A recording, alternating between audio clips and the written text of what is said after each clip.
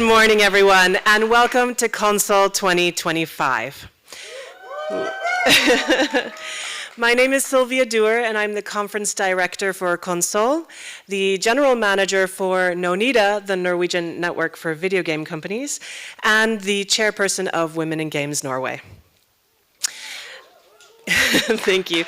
Konsoll began back in 2012 as a small gathering of developers in Bryggen, organized by the Game Developers Guild in Bergen. What started as a local meetup has grown into a yearly international event that brings our community together right here in Bergen. 5 years ago, Konsoll became a part of NONIDA, where I work today, and it has been an exciting journey ever since. Our team works across Norway, Sweden, the UK, and Germany, and Konsoll is the only week, the one time of the year, we all get to be in the same place. We are genuinely thrilled to have you experience the program that we have been crafting together over the last year. So this has been another challenging year for game developers worldwide, and Norway has certainly felt the impact. In times like these, creating a space for connection, to share knowledge, exchange ideas, and celebrate the work that is being done in our field becomes even more important. We are committed to building an inclusive and diverse event, not just for our attendees, but also for our speakers. And by bringing everyone together with the spirit of collaboration and sharing, we hope that the Norwegian industry will continue to grow stronger, more supportive, and more resilient. So before we begin, I'd like to extend a warm welcome to our Deputy County Mayor, Stian Davis, who is here to officially open Konsoll.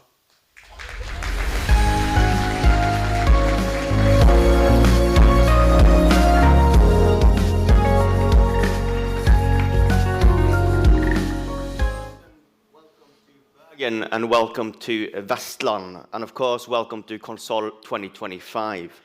My name is Stian Davies. I'm the Deputy County Mayor of Vestland, and it's a real pleasure to stand here in Grieghallen in the Per Gynt Hall and see so many of you gathered. Game developers, students, publishers, investors, speakers, and friends of the industry, both here in the room and following us online. And it is a beautiful sight to see you all here now today. This is the 13th edition of Konsoll, Norway's largest professional conference for game development and game technology. 13 years is a long time in games. In that time, engines have changed, business models have changed, whole genres have appeared and disappeared. But Konsoll is still here, growing stronger every year. Konsoll is not just a conference.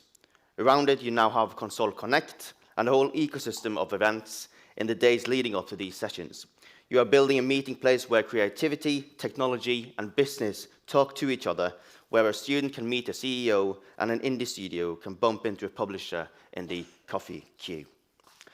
And Vestland County Council, we are very proud to be a partner in all of this. We are not just a logo on a poster, we want to be an active part of the journey this industry is on. And I often think we underestimate how powerful games really are. Globally, the creative industries generate hundreds of billions in value and millions of jobs. Games are a big and fast-growing part of that, but the numbers are only half the story, because a game is never just a game. When I was younger, I used to play World of Warcraft. I wasn't thinking about GDP or the council budget. I was thinking about exploring Stranglethorn Vale, riding through Thousand Needles, or walking into Stormwood City with that epic music playing when you arrive at the gates. Someone had built a whole new world for me, with stories, side quests, dungeons, and small emotional moments which I still remember to this day. And later, when I started playing Halo, it started as like a run around and shoot aliens kind of thing, but over time it became something more. The relationship between Master Chief and Cortana, the lore that Bungie and the community built together, and of course, Martin O'Donnell's epic music that still gives me the goosebumps. And later, when I was even older, I've discovered the west coast of Norway during the Viking Ages in AC Valhalla. The combination of storytelling, virtual design, music, multiplayer, and interaction is unique. As game developers, you create the spaces where people can escape, reflect, compete, cooperate, and sometimes even process the difficult things in life. You create the experiences that stay with us for years. That's culture, and that's art. But it's also cutting-edge technology, advanced design, complex production, and serious business. For us in Vestland, this makes games a strategic priority. We want Bergen and the West Coast to be a hub for creative industries in this country, and games are at the heart of that ambition. We are not yet where we want to be, and we know that Norway still lags behind some of our neighboring countries in this field. And it's not because of a lack of talent or passion among the developers in this room, it is because policy, funding, and structures not always have kept up. But luckily, things are changing. We have studios that has already proven that world-class games can be made from small offices and spare bedroom on the Norwegian coast. I'd like to bring up an example I earlier also presented. D-Pad Studio from my home island Askøy is one example. With games like Owlboy, Savant, Ascent, and Viking on trampolines. There are more of these examples, and there will be many more if we manage to build the right ecosystems around you guys. That is why we are now working to develop a game development cluster on the West Coast with national and international ambitions. Vestland County Council is supporting this work, but also with advice and competence in business development and innovation. Because we want to help. We want to help connect studios with investors and partners, strengthen the links between education, research, and the industry, and make it easier for companies to grow without having to relocate. In short, we want Vestland to be a front-runner region for games and digital creativity, and that's a big thing. The skills and technologies you develop here is not just a matter of entertainment. Game engines, real-time graphics, interaction designs, and simulations are already transforming film and TV, architecture, education, healthcare, energy, and more. Augmented reality and virtual reality open up completely new ways of learning, working, and experiencing both culture and other fields. And in Vestland, we are a region of strong industries within energy, maritime, the ocean economy, health tech, and tourism. All of them will need people who understand interactivity, user experience, and real-time technology. Many of them are already hiring people with game development backgrounds. So when we support Konsoll, we are not just supporting fun, even though fun is important. We are investing in competence that will shape the future of our region. But today and tomorrow, I hope you don't think too much about policy. I hope you take the time to attend talks that challenge the way you think about design, art, code, and business. Meet someone over lunch and show your alpha build. Dare to speak openly about what's wrong, or what went wrong, and what went right. And leave the conference with at least one concrete idea that you are eager to try the moment you get home. Whether you're working on your first student project or your 5th commercial release, your work matters. The worlds you build, the stories you tell, the mechanics you invent, they are a part of shaping how we understand ourselves and each other. And as politicians, our job is to help clear the path so you can do more of that. Your job is to keep pushing boundaries, creativity and technologically. Oh. It's difficult to have a dialect in English where you also mumble quite a lot. If we both do our part, then the next 13 years of Konsoll will be even more exciting than the first 13. On behalf of Vestland County Council, I want to say thank you to Noneda, to the organizers, to the volunteers, to the partners, and to the speakers, and to all of you who have chosen to spend these days here in Bergen or with us online. Use this conference, challenge each other, share knowledge, build companies, and build the careers you dream about. And above all, enjoy yourselves. So with that, I wish you a fantastic Konsoll 2025. Thank you.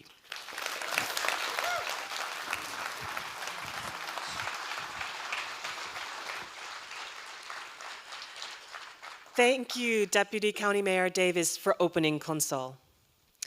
We would also like to thank our Konsoll sponsors and our wonderful venue, Grieghallen, for hosting us once again. And of course, a huge thank you to all of our speakers joining us this year, and I'll let our host tell you more about them. So without further ado, it is my pleasure to introduce our Konsoll Game Master, Dr. Satish Shuharak.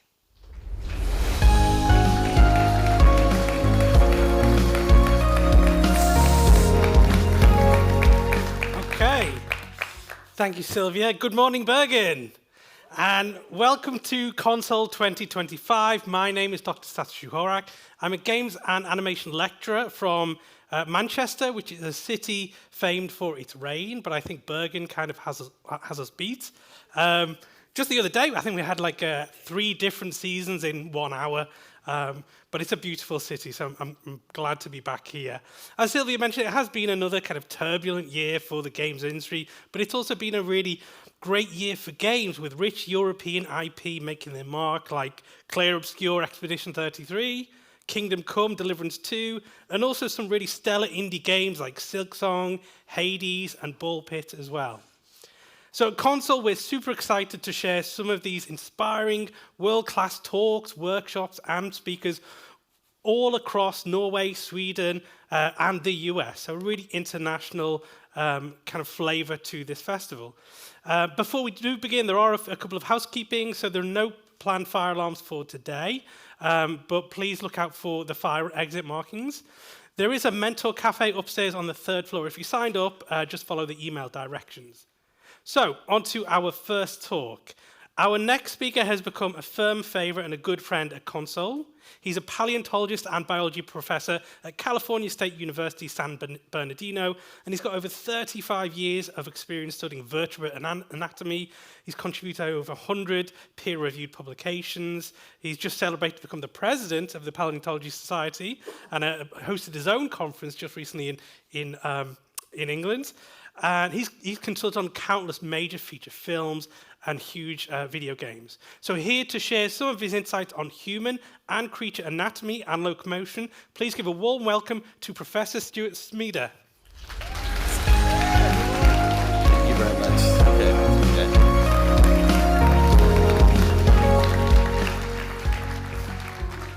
Thank you, everybody. It's lovely to be here. As you just heard, I just came over from England, and they said it would be damp, and I said, well, that's fine. I just came from England, and so where it was already damp. And as you were told, I'm actually the president of the Society of Vertebrate Paleontology, and I was really, really pleased to hear the introductions from both the deputy mayor as well as from Sylvia and Satish, because one of the things that my society shares with Konsoll and with you is our dedication to diversity and the fact that we do not fear to say those words despite the politics of my home country. And I think that's very, very important to say. They might not let me back in after some of those things. But I won't dwell on politics. I'd rather talk about what we're here to see today. When I first visited a film festival and started to meet people in this industry, I met a gentleman who was a game developer. His name was Alex Trowers, and I said, "So what do you do when you put together a game?" And we were chatting, and he said, "The first question I ask is it fun?" So let's have some fun, eh? I think that's what we're all here to do. And I have the great honor of getting to kick this off for you. And some of you are familiar. I see some familiar faces in the audience. So please excuse me if you've heard some of my jokes. I'm very sorry if you're going to hear some of those again. But what I'd like to do is talk to you about some of the strategies that we use when we visit film studios and game studios.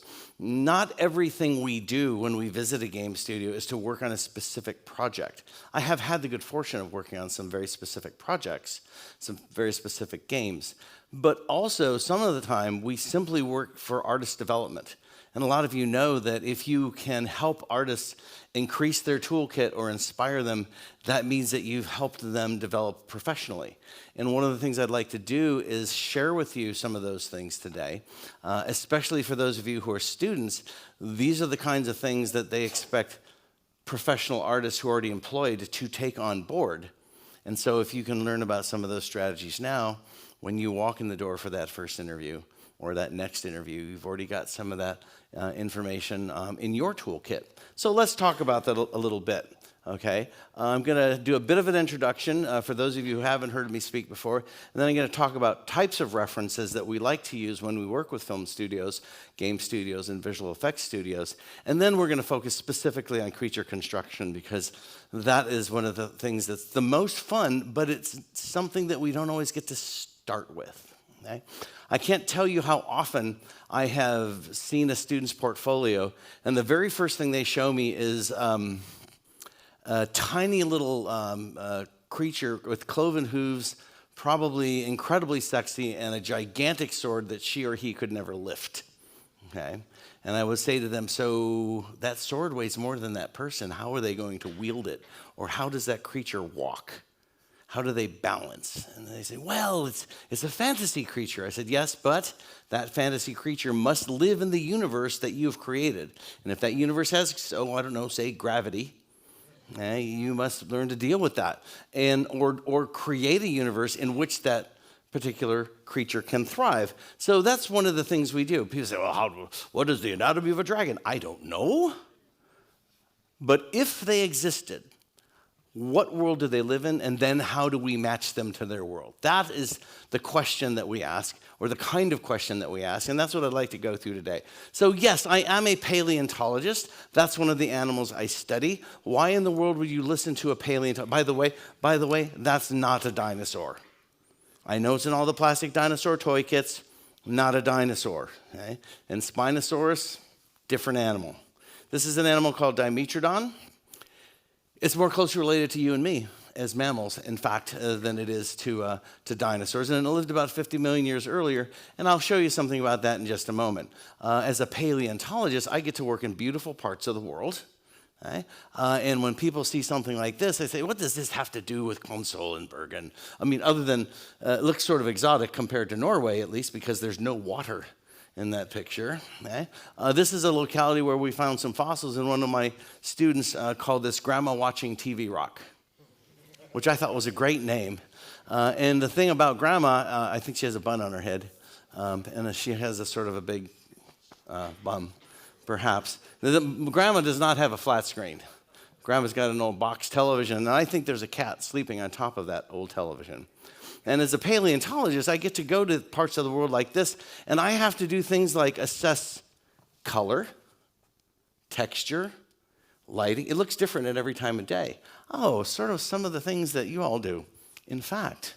And that's before we even get to the animals. And I've had the good fortune of working on some projects that were set in that same part of the world. Now, we find fabulous fossils like those, like the animal I just showed you, but you know what? When we find their pieces, sometimes they look a little beat up, and people are like, oh, it's been in the ground for millions of years. Well, actually, no. I mean, yes, they have been in the ground for millions of years, but they're not as distorted as you might think, because when we slice them up microscopically, that was their shape. Some of them look like Mr. Burns' fingernails, right? So in fact, I could go on. I published a paper about this. I could go on and on and on, but if I work with an artist, it's much clearer, and it takes much less time. So my first message to you is that science and art go together. They're powerful. And don't be afraid of science, because it is a tool in your toolkit. And in fact, given the tools that you already use, many of you are already very, very, very scientifically savvy. You're very tech savvy. You use tools that are used, and as the deputy mayor told you, things that are used in all sorts of industries, energy, healthcare. Oh my goodness, medical imaging, you are all on the cusp of that. And so if you're not sure where your first job is going to be, keep your eyes open. You never know where your talents might lead you. And yes, I'm a paleontologist. No, that's not a dinosaur. Okay? That's a dinosaur, I get it. Okay? Every paleontologist in the world is pretty much expected to know about dinosaurs. What can I say? Okay? and as the president of our society now, that's what everybody asks me about. Well, did you hear the latest story about nanotyrannosaurus? Yes. Dinosaur. I get it. Okay? And as a paleontologist who does not study dinosaurs specifically, I am happy to coattail on much of the dinosaur publicity. Except Jurassic Park, because, well, it's fine. It's not about paleontology. It's a monster movie that just happens to have dinosaurs in it. But that being said, dinosaurs and paleontology have had massive influence on the history of media, animation, and even games. Who knows what the first character animation ever was? Who knows the name of the character? I bet you do. Gertie the dinosaur, of course. Okay? And Gertie the dinosaur, oh my goodness, Gertie's over 100 years old now. Not 25 years later, the technological advances that we saw brought us all the way to the Rite of Spring sequence in Fantasia. 50 years later, we're talking about Jurassic Park, the first one. And it's interesting, there's about the same amount of time between Gertie and Fantasia as there was between Jurassic 1 and Jurassic World. And both of those encompassed an enormous technological set of advancements. So as a paleontologist, I have a great investment in the film industry. And for those of you who probably know all sorts of things about Edward Muybridge as a reference, okay? He's a classic reference. Well, he is also a classic biological reference in animal locomotion, and talked to me over lunch about just how weird that dude was, okay? Very weird part of the history of my home state of California, by the way. Okay? Now, that means to me, as a scientist, perhaps I have something to offer to you, people in your industry. So, for example, that's a skeleton, that's an animal, which is which? They're all part of the same trend, the same theme, the same body of information, really. Okay? An animal, right? It's an animal. As a biologist, I can tell you how it's built and how it moves, and that's important at other levels. That may look familiar to you. This is from Rico Lebrin's Atlas of Deer Anatomy for the film Bambi. We've been doing this. I'm not the first one to tell you that anatomical reference is useful. And we keep doing it. This is work by a colleague of mine named Mauricio Antoni, who's an incredibly talented artist. And this is work by Jin Kim. And they're doing the same thing. Paleontologist and scientist, artist. Both anatomists, really, quite frankly. Okay? So, when I work at film studios and visual effects studios with animators and modelers and riggers and so on, we do a lot of work with people, obviously, okay? And after people, the next four most commonly animated things are cats, dogs, horses, and mice. Okay? There's always a horse. There's always a horse. It's often a minor character, but everybody's got to ride something. When I work with video game companies, it's mostly people, creature, people, creatures, creatures, and people. But there's still often a horse. Oh my goodness, as I said, my sons love to play games as well. And I remember the first iteration of Assassin's Creed, when my son was showing me the game, and the first time I saw a horse in the Assassin's Creed series, I was like, He's like, Dad, shut up. You ruin everything. Like, I said, but they got better. Right? And that's our goal, right, is to constantly improve. If it's not great, we can do better. I can tell you, one of the best questions I got at Student Day yesterday was, what's your favorite thing you ever worked on, and what's the worst thing you ever worked on? Because none of us are perfect, okay? And I'll talk about the worst things later, okay? But we need to move on. What I really want to talk to you about today is the power of reference and research. We're going to focus primarily on creatures by the time we're done, but I want to make sure that you understand some of the things that we use to build those creatures. Right? As I said, I frequently see creatures, or things that look like cosplayers, for want of a better term, when people first show me their portfolios. And I like to tell people it's important to know the pieces you're using before you start to try sewing them together into unusual things. So, I used to say these are the 5 most important anatomical rules for animators, but now they're really more like 6. Okay? And so, they are, if you're an animal, what you eat, believe it or not, and how big you are. And lots of creatures are massive in size. We don't usually have creatures in games or on film that are tiny. They're usually very, very large, and we have to deal with that. But when we create a creature, we have to know, is it male or female, or is it supposed to give that impression? Is it large? Is it small? Is it something that's young or old? Because young means naive and innocent, and old means wise. Okay? And after we do all of those things, then we can start to build our creatures. We need to have our basic components before we actually start building the weird stuff. Right? And what are those basic components? Some of you have heard me say this before, especially some of the folks at the student session. You are what you eat. And I could talk about this for 5 or 6 hours because I am a biologist after all. But I'm only going to give you the barest of bones, ha ha ha, okay, because I'm a paleontologist after all. What you eat, if you're an animal, determines fundamentally so many features of your body that it's almost surprising to some. Now, do you care what your creature eats? No, but you care what their component parts are built from, and that's why we care. If you're a plant eater, you have to eat an enormous amount of food to get enough nutrition, because if you remember your grade school, plant cells are surrounded by something called a cell wall, which is utterly useless, utterly undigestible, and does you no good nutritionally, which means you have to eat a massive amount of food to get enough nutrition. Whereas if you're a carnivore, you don't have to deal with that problem. Meat is easy to digest. I'm sorry, vegetarians.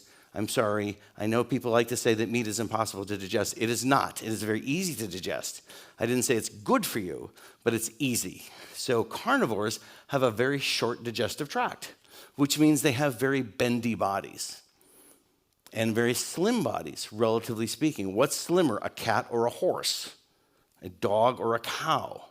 So what you eat determines your body shape and your flexibility. It even determines a sequence in which your feet touch the ground when you run. So what you eat determines shape, flexibility, locomotion, movement, which is really important.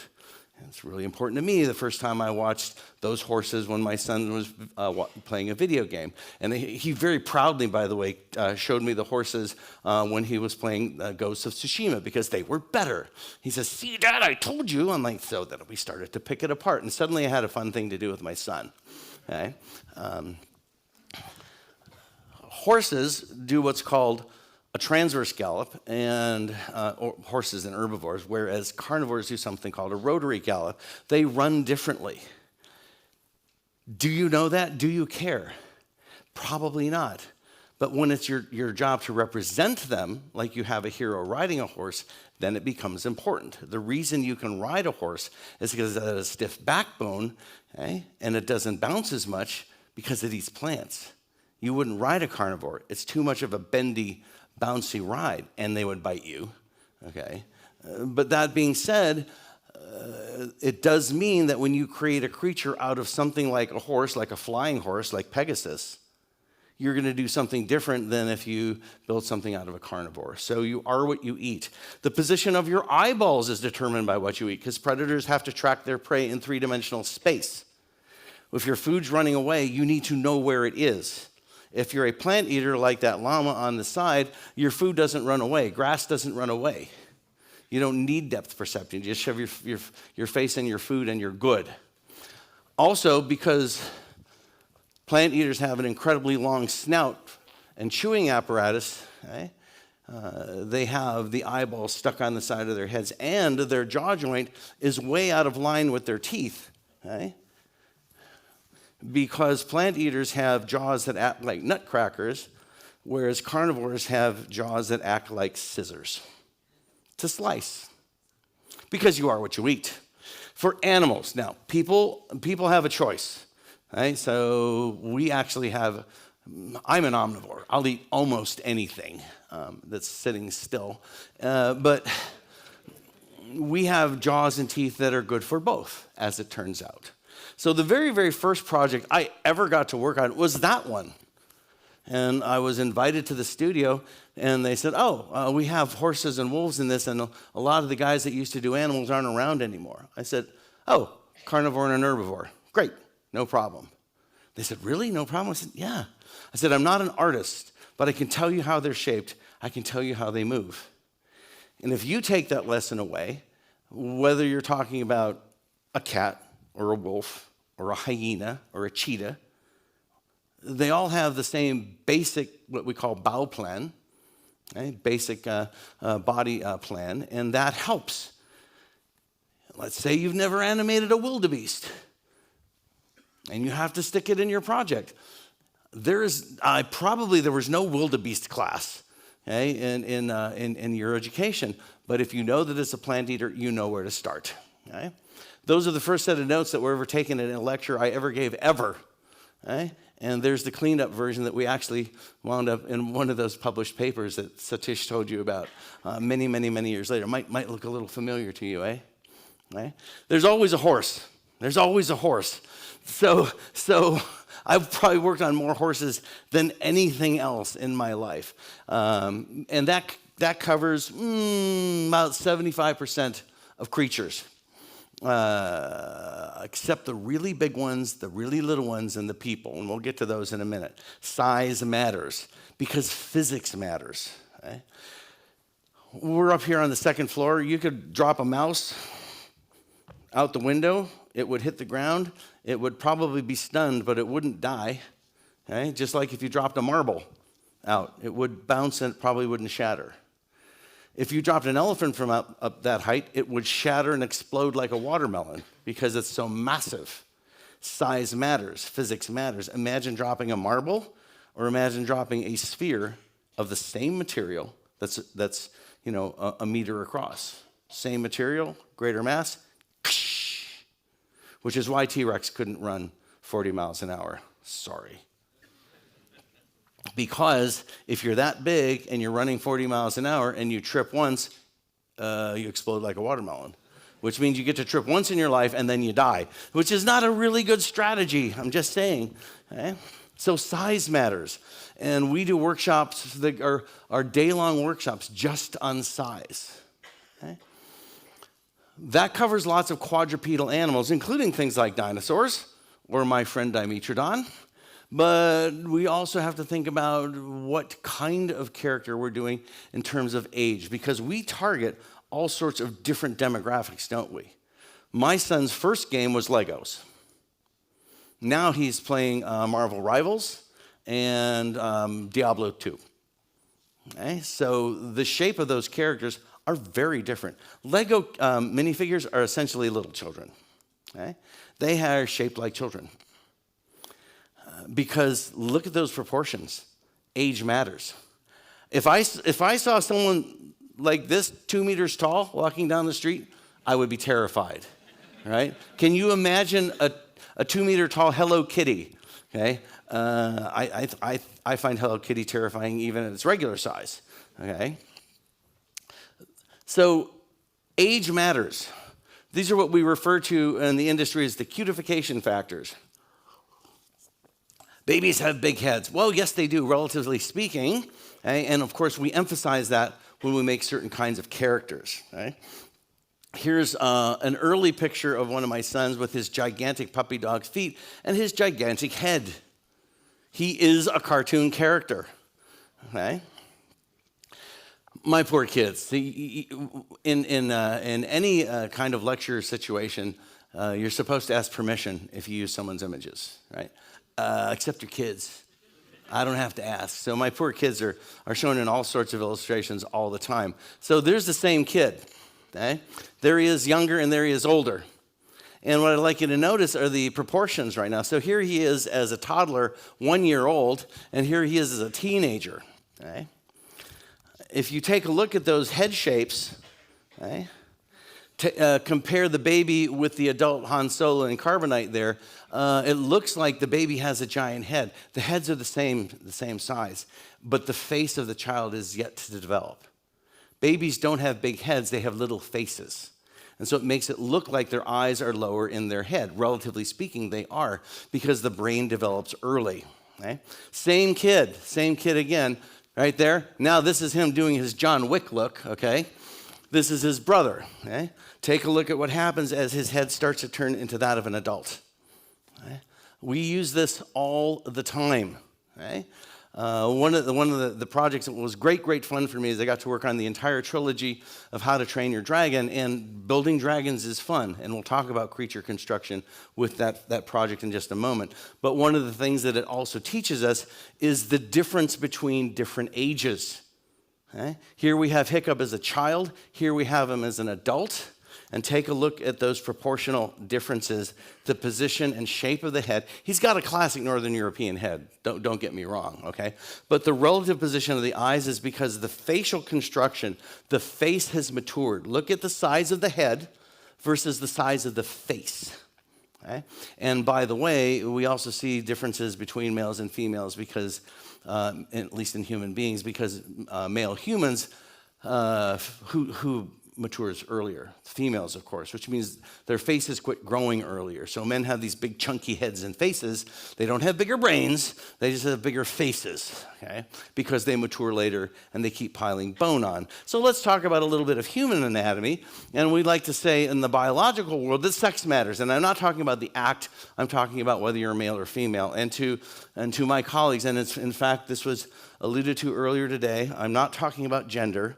Okay? Gender is a choice, and it's an important choice, and it's one that we must respect. And one of the things that Konsoll and the Society of Vertebrate Paleontology share quite deeply is our dedication to respect for the diversity of choices. So, but what I'm talking about here is what I have to teach about when, say, I'm telling someone how to dissect or do surgery.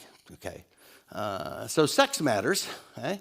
Oh, by the way, that's a caricature of me in my younger, slimmer days that was done by some of the artists where I was teaching animal anatomy. But here, this is possibly the most terrifying picture I show in the entire presentation. For those of you, I'm sure some of you out there have children, yes? Yes? Many of you don't, right? For those of you who don't, this is for the gentlemen, this is you're lucky. And for the women, this is what we refer to as the birth control moment, okay? This is a picture of a woman who's at full-term pregnancy. There's the developing child's head, right? Here's her bladder. Oh my goodness. All of her internal organs have been jammed up inside her rib cage. So, gentlemen, never say to a pregnant woman, why are you always so short of breath? Or why do I have to go to the bathroom so often? Hey, if you say that to a woman, especially in America, she can shoot you, okay? Anywhere else, she's allowed to slap you, okay? Just saying, okay? Because, and the bottom line for that is that the female hip is designed to let a head bigger than a bowling ball go throughout. Oh my gosh. Gentlemen, repeat after me. I am lucky, okay? Men only have to get a couple tubes through there. I can tell you our archaeology friends literally use these angles and these shapes to determine whether a skeleton in the ground is a male or female, quite often. But the bottom line is that women have broader hips. And when we do a workshop on human locomotion, that means that men and women move differently. Okay? Okay? Different proportions. No matter what they're doing. I can tell you that I've done martial arts since I was a young pup. And I hate it when some grand old man, and it's always a man, comes in and said, it does not matter who you are. It is the same for all of us. I'm like, no, it's not. No, it's not. If you're a man, punch him. If you're a woman, kick him. Because not only do women have wide, powerful hips, they also have longer legs. These two people have the same leg length, and who's taller? The man. Men have long torsos and stubby limbs. Women have long legs and short torsos, which means they move differently. They fight differently. They have a different ragdoll effect when they fight. It all has to do with anatomy. And by the way, this gentleman here is my first martial arts instructor, and you've all seen him. But because he's a stuntman, you never get to see his face. He's beaten up Johnny Depp. He's beaten up Steven Seagal. He's been beaten up RoboCop. Oh, it's great. And of course, because he's a stuntman, he always has to die, and we're always cheering for the bad guy. Okay? So that proportion is a male-female difference that we must take into consideration when we're working on our characters. Even if they're creatures, if you want them to read as male versus female, you have to be aware of some of those proportions. I had a young lady come up to me yesterday during student day and said, I'm having a problem because they want to use the same rig for all the characters, but I want this alien to look like a female. I'm like, yeah, it's because you got a man's rig in there. So even though there's a body shape of a female, he walks like a guy. I said, you have to tell your director, please, please, please let me have 2 rigs, please. And she says, oh, they don't want to do that, it's expensive. I'm like, tell them the people at Konsoll said so. I'm just saying, okay? Now, sometimes we make, not mistakes, but we make particular design choices. And not everybody's the same. There are some men with short torsos. There are some women with short legs. It does happen. But take a look at Halle Berry. She actually has rather short limbs for a female, even though she's very feminine looking, and she wears high heels a lot because that makes her legs look longer. So, and that's why we put women in high heels, isn't it? To make them look like they have even longer legs. So we put these things on their feet called torture devices to emphasize the female length of leg, for example. Now, one of the things that I had the great fortune of working on was a game called Horizon Zero Dawn. And as a paleontologist, they asked me, would you be willing to come in and take a look at some of our creatures? Many of them are based on dinosaurs. I'm like, yes, how fun is that going to be? And the very first time I walked into the studio, they said, well, we're going to start working on the dinosaurs with you starting tomorrow, but do we want to look at some of our assets today? And I'm like, yes, absolutely. Let's look at some of your assets today. I was very, very excited. And they showed me one of the characters in the game, and they brought it up on screen, and I went, Now, the last thing you want to hear from your anatomical advisor, the first thing they see they come into your shop is, and I said, I know exactly what you modeled that character on. They go, what are you talking about? I said, you used these, didn't you? They go, how did you know? I said, because they're really bad. Hey, well, they're not bad. One is really good, but one is really not. The male is actually really well done, but the female is not. The female is just a man with breasts. And that's not what we want our characters to look at. Oh my gosh, her torso is way too long. That distance between her hip and the bottom of her rib cage should be much, much, much, much shorter. Now I'm going to show you one of the second most embarrassing pictures of here, because this is me in my younger, slimmer days. Okay, this is me when I had dark hair. Okay, these are some of my best students ever. Look at the body proportions and compare those with those models. This is Kathleen Yellen. Kathleen is now a surgical nurse in Southern California. This is Hazel Whitworth, who is the first person for the Brits in the audience. She is the first person to explain to me what a chip butty is. Had no idea. Okay? She's now a forensic investigator for the FBI. Look at those body proportions. Men have long torsos and short legs. Women have short torsos and long legs. Men are built like Shrek. Women are built like Fiona.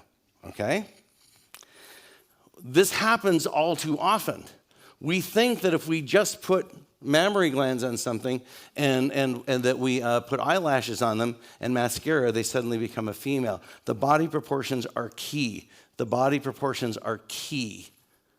Okay? So here's some work from my colleague Denise Shimabukuro again, and Denise has it right. Look at those body proportions there. Now, when we create characters on film, we emphasize those. Of course we do. Barbie dolls look the way they do because we are taking your mind and brain's eyes and we're exaggerating those things that are female versus male. Is it good to do? In terms of Barbies, it's probably creating some body dysmorphia, I would wager. But so does everything we do in Hollywood. Okay? In this particular picture, we have the classic slow motion stride as everybody's getting ready to go to battle, right? But this was my favorite shot in the ish. in the film, because what it does is it shows you that even though Chris Pratt and Drax the Destroyer are well taller than Zoe Saldana, her legs are just about as long as theirs. And yes, they're cheating. Of course, they're putting her in high heels to emphasize that. By the way, I think Groot's female. I'm just saying. I'm just saying. And then to the credit of Guerrilla Games, they got it, and when they built this character, her proportions were superb. I was very proud of what they did with that character. Not only the design, but finally, after I don't know how many years it had been since Tomb Raider, finally returning to a female hero. I thought that was great. And now, fortunately, when it comes to video games, that's being embraced. Now, sometimes it's embraced because our fantasy characters are extreme examples. So here we have a character that's pretty close to Drax the Destroyer in terms of his body proportions. Fair enough, okay? But what we see is we tend to see long legs on females, extreme, and we're going to put them in some big boots to make them look even longer, of course, but we're using that tool. Okay? We're using that tool. And we use it in all sorts of different situations. So here, now, of course, what we've done is we pushed his belt up to make his torso look even shorter, and of course, he's really, really built out. And we're slinging her hips, her trousers low, okay? But still, we're using that strategy. Okay? Males and females also have different shaped heads. Okay? If you're not sure if you're male or female, you can check right now. Okay? But if you're wearing glasses, you have to take your glasses off. Put your finger right here and run it up your forehead. And if you're a guy like me, you're going to bump into that bump right above your nose here, which is your brow ridge. Whereas if you're female, it's going to be a very smooth line up your forehead. Okay? And they're also going to have less heavily developed processes on their skull. Women have heads that are the same size as men's, but faces that are smaller because they mature earlier and they stop laying bone on their faces earlier. So women have slightly shorter faces than men. Okay? And I love showing this picture to kids in my mathematics classes. Oh, those look like complementary angles to me. And they go, not math. I'm like, yes, math. And if you want to do games, VFX, animation, you have to know computers, which means you have to know math. But I just want to do art. Yes, and the tools require that you need to know math, which is why we make you do lots of different things in school. Thank you very much. Meanwhile, I tell the math nerds, you got to read a book. Okay? So there's an unusual female, very angular jaw, okay? But a very, very female forehead. Okay, this was done by Glenn Keane, who was possibly one of the greatest animators of his generation. Okay? And that's Pocahontas. Same artist. These characters look very different. Okay? Especially if you look at the angle of the jaw. Oh my goodness, angle of the jaw, totally different. Okay? But if you look right here at what we call the nasal bridge, there's not even a shadow because very, very smooth up to the forehead. And I could be making this all up, right? I could be just doing a book report and pretending I do this stuff. But this is my way of proving to you that I do. Hey, this is a drawing he did for me. Hey? Because I grind my teeth at night, so I have a really prominent jaw. And so, yeah, that's me. I'm Pocahontas. And I said to him, really? I couldn't have been Tarzan? Oh, well. So we use this when we design characters. Look at the difference in the face shape and the angle of even though this guy's got a beard. Okay? This is one of the things that we use to create characters that read properly. And one of the things you can do as a strategy is always ask yourself, where in my creature, whether it's realistic or not, where is the skeleton? Okay? And here's why. We had a discussion about this in a student day yesterday, which was really, really fun. Where do the joints go when I have to rig this thing? People frequently put the joints way too close to the surface. But remember that on top of a skeleton is meat, fat, skin, and often fur, especially in animals, but as I look out in the audience, there's some pretty furry guys out there too, okay? The depth of a joint, which is the depth of the pivot for your rig, is often much deeper than people realize. So skeletons matter. We build a skeleton for almost every creature we've ever worked on. We build skeletons all the time because once we know the skeleton, we know the movement, we know the joints, and I can tell you that that's the thing I do most frequently is I build skeletons and then we move to the riggers. If I'm presented a model, the first thing we do is we go inside it and we build a skeleton. So, finally, I'm halfway through what I'm supposed to say. Finally, we get to creatures. I thought I was going to hear about creatures. Well, these are all the tools we use to build creatures. Okay. Most creatures are built out of stuff we already know. Classic example, a dragon. Do I know the anatomy of a dragon? Nope.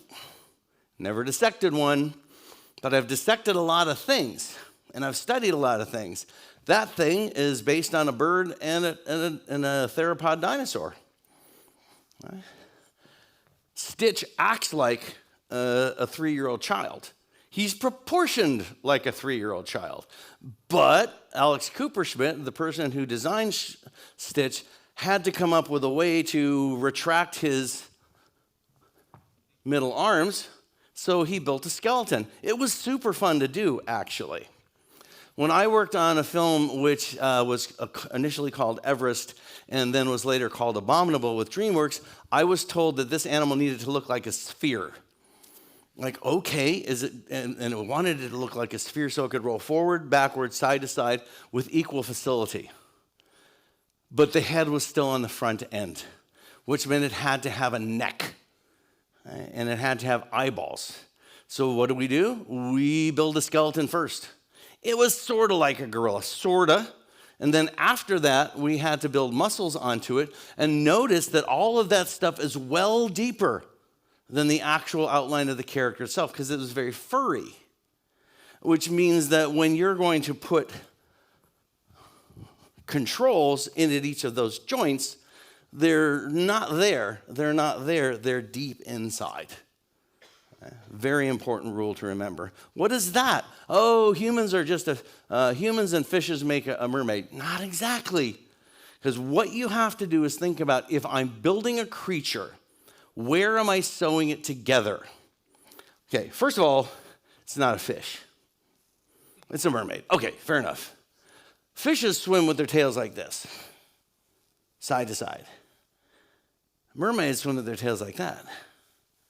So that's a marine mammal, like a dolphin or a whale. So actually, we look at dolphin tails more than fish tails when we look for reference. Fair enough. Okay? And people think that that's where you sew them together. No. Because she has a human bum. So you sew her together there. She's just wearing pants. Okay? And so that impacts where the body bends and flexes when you're animating that character. Okay? The same kid, he's been subjected to so many terrible things with biologists as parents. I'm just saying, okay, this animal here was essentially based on a crocodile. That was the reference. Crocodiles don't fly. He's round, so the flight mechanics were like that of a bumblebee. Bumblebees are weird. I can tell you insect flight is really complex. But the best analog we have to bumblebee flight is a helicopter. So when you watch a gronkle fly, they don't just fly like this. When they start, they tilt forward like a helicopter and then they level off. Because that's how organic things that have that kind of wing beat fly. Now, no, we did cheat because you don't actually see the wings. It's motion blur. Thank goodness, all right? Because insect wing movement is really complicated. Dragons are derived from dinosaurs, pterosaurs, birds, bats, and bugs. So here's a pterosaur, and that was the model for that particular animal. This was a fortuitous photograph from the BBC, and it was interesting. We had this conversation yesterday with Student Day again, where a student said, "I need to have an animal with two heads." Said the easiest way to have an animal with two heads is to have a really long neck, because then the heads stay far apart.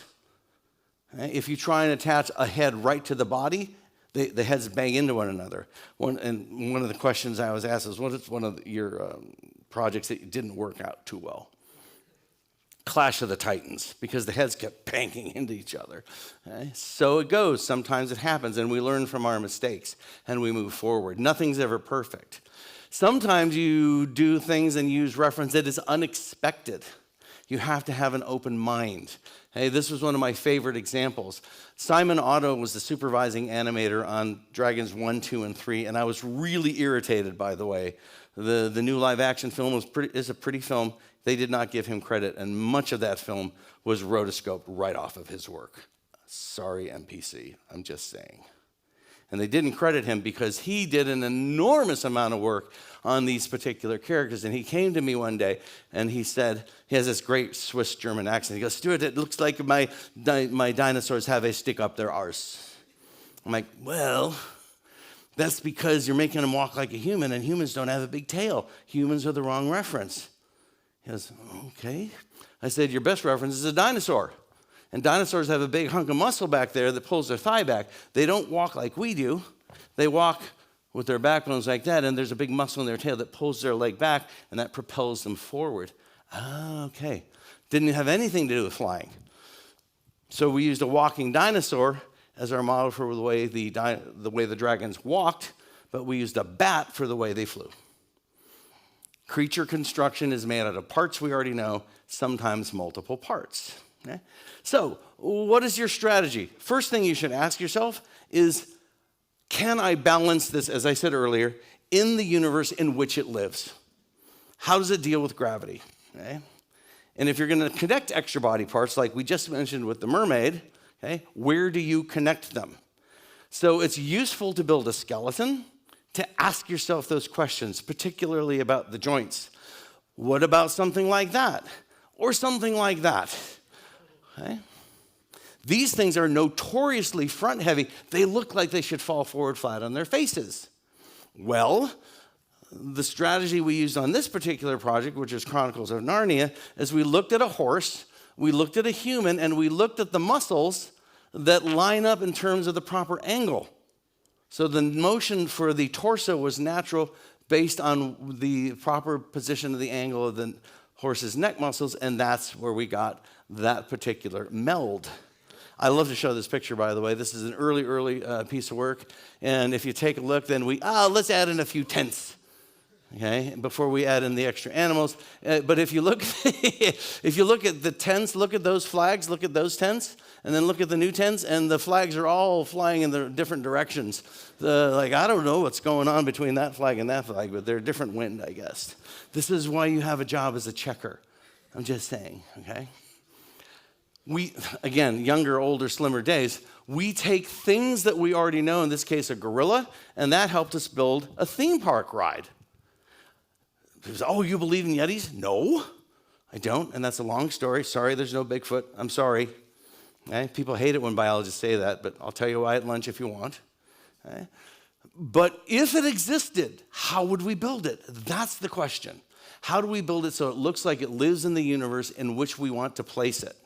Much more difficult, as I said. We didn't get to cheat this. Okay? It was really hard. The heads kept banging into one another. I wanted to mount them one on top of the other. I said, no, the director wants it side by side. Oh, well. Sometimes you're given a creature that you just don't have reference for. If you don't have reference for it, then you work with the artist to come up with a reasonable rig that mimics what a skeleton might have worked like. This was from Valerian, which was a really fun movie that no one went to see, unfortunately. Shark King, which was another project I worked on with Rocksteady that didn't see the light of day. What we did do is we did understand male versus female proportions. And then the question was, how do we stick a shark head on top of a human body? Well, we had to bend its neck, which wasn't easy. And I'm like, well, let's so what did we do? We watched Finding Nemo. And we figured out, because it has, that shark actually, if you look closely, has a really short body and a really big head. And the problem, of course, was to put the gills, which are a very sharky thing to do, and keep them in the neck. I insisted that they put some gill slits on them, but unfortunately, this never saw the light of day. Right? Here's a character that is definitely made of many different parts.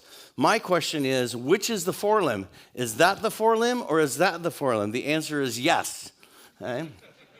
Actually, this has 3 sets of forelimbs. The 3 sets of forelimbs include the wings, the arms, and the forelimbs. But the forelimbs down here are actually legs, not arms, which means that you can't treat them like arms when this thing is walking, which means you need to find a way to make legs and legs work together as opposed to legs and arms, which means we go back to our basic reference of humans and where their backs work.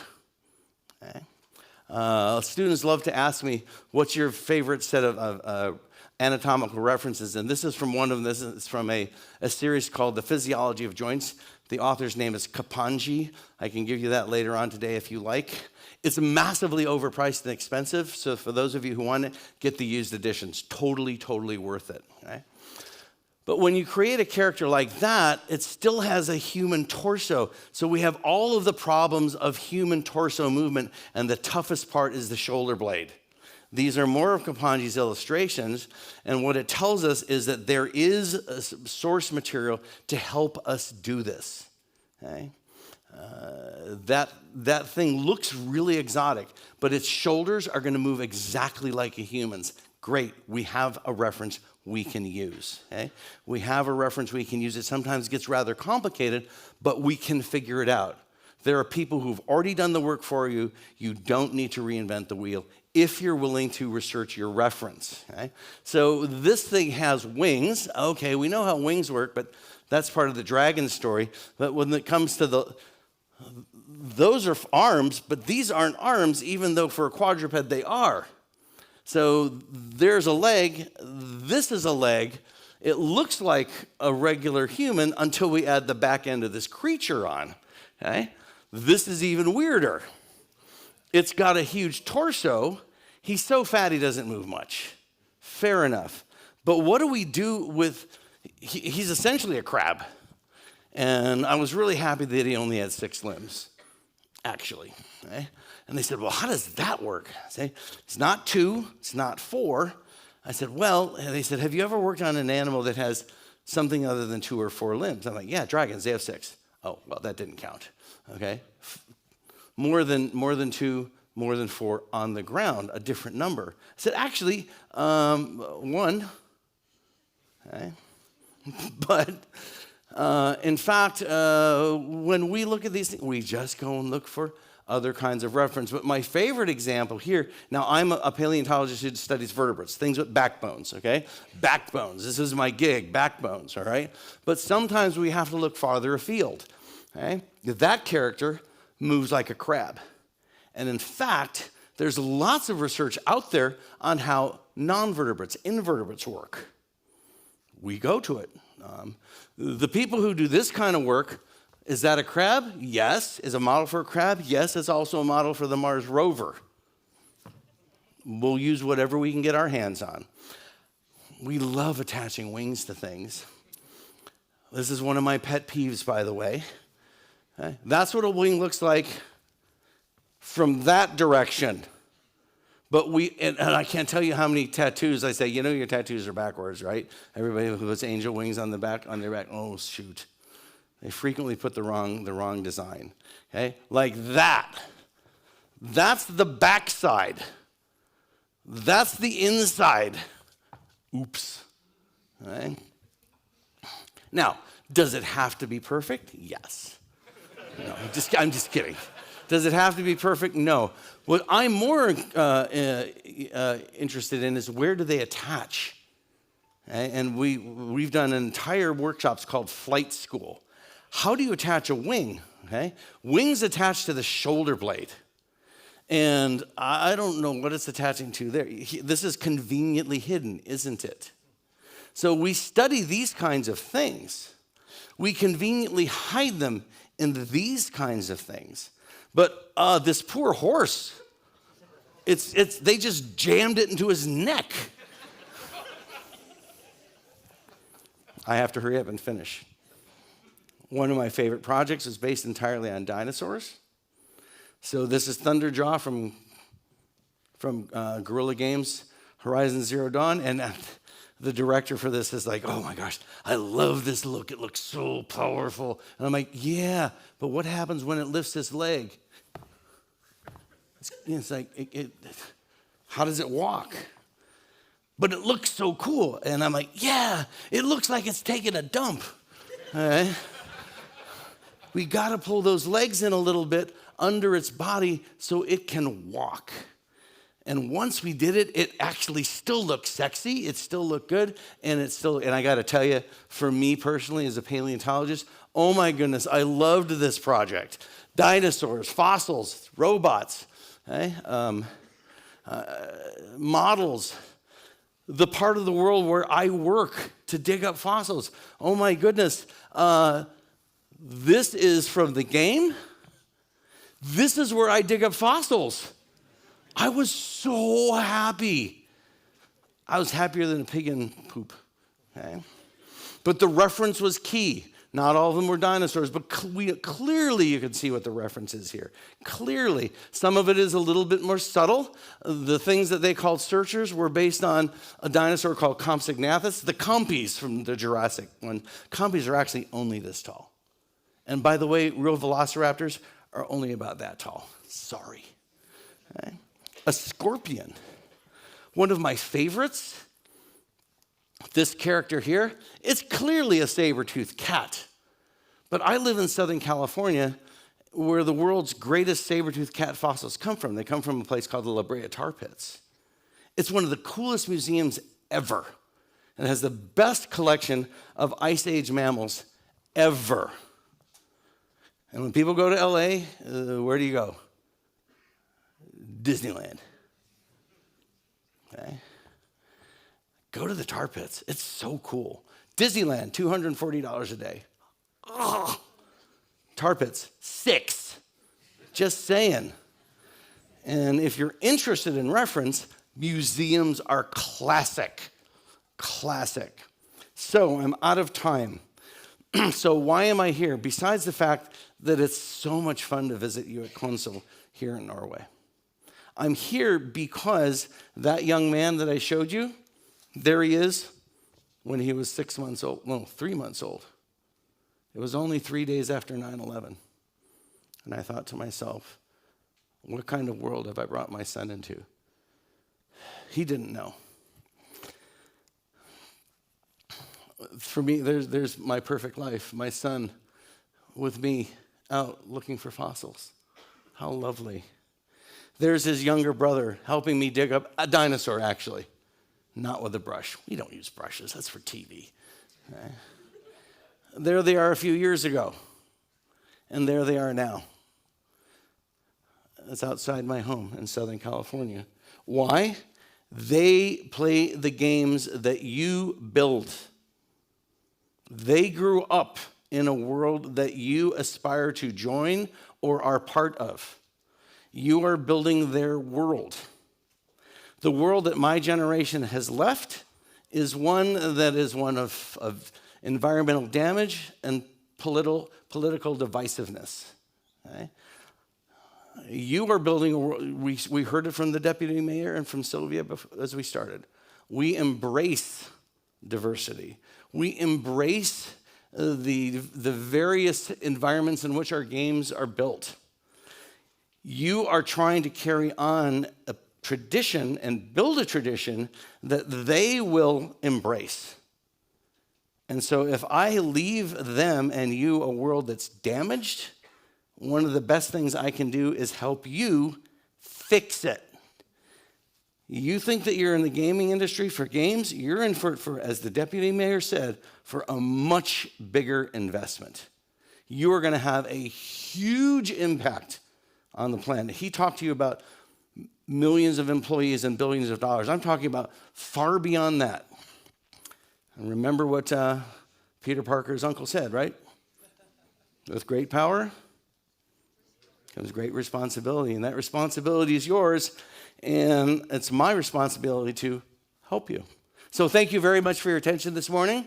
I hope it helped a little bit, and I'll be happy to chat with you if we have time, or if not, at lunch. Thank you very much. Okay, so.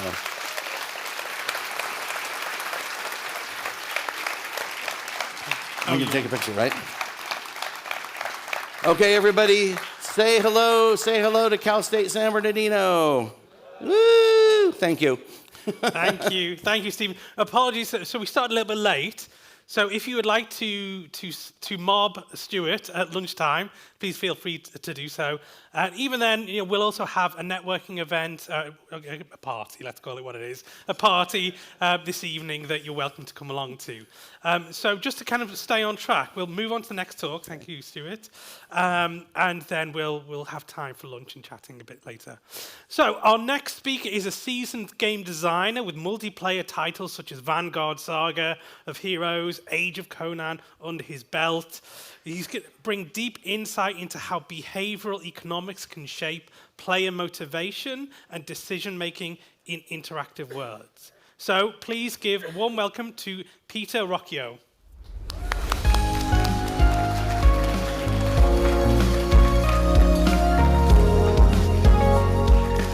Thank you. So this talks about why players do what they do. I'm not an economist, I'm a game designer.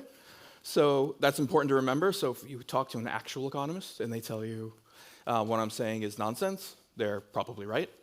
I've worked on mostly online games. So Age of Conan, Block and Load, PlanetSide 2 for a little bit, and currently I am working on PVKK with Bits. So someone from the, there we go. We have some fans and or employees in the crowd. All right, so firstly, what is behavioral economics? There's a myth out there that economists think of a model human called Homo economist, who's perfectly rational and always makes the decisions. But actually, economists don't think that. They're not stupid. Oh, I think I'm having audio.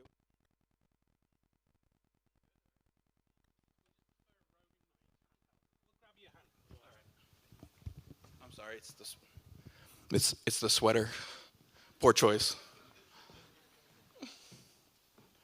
Right, so economists don't actually think this. They're not stupid. They're professionals. And they don't treat people like perfectly irrational Vulcan robots. But instead, which would be the equivalent of a physicist's spherical cow in a vacuum. But they actually study people like people are, called behavioral economics. And it's an intersection of economics, psychology, and sociology.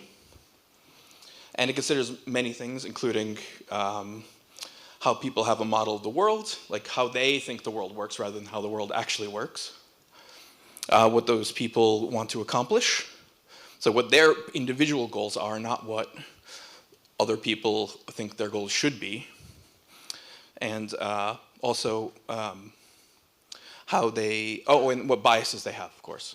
So how they relate their goals and the world with their also preconceived notions and biases. And this is just scratching the surface of behavioral economics and incentives. So there's many kinds, but the two broadest categories are intrinsic and extrinsic. Intrinsic they're sort of the things you do because you like doing them. And they're focused inwardly. So they're generally more powerful, so that you do things because you want to do them, so it's an extremely powerful motivator. And they're much longer lasting, so they persist across time and space in games. And they're also difficult for us as developers to to induce in people. Yep, so it's typical things you think of. They're like reading, learning an instrument. Most of us aren't going to be rock stars, but lots of people play instruments. Playing games, obviously. That's why we're all here. But then there's the counterfactual for that is the extrinsic. The extrinsic. And they are basically to gain a reward or avoid a punishment. This is stuff you guys know.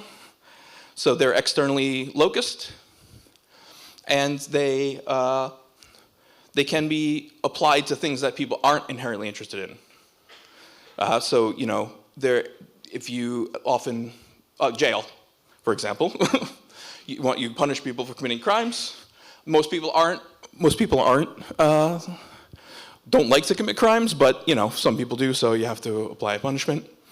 Also, people who work. Most of us aren't fortunate enough to have jobs like I have. I'm very grateful, but that I'm intrinsically motivated by my work. But, you know, there's lots of things that aren't intrinsically satisfying that people need to do. The issue is that they're kind of short-term and low impact. So you have to keep giving these to people if you want to keep them going, and they have to grow. And for game terms, they can be quite expensive. So, you know, you have to produce a monthly release or lots of content. Yep, so those are the two primary motivational systems we're working with. And this is probably stuff you guys know, but I promise you it gets interesting. So there's the case of the kindergarten, right? So there was a kindergarten. I have citations, but, you know, where they were having problems with tardiness. So what do you think they did, someone? What would you do if, excuse me, a little sick. What would you do if people were being late? Oh, hey. Hey, Stein. What would you do? Yes, thank you. Thank you for saying what I want you to say. I appreciate it. Yes, fine them. Okay, fine. Please don't pick up your kids late. We'll charge you extra money. So what do you think happened? Someone else who doesn't know the answer, because we've talked about this before. Anyone? All right. Too Norwegian. Sorry. Oh, yeah, sorry.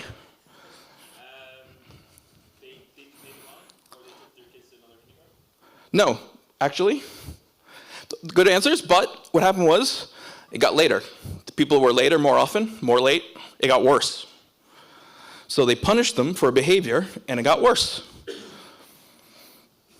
It's a little counterintuitive. Why? Why would that happen? Well, you guys are all pretty young. Most of you probably don't have kids, so I'll answer for you. Usually you pick up your kids from kindergarten because these people are looking after your children. You don't want to anger them. You want to be considerate. You don't want to hurt them because you have a personal relationship with them. They're kind of a part of your family. So that's a very heavily intrinsic motivator. So if you find people, it's okay. Now you're finding me. Okay, now I'm not picking my kids up because again, excuse me, I am a little sick. It's the aforementioned kids.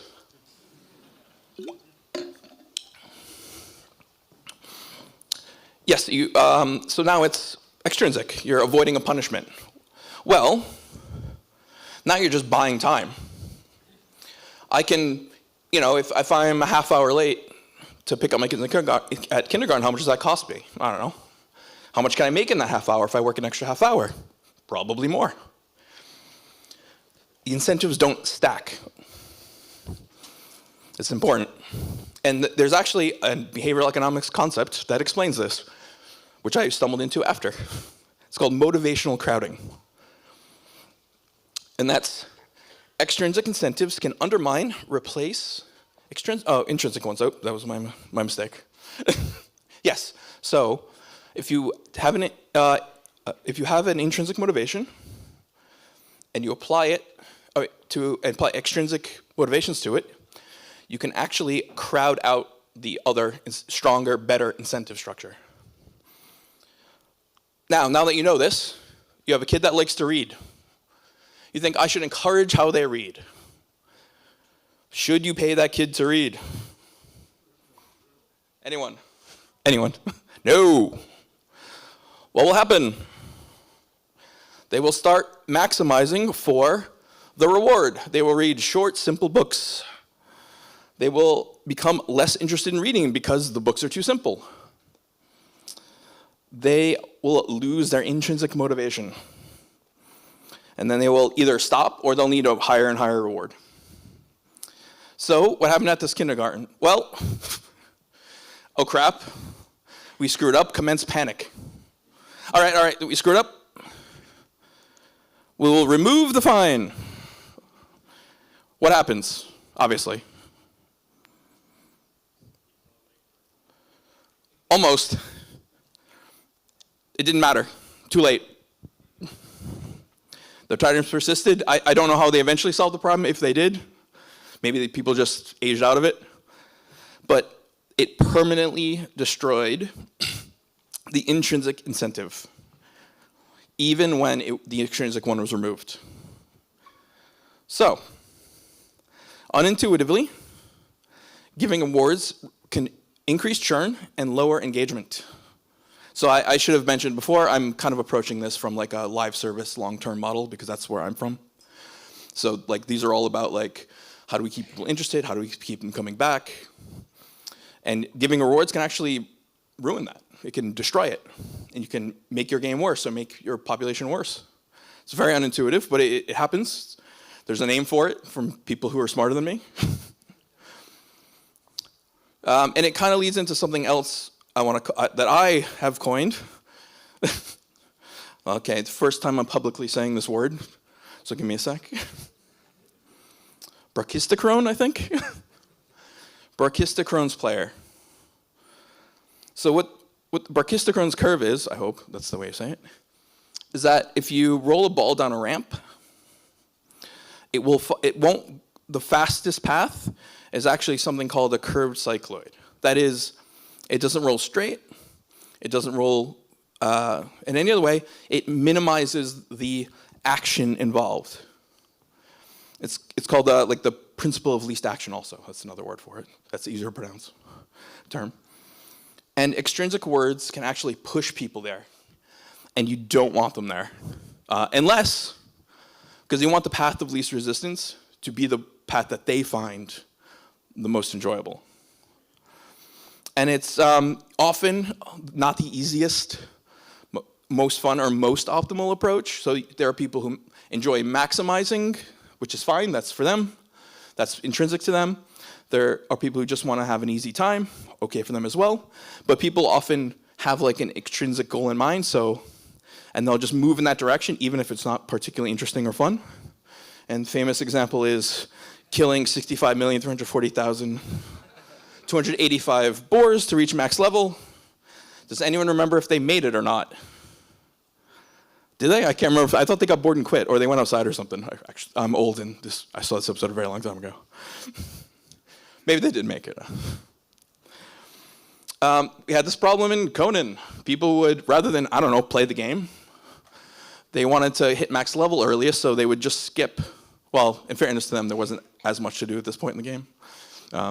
But they would just run around in circles, AoE killing camps of NPCs. It not only wasn't particularly fun or interesting, but it also ruined the game for other people who were trying to just do quests and stuff. And also, you get lots of, often this is common, match idling for minimum rewards.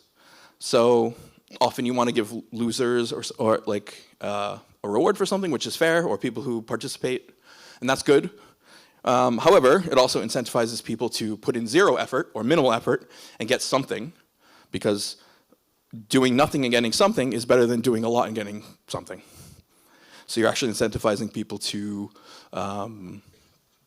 just take the path of least resistance. And it will, people will just behave in a very self-defeating way. And this applies to not single-player games as well. You can put people in these situations. And for online games, it increases churn because goals are reached. So they get their goal, but okay, it's empty, it's hollow. It's a meaningless achievement because it's not intrinsically rewarding. And, or it seems very insurmountable, like, okay, I can do this, but I'll never get there, it'll take too much time, I'll just quit. But extrinsic rewards aren't all bad. When should they be used? They should, so this extrinsic motivational crowding, it generally only applies to if-then reward structures. So if you get good grades, son or daughter, I will pay you money per good grade you get. That will make them perform more poorly. They'll do worse in school. But if they have a good report card, or whatever you guys have here, I don't know how it works. I wouldn't go to school here. And you say, I'll take you, oh, you did a good job, let's go get some ice cream. Then, by the way, this is also a talk about child rearing, because it turns out a lot of this applies. Yeah, that doesn't actually crowd out motivation. So just for rewards, don't crowd, or they minimize it. Not nearly as bad of an effect. And also, when there's no intrinsic motivation is present, so my son loved his pacifier. We tried everything to get him to stop that you're supposed to do. And in the end, we just bribed him and it worked. Because he just did not care. He did not want to give it up. But it worked pretty well, actually. So, yeah, we just bribed him. So sometimes you got to do what you got to do. I don't feel bad. I do it again. I will do it again. We will get another one. All right, what does this mean for us as designers or developers? Right, so games are intrinsically rewarding in and of themselves. That's the point. Well, not all games. I assume the games most of us here like and want to make. There are games that aren't intrinsically rewarding. That's a different talk. So the games you make are highly vulnerable to motivational crowding. Sorry. So you have to be extremely considerate and deliberate with reward structures, because you want to avoid extrinsically rewarding the thing people love most. Like you have to, because then you just crowd out that motivation. And also, of course, when there's no intrinsic motivation to crowd, you can use them kind of as you want, as they'll work with like A/B testing or whatever. Do I mention this later in the talk? I can't remember. Oh, we'll see. Yeah, and for example, people who are in this is like the jail version of online games. People who are just going to be awful players, and we'll get more into this in a bit. You kind of just have to punish them sometimes. It's just how it works. Or anything that's not intrinsic and interesting. All right, speaking of conflict, there's more behavioral psychology that gives us a lot of insight into how players act in your game, especially towards other players. Does anyone have a favorite poster child for terrible, terrible players? Any genre of games? There's a few. Someone got it. So I'm going to pick on MOBAs, because you pick on what you love, kind of. You used to love your ex. No. Yeah, I'm beating up on them a bit because you almost couldn't design a genre to make people more awful to each other. And it's not really, I mean, it's the players a little, but it's really more the game. It's sort of like it's like a prison, with that prison system, like incentives in prison are all screwed up, so people act horribly. Well, not in Norway. I'm an American. I'm from the U.S., so you just remember that part. So I feel like if I actively tried to make a game as awful, where people treat each other as awfully as possible, I don't think I could design a better game for that. But it's important. Why do we care? Why does it matter? Well, it has a very direct, measurable, and severe impact on the game. People quit. They don't stay. Your revenue drops. They won't spend money on a game they feel bad about. And it really destroys your long-term sustainability. It's a huge problem. Yeah, drives churn. Oh, it's a particularly bad for your new player funnel. Like if a player encounters a toxic player within like the first 3 matches, they're gone. You'll never see that person again. You're done. And harms your reputation. Of course, like you get a negative reputation for your game or company, which is important. And also, sometimes you just want to play your own game and not be yelled at and called stupid. Like you just want to play. So yeah, it feels bad. So the talk is only an hour, so we're gonna jump ahead a bit and start in the 1950s. All right. A couple of researchers, there was psychologists or sociologists, Muzaffar and Carolyn Wood-Sheriff. They were, I believe Muzaffar was from Turkey, and he was interested in like group conflict. And so they wanted to set up an experiment to study in-group, out-group conflict. So because it was 1950s, you could just perform experiments on children. It was fine. Psychology, no problem. This is in the U.S., by the way, so it's not like it was in other places you might think of. So they took a group of boys, 22, I believe, of similar backgrounds and characteristics, similar socioeconomic class, so on, and they put them in a camp together. But then they so to test how to resolve conflict, what do you need first? Yeah, you need to generate the conflict. So now they have to get these boys to hate each other in the 1950s. How do you do that? Well, here's what they did, and it seemed to work pretty good. They divided the boys into 2 groups. I'm giving the simplest version of the story. There's like multiple iterations and other experiments, so I'm simplifying. When you ask it, if you talk to an economist, they'll say I'm simplifying, of course.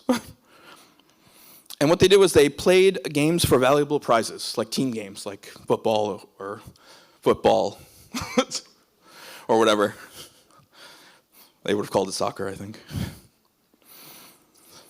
And the researchers were the referees, so they would like judge the rule, enforce the rules, make judgments, pronounce the winner, that kind of stuff. And these were things the boys wanted, like toys and candy and whatever. 11-year-old boys, sticks with hoops, I think, probably. And of course, pretty much instantly, the boys developed positive feelings for their in-group and negative feelings for the out-group. Like if you read some of the stories, it got pretty bad. Like raids on each other's, like bunkhouses, all sorts of wildness. Like it bled way outside like the games. It was a pretty, you really couldn't do that these days. So okay, now how do we solve this problem that we've created easily?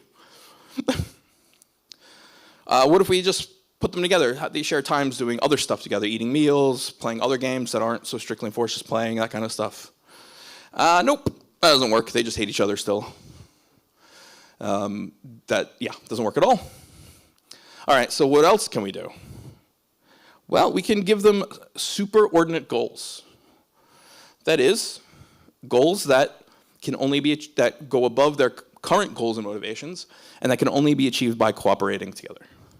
So they engineered some obstacles. For example, the camp lost its water supply.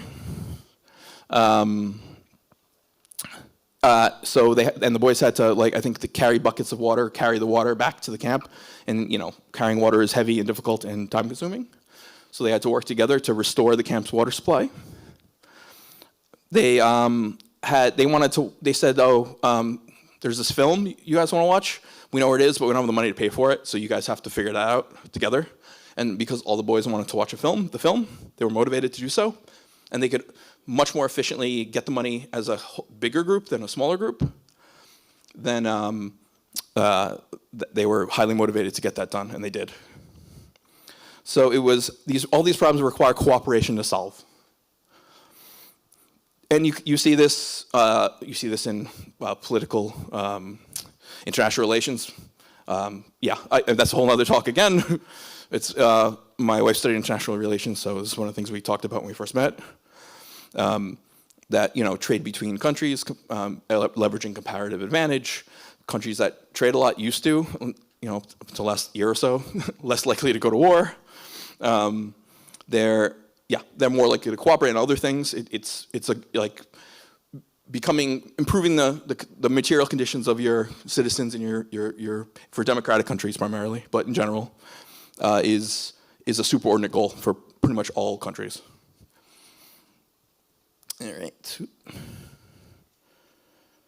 All right. So, what do we learn here? So, what creates conflict? So, to distill it down: competition for a limited resource, zero-sum outcomes, and external arbiters of rules. And what prevents or resolves conflict is cooperation to achieve a shared goal, so superordinate goals. Positive-sum outcomes, which also another economic thing.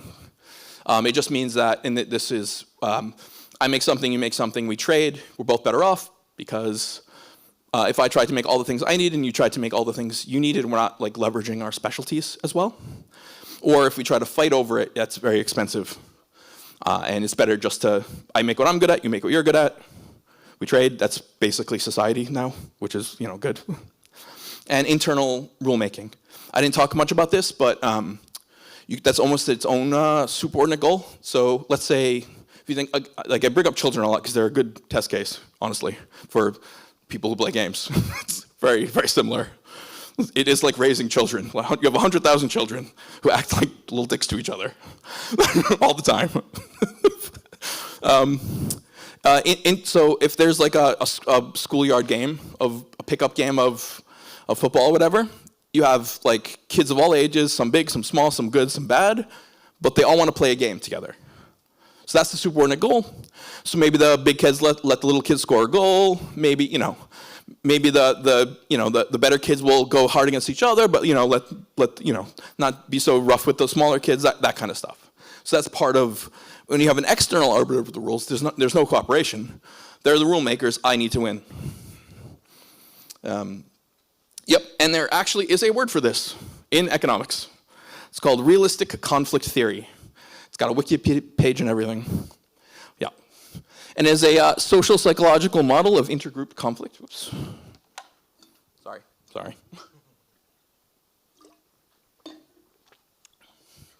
And you can read more about it. It's really interesting. I stumbled across it and then was like, oh, well, this explains almost everything about why my job is a pain in the ass. All right, so this is just for safety in case there's someone who doesn't know what a MOBA is.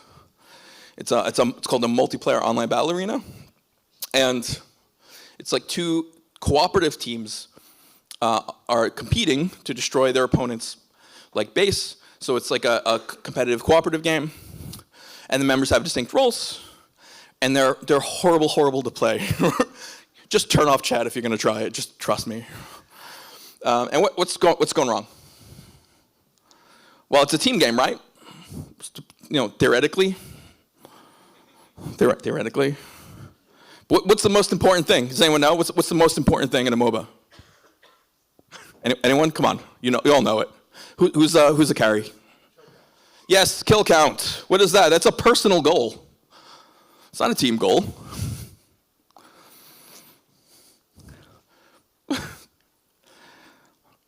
So it incentivizes your personal performance, not the team's performance. That's why you get kill stealing. In theory, who gives a shit? You're winning. Just shut up. And people also misplay in sacrifice their teammates in a negative way to try to get a kill that they otherwise wouldn't get. And this personal performance impacts the team because when you die or lose or do poorly personally, the enemy team snowballs. So your personal performance directly negatively affects your teammates. And they will let you know they're not happy about it, trust me. Turn off chat.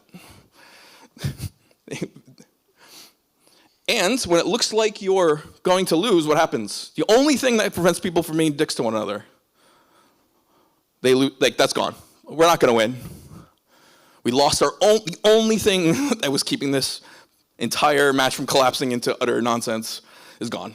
Or it seems to be gone. It's not really gone, but people are little short-sighted.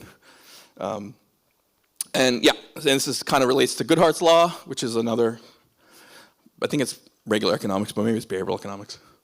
And it's good for anyone who's studying business as well, by the way, very good. When a measure becomes a target, it ceases to be a good measure.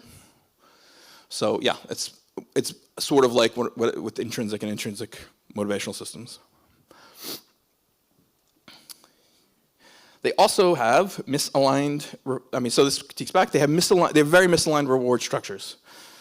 They encourage people to play selfishly, and you can see this a little bit in other kinds of games, even very cooperative PvE games like WoW. People have DPS meters, they'll compete on who can do the most DPS, even if it's not really helpful in defeating the boss.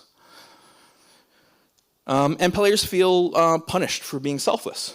So I played American football many moons ago, which is why my back hurts so much all the time. And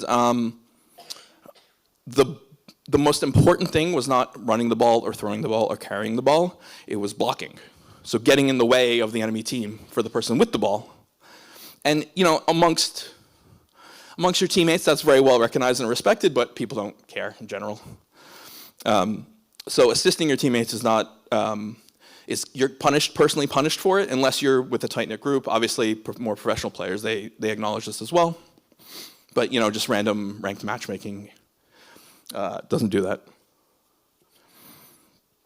Speaking of losing rank, we didn't get into this because the talk shouldn't be too long, because I can see people nodding off already.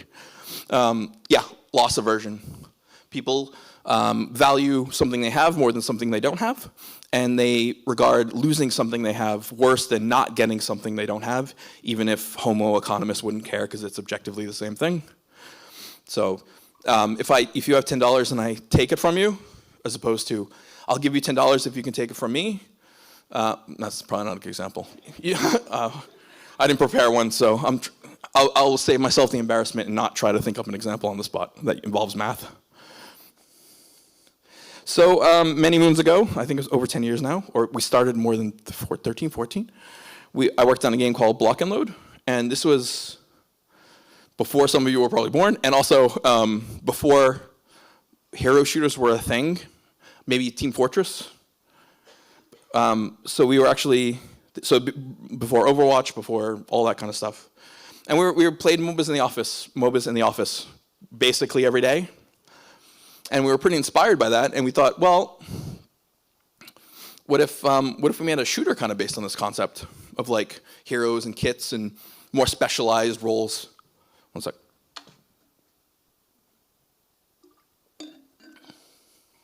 It hadn't really been done before. But we also knew how much we hated playing with other people. So there were a few things I championed, and some of which went through, some of which didn't. I wanted to remove scoreboards completely. But I won that, okay, no kills, just assists and kills are counted together as one number, so you don't track them individually. They're just as important. There was so at first it started almost exactly like a MOBA, and then we just started pulling these toxic elements out one by one. There's no meaningful long-term reward for personal performance, by which I mean you don't get gold for killing people and then buy stuff in a shop, and then get more powerful based on how many people you kill.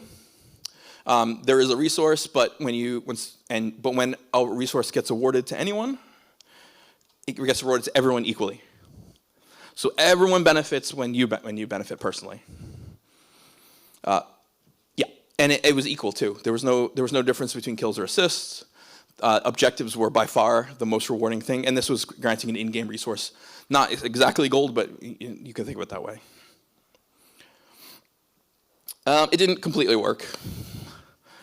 The main problem was people would just AFK a lot and leave and get the min reward.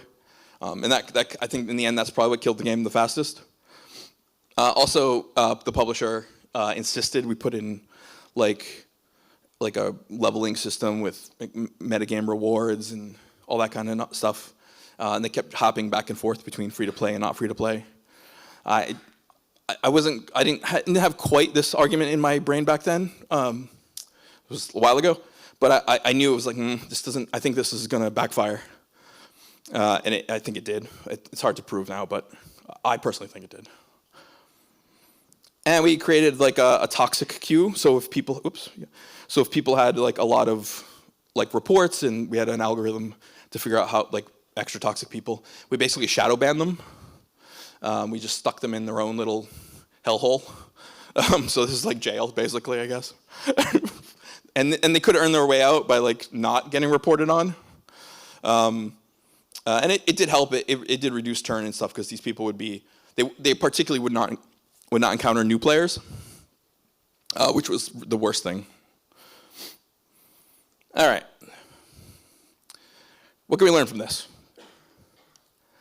Yeah, create subordinate goals for your multiplayer game, especially if there's competition. Make them achieve something together, and don't incentivize them to do something by themselves. Share success. And yeah, and don't advertise failure. That's another thing MOBAs do, is when you do poorly or die, it's very clear to everyone what happened and that you suck, and you will get told that you suck in exactly those words if you're lucky.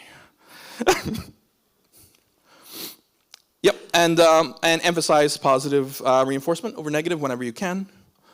It helps set social norms a bit, which is what you really want to do. You want players to enforce this social norm themselves. I have to be a bit fair to MOBAs too, that zero-sum competition in and of itself is intrinsically rewarding. That's why it's so popular. That's why people play it. That's why you queue again after you hate yourself. Every time until you're supposed to be at work or school. Yeah, and it's a big reason they're so popular. So, and it's just inherent to any competitive game, sports, everything. So you really are fighting an uphill battle, and you just have to accept it. So you know, don't blame me. I didn't make people. Blame whoever did that. You're more mitigating the problem than solving it, really. You can't, it's an unsolvable problem that it's like a spring that will keep pushing back at you. You just have to keep pushing it back. And it will slap you in the face when you let go. Yeah, so layer these subordinate goals. You can have multiple levels, many of them over long term, short term, long term, medium term. And like I said, help players put systems in that encourage positive social norms. So LoL has a kudos system, for example. I think worked well. It helps people come away with a feeling. Yeah. So some key takeaways. Yeah. Be deliberate from the whole talk. I went a little faster than I thought. I talk at American speed. Be deliberate with extrinsic rewards. So. And use them carefully. So you can use them, and they are effective when you need them to be effective, and they're measurably effective. There's whole genres of games that are only extrinsically rewarding, like crypto games or whatever. But be very deliberate with them, careful. Think about what you're doing before you do it, and use them lightly, only as much as you need to, and no more. Yeah. Let players share in everyone in their team's success, in their cooperative partner's success, or even their competitive partner's success. Like you also give kudos to the other team, to the enemy team, in LoL, which is really good. This is part of this. It's the setting of social norms, and games aren't the military. When someone steals a donut, you don't make everyone else do push-ups. So yeah, don't collectively punish people. Again, this is like, this again is maybe the worst, the thing that makes people the most toxic in a MOBA. I would, if I were to guess. I haven't measured it, but. All right, yeah. So, questions. Do I have time? I went a little early, but we're good? Yeah, we've got a few minutes. So if anyone's got questions, we'll take 2 or 3. Yes, I thought it was interesting too. Thank you.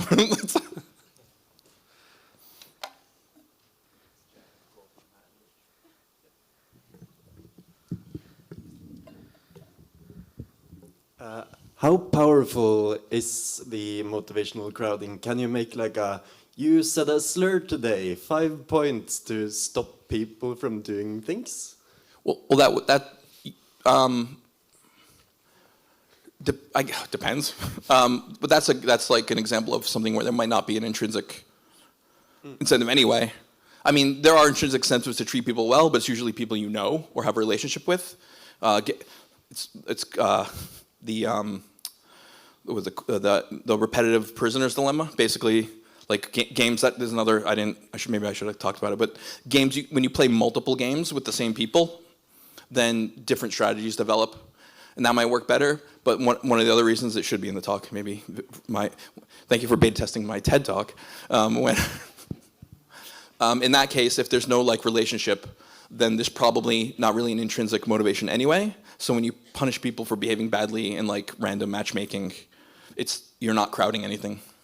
As far as numbers on how powerful, if I were to put all this stuff into a spreadsheet, I haven't done that, and I'm not an economist. Maybe if one of you guys becomes an economist and wants to study games, just give me a ring.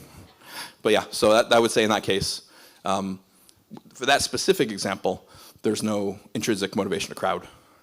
Yeah. Do you want to? But if there is an intrinsic motivation you want to counter, would an extrinsic reward make that go away? Oh, it could, I guess. It depends on how. I've simplified for the talk. Obviously, it depends how powerful each one is, how good the reward is, and how powerful the incentive to do the bad thing is. So that's why worse crimes have worse sentences. But the goal is just to make it just good or bad enough to stop the behavior, no worse or better. But I can't. It's too individual. You have to figure that out. That's A/B testing fruit there. Thank you. Thank you.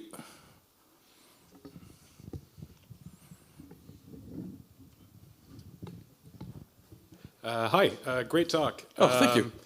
I was wondering how the idea of novelty plays into extrinsic and intrinsic rewards. So constantly introducing new things to a player as a form of motivator, if you have any thoughts on that. I had it in my notes, but I missed it. So that's experiencing novelty is intrinsic, I think. It's the whole reason I'm here is because I thought it would be interesting to try. I feel better now than I did an hour ago, so it's going well now. Yeah, novelty I think is generally intrinsic. So giving extrinsic rewards that work within the intrinsic system, I would say aren't extrinsic rewards. So classic example, RPG systems, where you in the game where you level up and get new abilities, and then you deploy those new abilities to to solve problems in the game. That's just part of the game. I wouldn't consider that kind of stuff extrinsic. It's sort of part of the system, so it is intrinsic. And then experiencing new encounters, getting new abilities that you can deploy to solve new problems, I would say that's intrinsic. Thank you.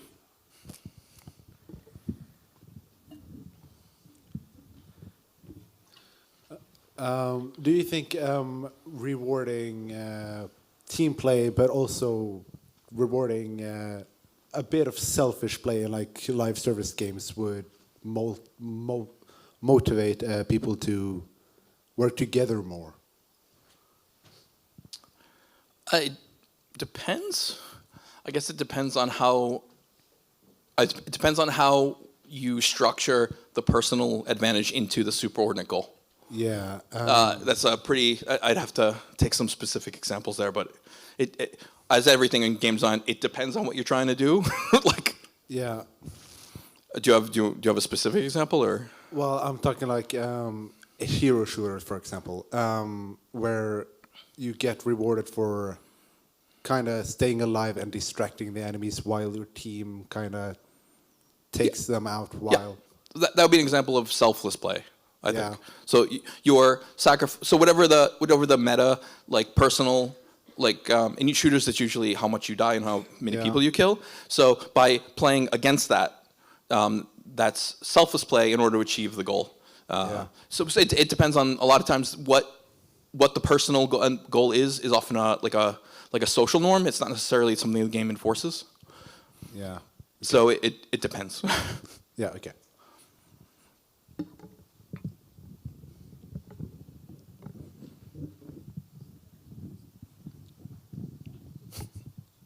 Okay. Hi. Okay. Want some water? Nah, I'm fine. Okay. My voice is just a little bit fucked, but yeah. First of all, good talk. Oh, thank you. And then what you said about like the shadow banning part, that gave me an idea. Okay. What do you think about having a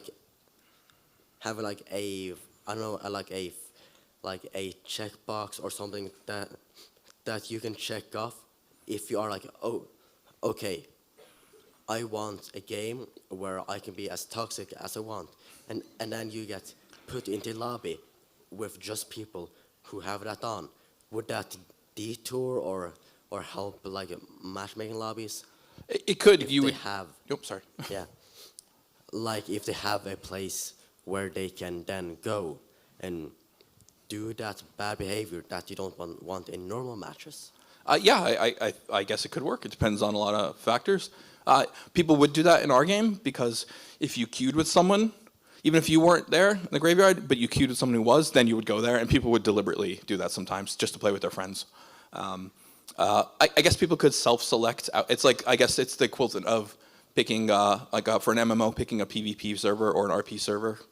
Like people kind of self-select in that way, and that keeps the other servers a little more tamed, maybe. But yeah, I can see that working. And there's precedent for it with MMOs. Good question. Hey, Hey. good talk. Thank you. So you mentioned how MOBAs tend, and most games that like tally or kills and whatnot, punish selfless play. So what would kind of be the best way to encourage people to play selflessly, and especially in MOBAs? Like, what could they have done differently that would have encouraged people to be selfless? Yeah, so part of the problem is that the very structures of the game are built really against that. But you would, I mean, if we'd have to kind of remake a lot of the tropes of the genre. But essentially, you're hiding or disincentivizing. Actually, what you do is, and this is what matchmaking systems do. That's a whole nother talk. But a matchmaker is only based on whether you win or lose and no other reason. That's it. That's what your rank is determined by. It doesn't matter how many kills you get. It doesn't matter how much gold you get. Does not matter. Do you win? Do you lose? That's it. And they're the most accurate way of measuring how good someone is at the game. So anything you take away from focusing attention and rewards on the superordinate goal will detract from that. There might be good reasons to do that. It's a balancing act. People do like having personal goals, and it can be a thing you can do if everything else if the superordinate goal is going badly. But So kind of not doing anything would encourage selfless play more if Well, there's we're- less personal goals available. Yeah, it basically, the more you push people towards the superordinate goal, the more they'll focus on that, and the less you do, the less they will. And oftentimes it can be a matter of doing nothing, like not distracting them. But there are reasons to do that are outside that. But then that's the part of the trade-offs. Often and it's too individual to make a wide pronouncement about. Yeah. Yep. Thank you. Welcome. Okay, so apologies for the two folks queuing up. If you want to grab Peter, you might be around for lunch. Yes. So I want to say a big round of applause to Peter for his great talk. Thank you. And so I think it's about 12 o'clock now, so we can break for lunch. But before we do it, a couple of quick notes. So I don't know if Ingvild is here in the audience. Ingvild's just at the back, just waving there. So she's been a great friend to the festival, and she just wanted to let you folks know that they're looking to hire a programmer. So if you are a programmer and you're looking for the next opportunity, speak to Ingvild at the back there, and hopefully she can share some details. If you've booked onto the mocap workshop with Aslak, you can proceed to the third floor upstairs after lunch. And if you're registered for the Women in Games lunch, that'll take place now at Landmark. So in the meantime, please enjoy your lunch and join us back here at 1. Thank you.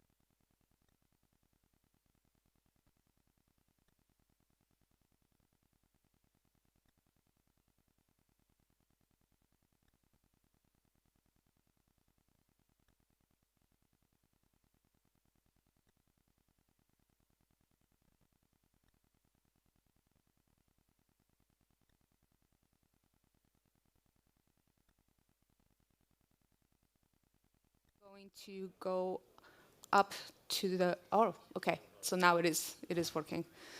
Yeah, so I'm going to go to the slides that I really want to see if they're working. That is correct.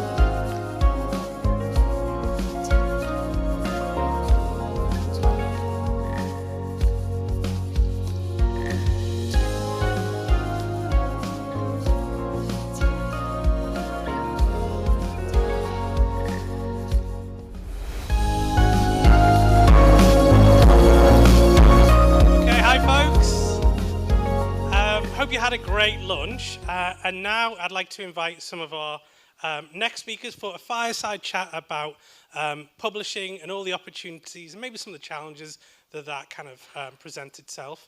Our speakers for today bring a wealth of experience for this discussion around how to navigate the funding landscape in games. So I'd like to welcome Rhys Wright, Senior Producer at Devolver Digital, Meg Clark, Senior Content Acquisition Manager at Team 17, veteran marketing consultant Stephen Hay, and Vivi Zhao, CEO of Arctic Lamb Games.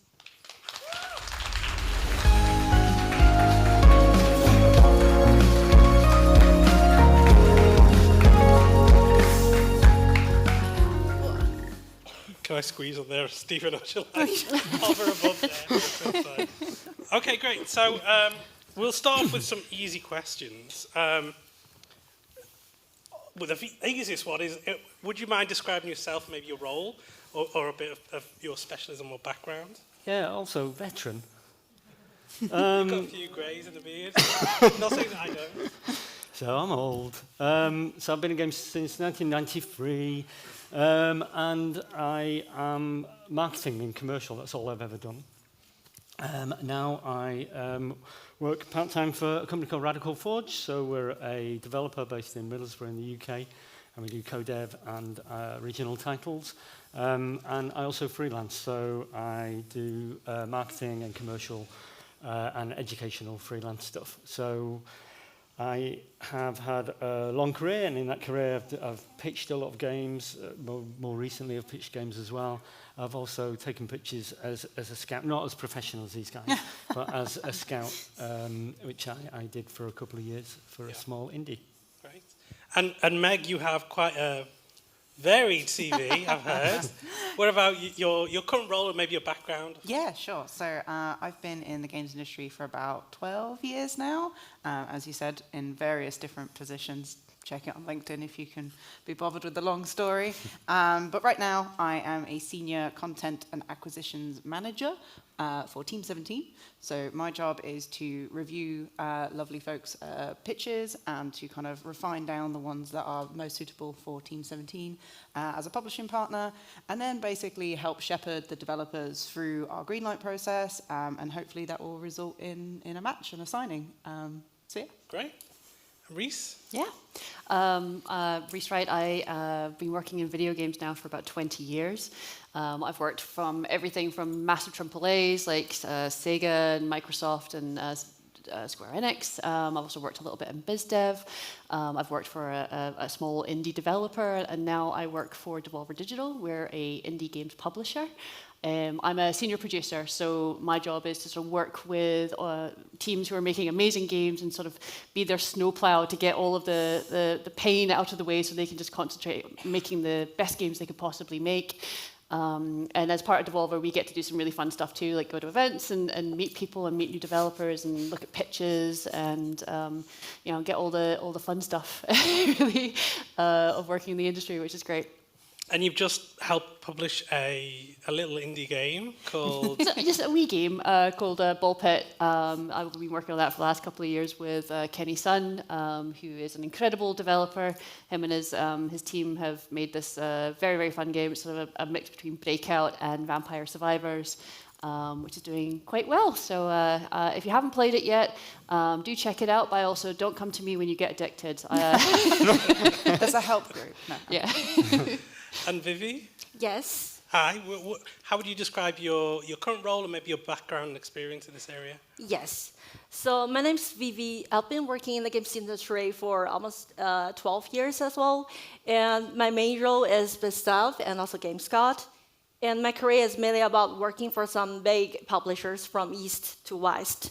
So like Perfect World, When I Send My Games, Paradox, etc.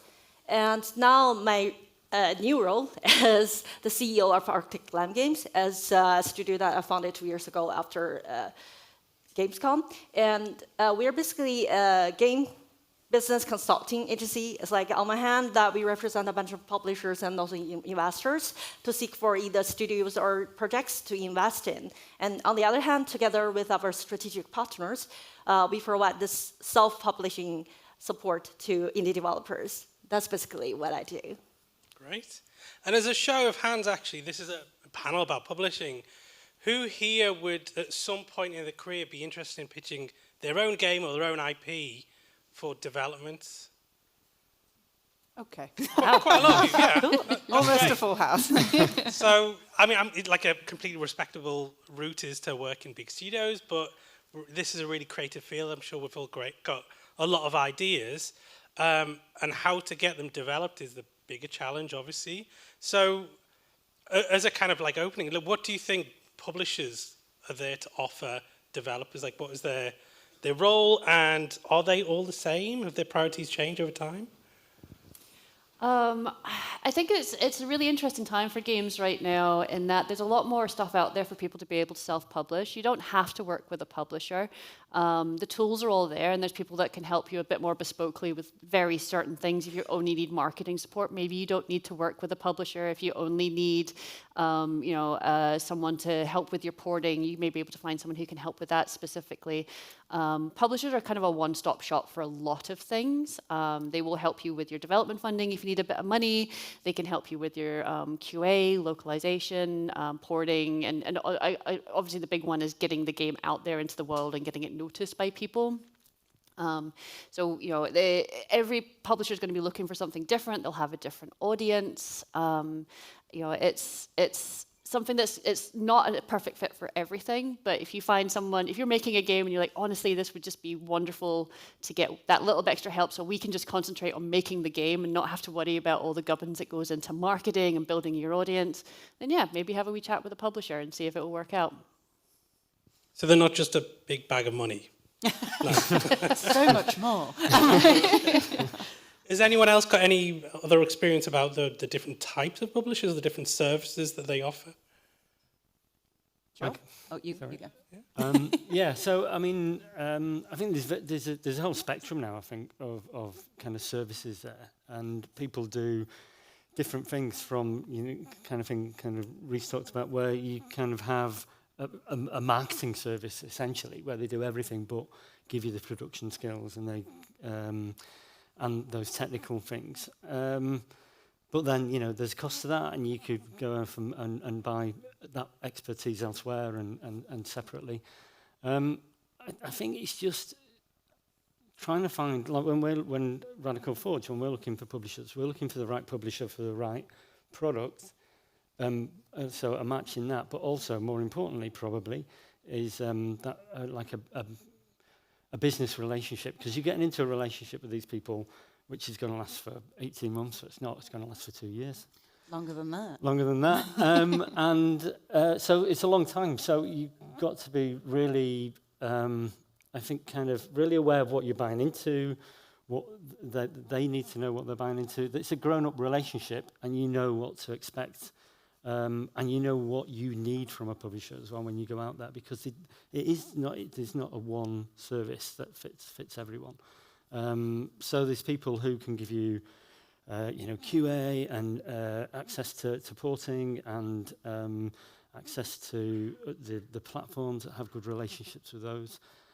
But they're all different, and I think a key piece of advice that I bore people with, but we're in indie games and we're a very collaborative industry. So if you're considering talking to a publisher or working with a publisher, or before you sign anything, speak to other people who have published games with them, because they'll be truthful and let you know how that relationship is handled. But yeah, it's a business relationship, so there's got to be a certain vibe. That's what young people say, isn't it? Like a vibe check. Are you going to get on with them? Are you going to get on with them at the worst of times? That's what you need to tell yourself, because you will have bad times. There will be times when you clash, or you've got to tell them something difficult. They've got to tell you something difficult. So just to think about whatever kind of publisher you go for, think about those things. And maybe you briefly mentioned this, but how can you really tell? Like, I think some of the publishers we've got here, Team 17, Devolver, they have like very distinctive and almost recognizable games and in some way an aesthetic and a culture. But beyond that, how can you ever really tell, what is the right fit? Well, there's a lot of advice online, and obviously there's a lot of talks and stuff that are available. Like this one's being streamed right now, so you can watch talks by various different publishers to kind of get a little bit of their vibe. But there's also loads of spreadsheets on the internet that are free that other indie developers have set up, and they've got the contacts of loads of different publishers, so you can get in touch. Also, like read up on their websites. They will hopefully talk about what services they provide. Ticket price, which is obviously like your development ask budget-wise, isn't always on their website, but it is in some of these kind of Reddit forums or on these kind of spreadsheets. So there is information out there which will help you narrow your approach when the time is right to the ones that you think are the best fit. But there's nothing wrong with starting with a wider net, as long as you're not being disrespectful, to those partners and sending games that are completely not the right fit. But definitely earlier on, when you're looking for funding, explore as many options as possible. Obviously, we've spoken a bit about publishing, but also, VCs, angel investors, for if you're trying to build a wider business and you want it for your business, not necessarily just your project. There's also prototype funding available in lots of different countries, lots of grants available depending on your region. There's also places like finishing funds. So if you've got money to make the majority of the game, but you might need some help towards the end, that's available too. So get involved in those communities, like Stephen said, like talk to your fellow indie devs, get on the Discords and the Slacks and ask for advice, because people generally want to help each other, I find. So. Just to jump in on that, I wish I could remember the name of it, but it's somebody's made this fabulous choose your own adventure tool that can actually help you find the right publisher for your game. And you just basically put in what your budget is, your genre, where you're based and all this stuff. And then it sort of goes through this wee adventure. You go through the forest and you go to the castle. And then at the end, it tells you, here's the publishers who may be interested in contacting. Gives you all their contact details as well. It's like Publishing Quest or something like that. So That's yeah, cool. it's very cool. Trust us to gamify that. Yeah, I love that they gamified that. And Vivi, do you think there's a difference in terms of what publishers in, let's say, the East are interested in terms of games concept or even things like business models? What do you think the different cultures are after? And are there also considerations that developers need to think about when approaching them and how to approach them? Right. In the Asian market, that's basically more of a mobile or console dominant market, like China, Japan, and also South Korea. And I would say that's like big trend of the rising of the PC and console games.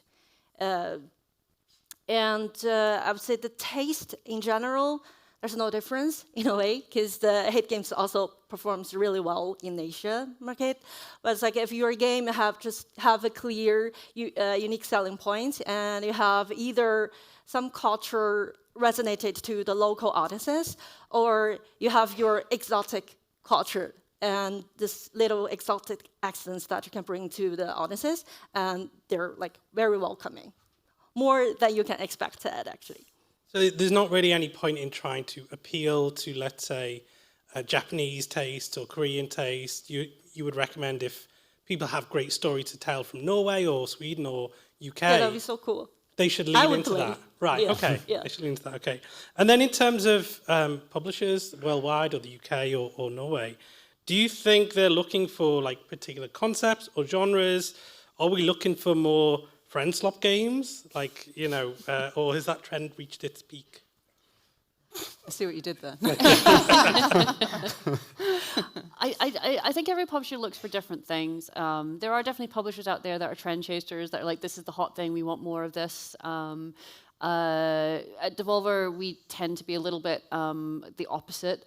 We don't like doing things we've done before. We're always looking for what the next thing is.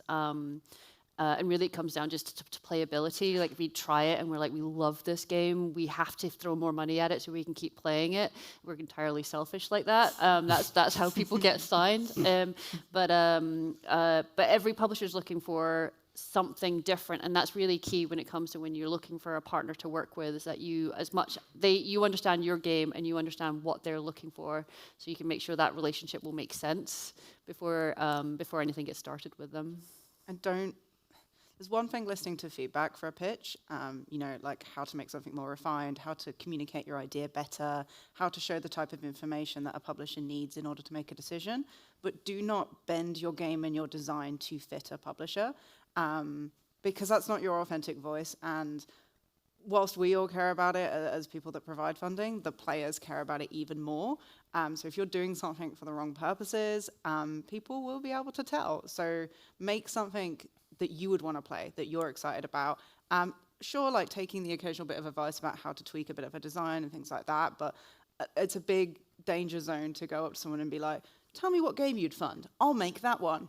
Because ultimately, making something creatively is a challenge and it's difficult. And if you make something for someone else over a long period of time, you're going to burn out, you're going to lose passion about it, and it's not going to be your best work. So make something that you want to play as a gamer. Of course, do a bit of research about, is there an audience for this? But don't let, you know, design by committee or other people kind of wrestle your ideas away, because it will tell in the final product. Yeah, especially if you're building something specific to a publisher as well, and then they don't sign it, then you're stuck with a game that's specific to them that no one else is going to be as interested in, because they're like, oh, you should be taking it to them, but they've already said no, right? So you'll always be your best authentic self in the games that you make, because players and publishers can smell authenticity right away. I'm not a fan, sorry, because you mentioned friend swap games. I'm not a fan of like fast follows. It's a horrible term, by the way. Yeah, but it doesn't work, you know, because you kind of saying, well, here's a game, these are popular, let's make a game that does that and pitch it, and then say, well, when's the game coming? Is it coming next week? Because if it's not, it's no use to me. If you know, try and do something new. Think about why those games have been successful, and the reasons why, you know, they're bringing people together, they're creating those moments. So you can find a new way to create those moments and a new way to bring people together. Yeah, it's diminishing returns, right? Yeah. Like if you make a copy of a copy of a copy of a coffee, it's going to be, and he said of a coffee, it's going to be a pale imitation of the original thing that people love so much. And I don't think you want that to be your work, right? You don't want that to be your life's work, to be like, I made something that vaguely resembles this successul thing. You want to tie in the coffee, it's brown and wet at that point, right? It's just, nobody wants it. But maybe you get something like that and then combine it with chess or something, I don't know. Just like a twist that feels original, new and fresh, right? Yeah. Mm. Well, kind of related, and Martin Wine will be doing a great talk tomorrow on market fit. I think it's a great thing to kind of consider and possibly incorporate into your pitch. But speaking of pitches, I guess that's the kind of important point where you get to show your concept of a game. What do you think is the baseline? What do people need to see in a pitch to be picked up, let's say? Every publisher is going to look for something different, which is kind of irritating for a lot of developers, I'm sure. But I will say, when you're aiming to try and pitch to bigger publishers who are likely to be getting a lot of pitches, the number one thing you need to take into account is that they need to be grabbed in the first 3 slides, and they are not going to sit through anything more than 10, 15 slides in a deck. My ideal pitches are like 1-pagers or at most at most 10 slides, and right off the bat hit me with what the game looks like, what am I going to see, what am I going to feel. Put your costs and your platforms and everything up front as well, because the first things I'm going to look for is it within our budget? Is it on a platform that we would actually be interested in? And if it doesn't pass those 2 gates, it doesn't matter how good your game is, it's already not something that we would be interested in looking at. So we get so many pitches. I mean, I'd say at Devolver we probably get 1,500 a year, right? When you work out how many that is per week, that's a lot of stuff churning through. So to stand out as quickly as possible is your strongest effort, really. I would say that's really good advice. But yeah, to just keep in mind, like, the amount of pitches I get, and I read to the end of it, and I go, I don't know what this game is. It's surprisingly common. So, like, if you make a pitch, show it to someone who's never seen your game before. and see if they actually understand it, because obviously sometimes your loved ones, bless them, want to be really supportive, and maybe you'll practice your pitch to them and they'll go, brilliant, and you're like, do you know what I'm saying though? Because it's really important that like anyone can understand kind of what the experience is meant to be at the end of your pitch. They're not going to understand everything if they don't play games and stuff, but like try to make sure that the core of your game is coming across. Like a lot of the times I'll get pitches and it will be like, 2,000 years ago, and it's like, no, you've gone too far. Come back. I need to know what is the game, and it's okay to cheat a little bit and to use other games as references to be like, oh, it's a bit of this game meets this game, but in the style of BoJack Horseman, or in the style of this, popular thing. It doesn't always have to necessarily be games. It can be TV or film and things like that. Things that get me to that aha moment faster. Like, oh, I know where you are. Tell me more. And those tell me more moments are, budget, platforms, things like that. But those first 3 slides, as Ruth said, you need to tell me, what does it look like? What does it feel like? Hook me. Do not tell me what happened in the world 4,000 years ago. And actually, there's several generations in this game, and this guy's son's cousin does this. And you're like, no. Just give me that punchy detail up front. And then if we're interested in something's missing, we'll ask for more. I'd like to add a bit on that. It's like we do love it. Like especially I see there's the elevator page slide in a page deck, so that you can understand everything in like 2 minutes. So you would know like if this is a good fit for your company, like if the budget runs fits, if the game juncture fits your strategic portfolio, etc., etc. And also the first 3 slides are really important. So that's basically decides like how's your first impression gonna be to the publishers. So I always like to recommend that my developer friends is like you can always put 1 sentence summary on the first page, like with a beautiful poster or any art sites from your game as a background, and then maybe just 1 sentence like this: PUBG meets League of Legends or something like that. So it's more like 1 sentence, a combination to help people understand what they can expect from your game and what is the major gameplay, and also the references. So how essential is a game demo in that pitch, and how developed does it need to be? Like what is the minimum that you need to see? These days, demos are essential. There's not a lot of publishers who are signing things just off of paper pitch. And I realize it can take a lot of money just to get to the point of having a playable and a prototype. These kind of things are it can feel quite advanced. However, people who have those are your competition. So if you've just got an idea, it could be a brilliant idea, but then I've also got a game that I can play right now, and I've got to choose between this one and that one to sign. I'm sorry, but the one that I can actually get hands-on with, and I have a feeling of exactly how it's going to be, rather than an idea of something that could be. Yeah, it's quite clear which one will be chosen over those. But it doesn't need to be gorgeous. I will say that.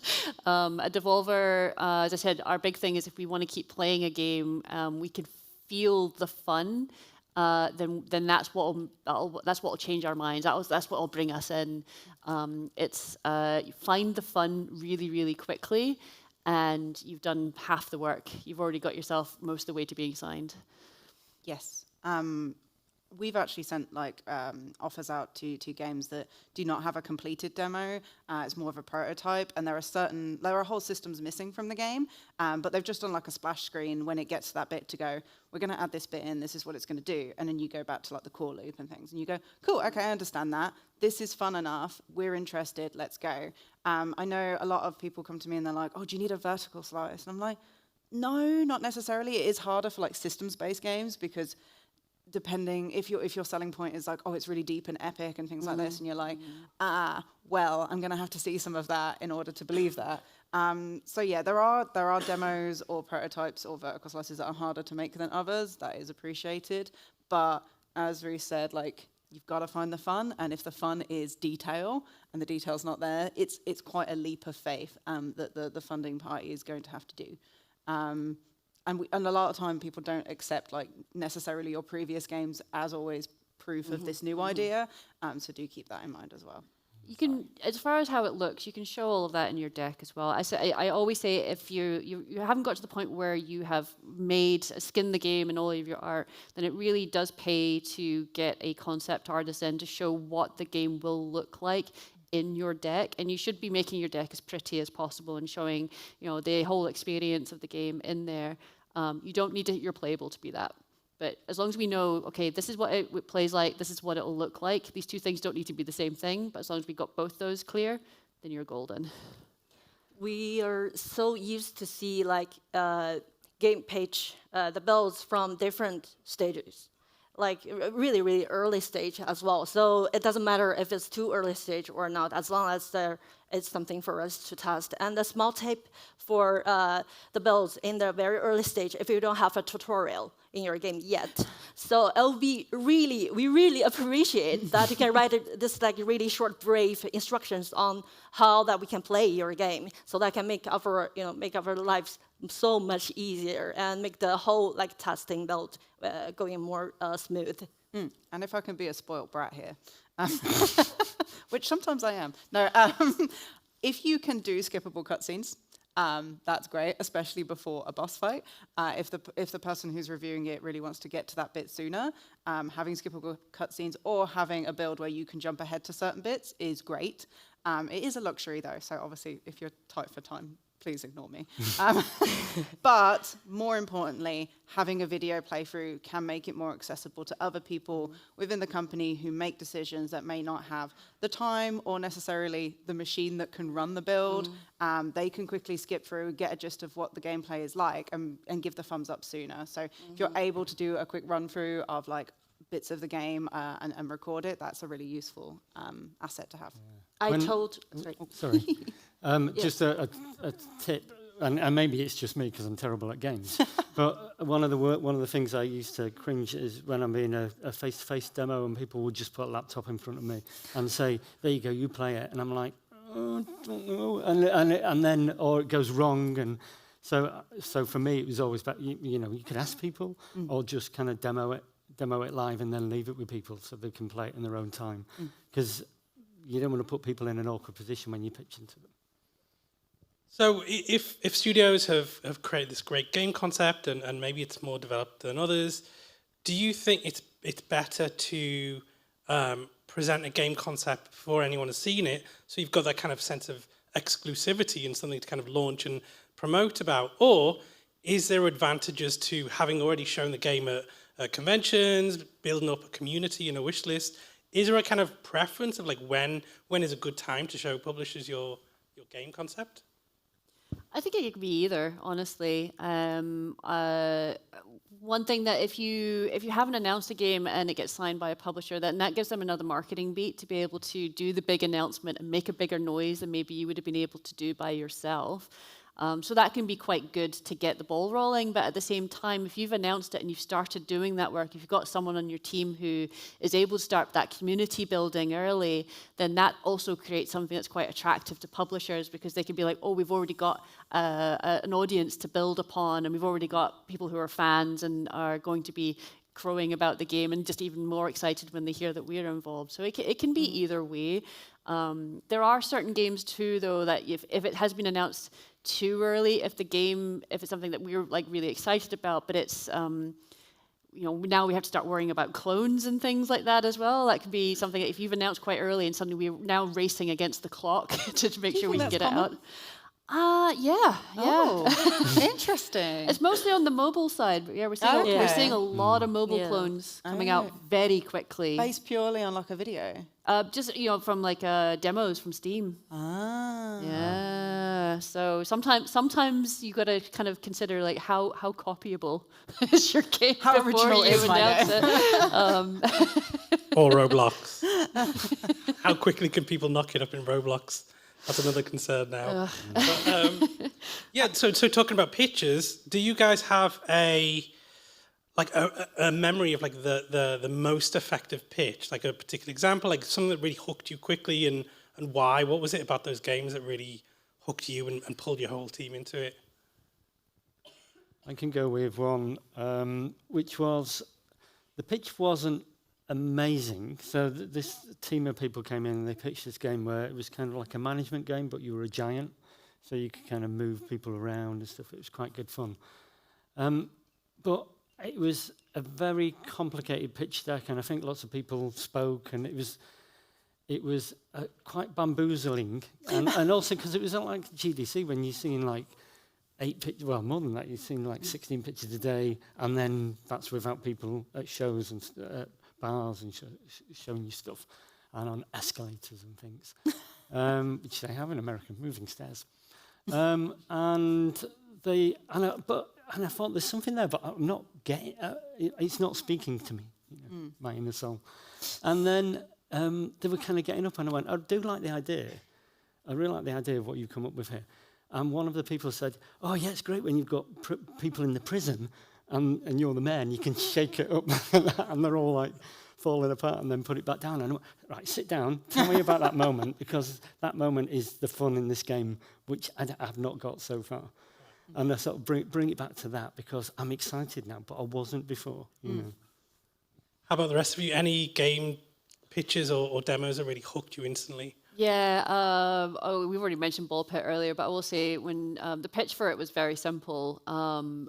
Really, it was the playable that brought us in. And the playable, again, we're talking about not having to have like particularly spectacular art. It was very simple little tiles, no animations really. It was the only thing that really moved. You could still move your character around, and everything just kind of slowly came down the track, but. It was very, very basic, but no one could stop playing it at all. It was so addictive, and it was, it was an instant sign for us. And it's one of those funny ones where quite often a lot of different companies get the same pitches, and everyone had said the same thing. Everyone's like, "Oh, you got Ball Pit? Damn it! I still can't stop playing that demo." I would come out of meetings and people would be sitting quietly, and I was like, suspicious. I'd be like, what are you doing? And they're like, oh, they're on Ball Pit. Okay.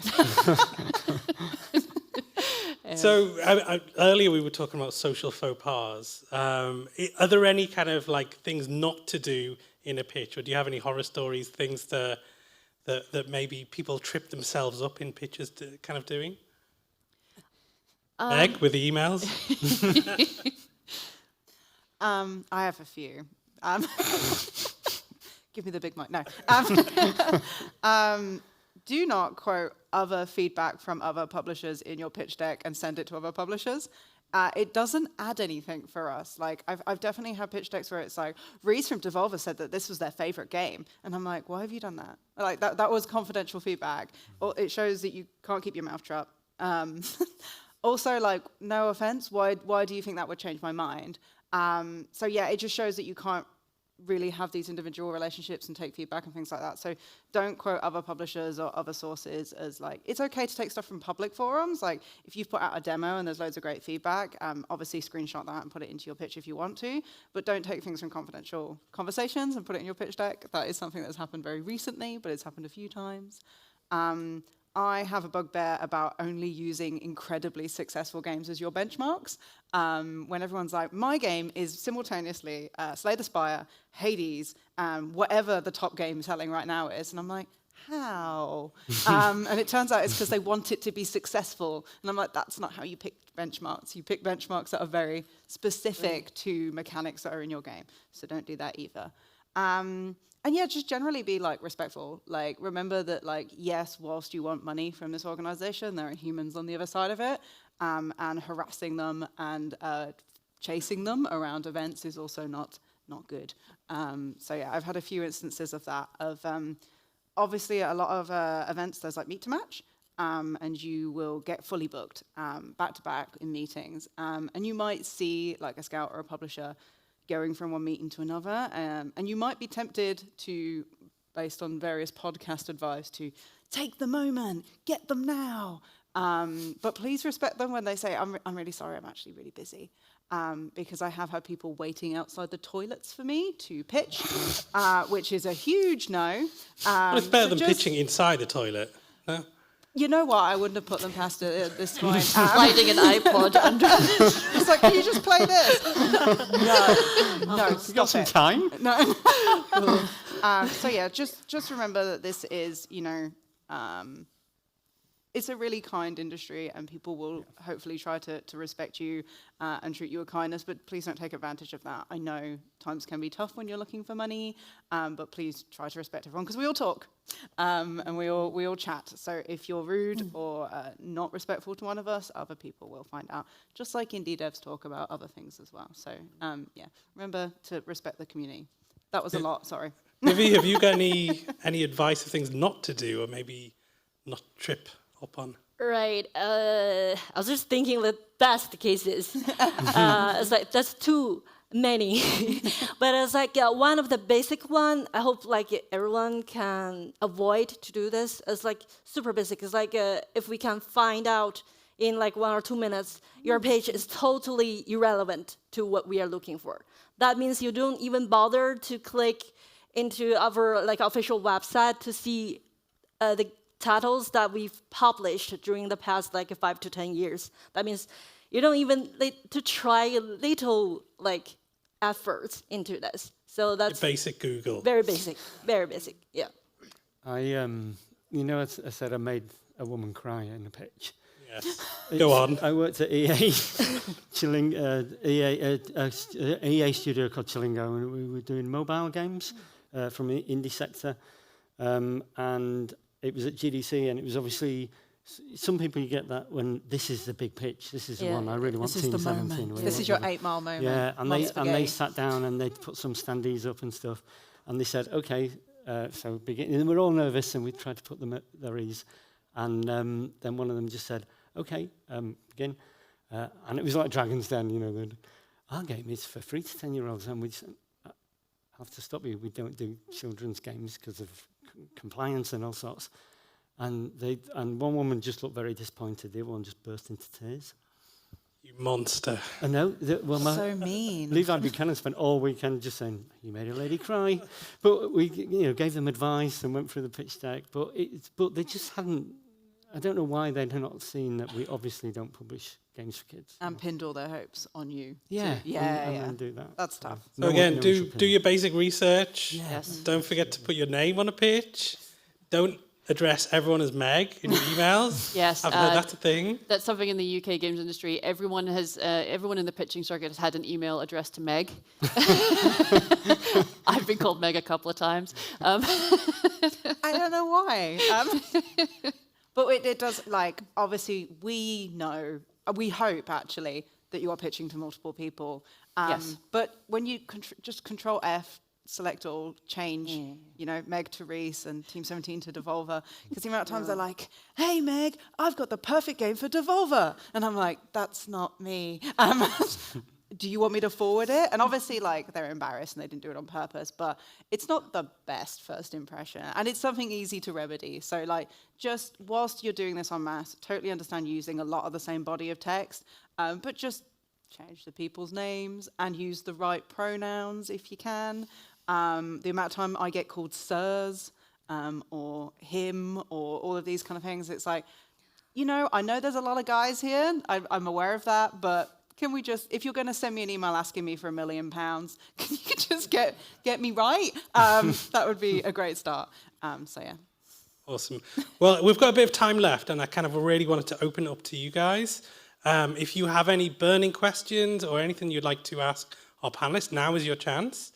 So feel free to come up to the mic at the front. Ooh, spooky. Oh, wow. And if you folks want to grab a water as well, we'll take a moment. Oh, there's the mic. Ah. I'm short. Is that the question?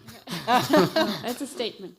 Okay, so I wanted to, it's not so much a question, but maybe for you to just enlighten us a bit about something, and that is that, so you have, there's a lot of conflicting advice on when you do pitches or when you present your game, right? And I think especially a lot of younger or newer developers are kind of scared to make newbie mistakes or to make what they feel like be dumb mistakes in their pitches. And they will often listen to anyone who has advice. And I've seen and heard a lot of very opinionated advice. And we all have kind of our pet peeves when we see or read pitches from people. Like, so examples of this would be the game meets game kind of descriptions, which I've heard people say, like, don't do that a lot of times because it's been done so many times. Or the embark on yet another epic adventure. So you have these kind of cliche descriptions of things. And I think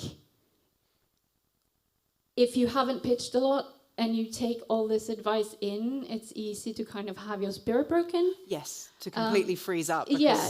Well, this says this and this says the opposite. Exactly. So my question is kind of how important is it to avoid the cliches, and how much emphasis do you guys put on it, and kind of just like talk a little bit about is it really that important, and how can you kind of avoid it, and how can you trim your pitch to be better at not sounding like every other pitch that you see, I suppose. I've actually written a talk about this. I haven't yet done it at an event, but it's basically all publishers want you to be different and unique, but they want the exact same information from you. So it is a complete, contrast, hypocrisy. But always focus on clarity over novelty, I would say, when you're putting together a pitch deck. And, unfortunately for young developers, it is just part of life and growing up as a young professional is selecting what advice you think applies to you, and being able to, filter out the noise. Because you always, especially online, you look online and it's just the noisiest place ever with advice and things like that. So one of the things that we said at Konsoll Connect yesterday was like, it's okay to have multiple versions of your pitch deck. It doesn't have to be one size fits all. There's lots of different times that you will be pitching. Sometimes you'll be there, sometimes you won't be there. It's okay to have one that is really information heavy to send when you're not present in the room, and one that's a little bit, more, visual for when you're there and you're actually presenting. Don't feel like you can very easily overwhelm and isolate yourself by trying to make the perfect pitch deck. But it's okay to have a few and to send them to different people. Yes, it's slightly more work, but you can reuse some of that content and just trim it down or add detail where necessary.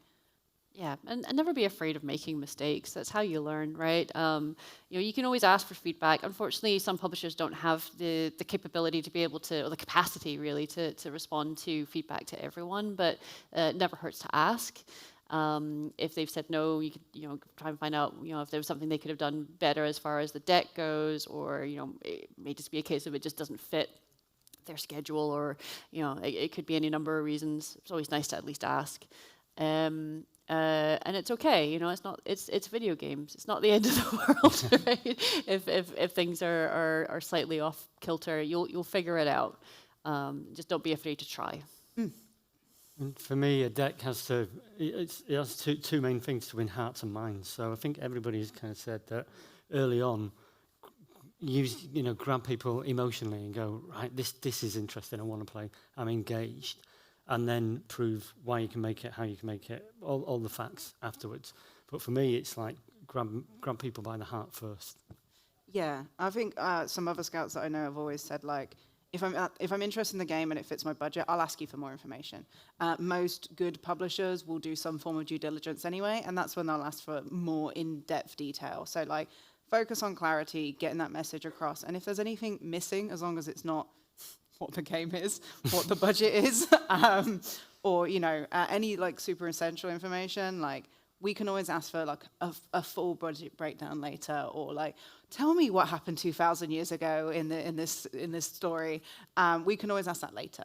Try and focus on the essentials and getting it there quick. And also, each base step might have their own personality for sure, and their own preferences as well. Oh yeah. So that's why we might have some like contrast advices. But in general, it's like you don't have to make your game for a certain publisher and force them to accept it. It's more like you can customize at least to customize your page for a few high potential publishers could be a good fate for your game. just put in a little more time and efforts into that.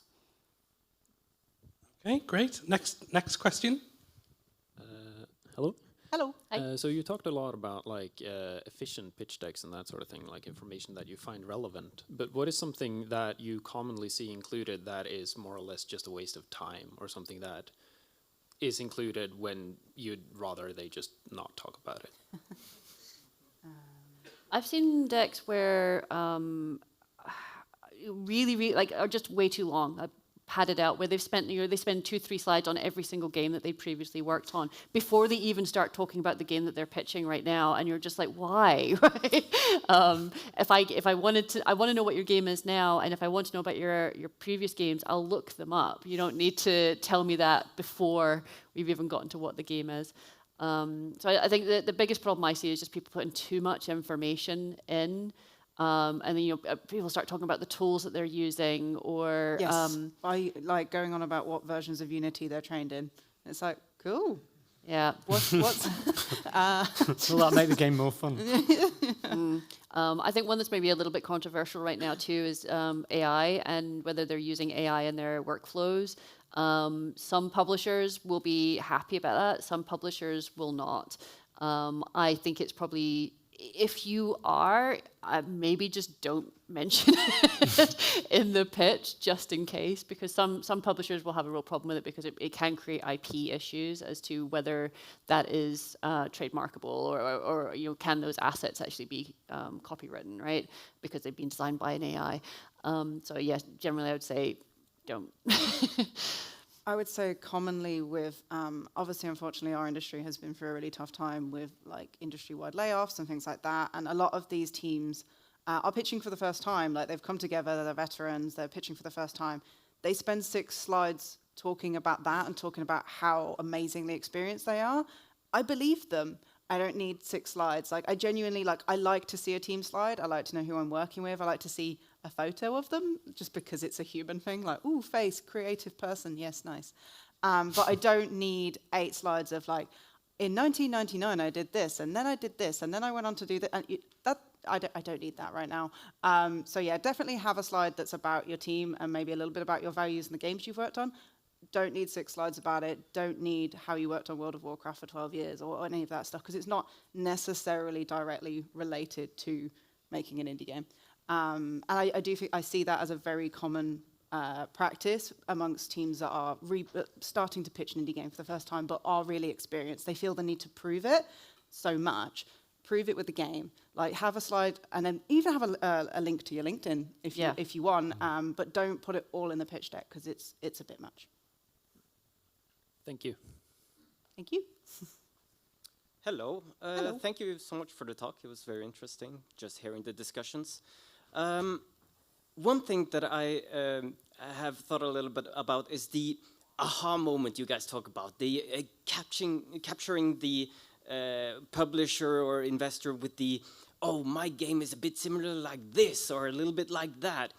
But I find sometimes what you compare games to might be a bit niche, or like, is it okay to assume that the publisher will search up the reference you're using as this mechanic is what I'm combining with this thing? Is that okay, or should you try to make it a bit more relevant to what common people play these days? I love a niche game. I love a niche game. You know what? I found so many new games that I love from pitches. Yeah. When people are like, oh, it's a bit like this, and I go, what's that? And I Google it, I go, oh, this is so cool. Wish list. Or instant buy sometimes. Yeah. So, yeah, I want to know specifics.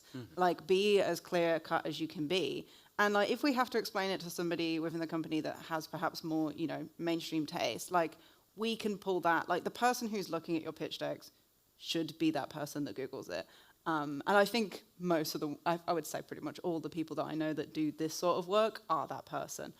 So I think it's fair, personally. Yeah, and I think it's great. I think it really speaks to somebody's general game knowledge as well. If they're trying a bunch of very different things that maybe aren't super popular, it says that this is someone who knows the industry and knows what's happening in the indie space, and that gives me some confidence in who they are.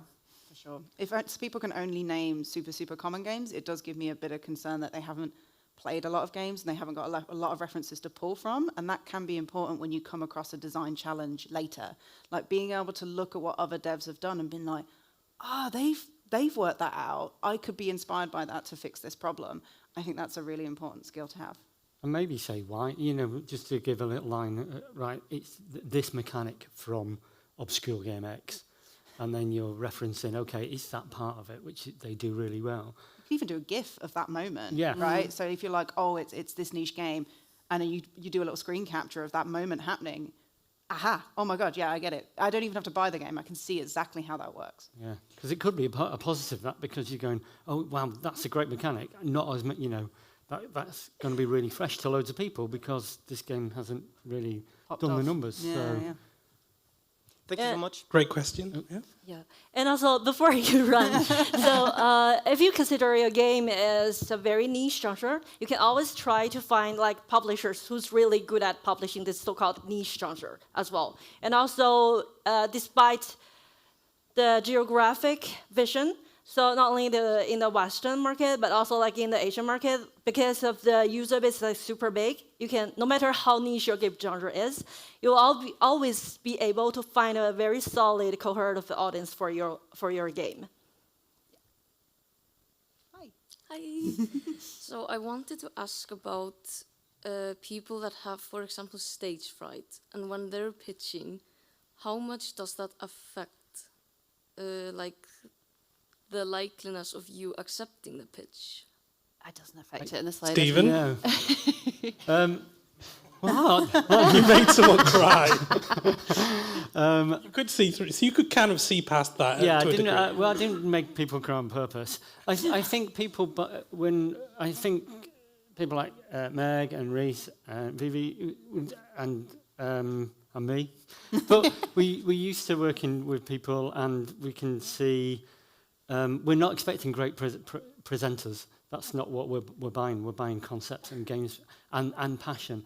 And actually, when somebody comes in and they're terrible, I mean, all I do is talk, really. That's the only talent I've got.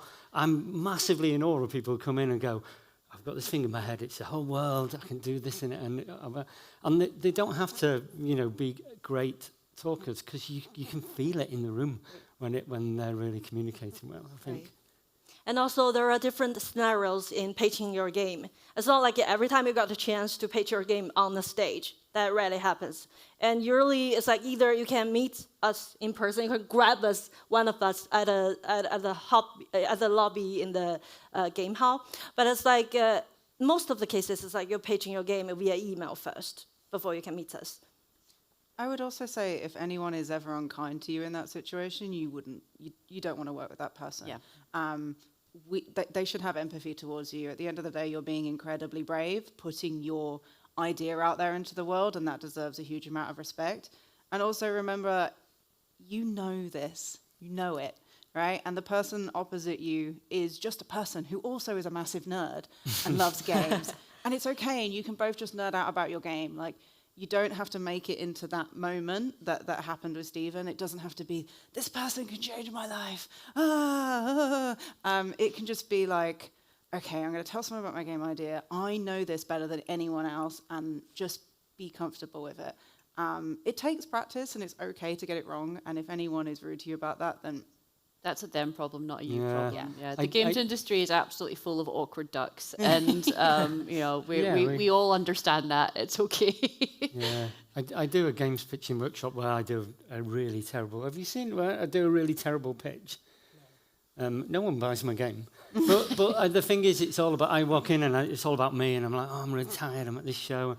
I don't really acknowledge the person or ask how they were, or acknowledge that they're really busy and they must have seen them. And just having a little bit of, how are you? Hope your show's going well.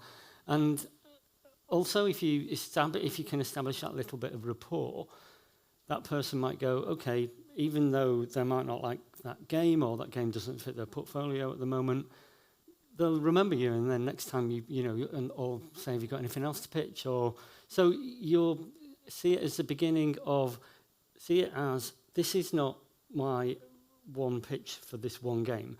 This is my time just to find out about Meg and what Meg likes to do, and where if this game would excite her for her portfolio. But if not, I know Meg now, and maybe at the next show or whatever, you can speak to Meg, and Meg will remember you, and I'm sure you've done that. Yeah, I would just say, like, it's okay to be nervous, and part of our job is to test you, but not in the way you think. It's not to be like, oh, well, you don't know your turnover in year 2, like in Dragon's Den or anything. It's to be like, is this the kind of person that I would want to show to my team? You know, I am the first gate of like, is this a person, an individual, a group of individuals that we would want to work with for the next 10 years or 5 years or however long? And showing a bit of humanity is good for that. If you come in stony-faced, you know, as Stephen said, not really caring about anyone else but yourself, like, it's okay if you know your pitch like your back of your hand, but you don't seem like a very nice person, and that is part of the test. Thank you. You're welcome. Right, one more question.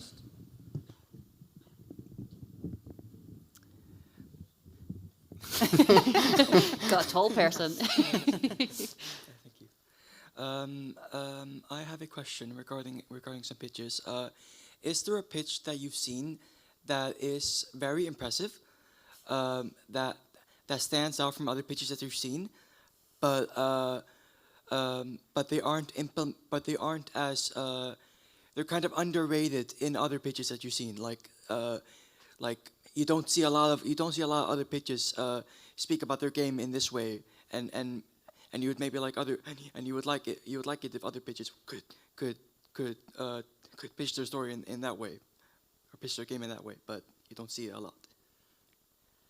Did I describe that correct? Yeah, you did. I'm just trying to think of a good... Stephen, you mentioned a golf game that you thought was... Oh yeah, that was that was a great pitch, because the developers just handed me a device, and really stonily faced just went, "We hate golf," and it was a golfer with a golf club on a golf course. Wow! And now I've done my research. So proud of you. Called it a golf stick yesterday. Radical for Jamaican golf with your friends too for Team 17. So, but I lost the ball. Well, maybe we were yesterday, maybe not anymore. But they handed me this and they said they hate golf. There's a man with a golf stick. So I pulled it back to release the swing, and the golfer went flying off into the onto the. The golfer. Golfer went flying off onto the green. That's correct. And it just like, I'm in straight away, immediately in, and it was fantastic, and it was what the golf. So that's rare, because you know there's a combination there of something that you can instantly pick up and play, which is rare, and a kind of a great presentation, and something that subverted the genre instantly. So I'd love more games to be pitched like that, but most games don't work like that, unfortunately. Yes, sometimes there's a fine line between presenting your idea a bit tongue-in-cheek and with a sense of humour, and then the other side of the net, which is somebody once tried to do it as a stand-up routine, and it was a disaster. Oh, no. So it's okay to be like self-aware and poke fun at yourself a little bit, but yeah, please don't do a stand-up routine. It's painful for both of us. I don't know if I have any like amazing examples that really stand out to me. I mean, I've seen, you know, every pitch, every game idea is very different, so you know it's very hard to see like this is a one-size-fits-all thing. But I will say one thing that maybe the opposite of that is like I'm seeing a lot more people doing video pitches now, where rather than sending you a pitch deck, they will talk through a pitch deck as if they were sitting down and meeting you, which makes sense from a point of view of like you don't always get the opportunity to go to shows and sit down and with publishers. But I'm not a huge fan of them myself, only because quite often they're quite long, right? So they'll be like 30 minutes to like an hour and a half, and I don't have a lot of time generally to like sit and just like, okay, I just want to know how much they're asking for, and I have to like scan back and forth to be like, okay, actually it's way out of our budget. I don't need to sit through this entire half-hour video. And also that kind of speaks to not having confidence in your idea sometimes and letting the pitch deck deliver it. If you have to sit with it and talk for 90 minutes over the top of it, you're so worried about the detail being lost, it kind of feels insecure that like you don't believe in the wider bit of the actual idea and the pitch itself. So yeah, I get the want to, because you're like, God, there's so much nuance to my idea that I want to communicate that I can't get into the pitch deck. I'll send them a 90-minute video of me presenting it. Then they can't possibly miss the nuance. And it's like, yeah, but unfortunately, like, when we have thousands of pitches, you know, a year, we don't always have the time to spend 90 minutes on every one. So I would, you know, I understand the want. I would agree with you to steer away from it if you can. But it's like in general, the videos speak louder than pics. Like from my old days from doing user acquisition globally, usually like videos have even like 30 to 40% higher conversion rate for our video ads. But like a shorter video. Yeah, like shorter video, of course. So the better way to do this is like maybe you can like edit it a bit to like put in more essence and the great moments in the games. Like one game that I signed, the only game that I signed from China when I was working at Paradox. So they sent me this video. It's very short and edited, and so only the essence of the turn-based combat, like the best effects and everything that you can see visually. So immediately it caught my heart. So yeah, that could be a better way to do it. So maybe TikTok pictures are the way forward. What's that? TikTok pictures. TikTok. We can try that next year. 3 minutes or less, yeah. Okay, great. Well, I want to say a big thank you to our panelists for today.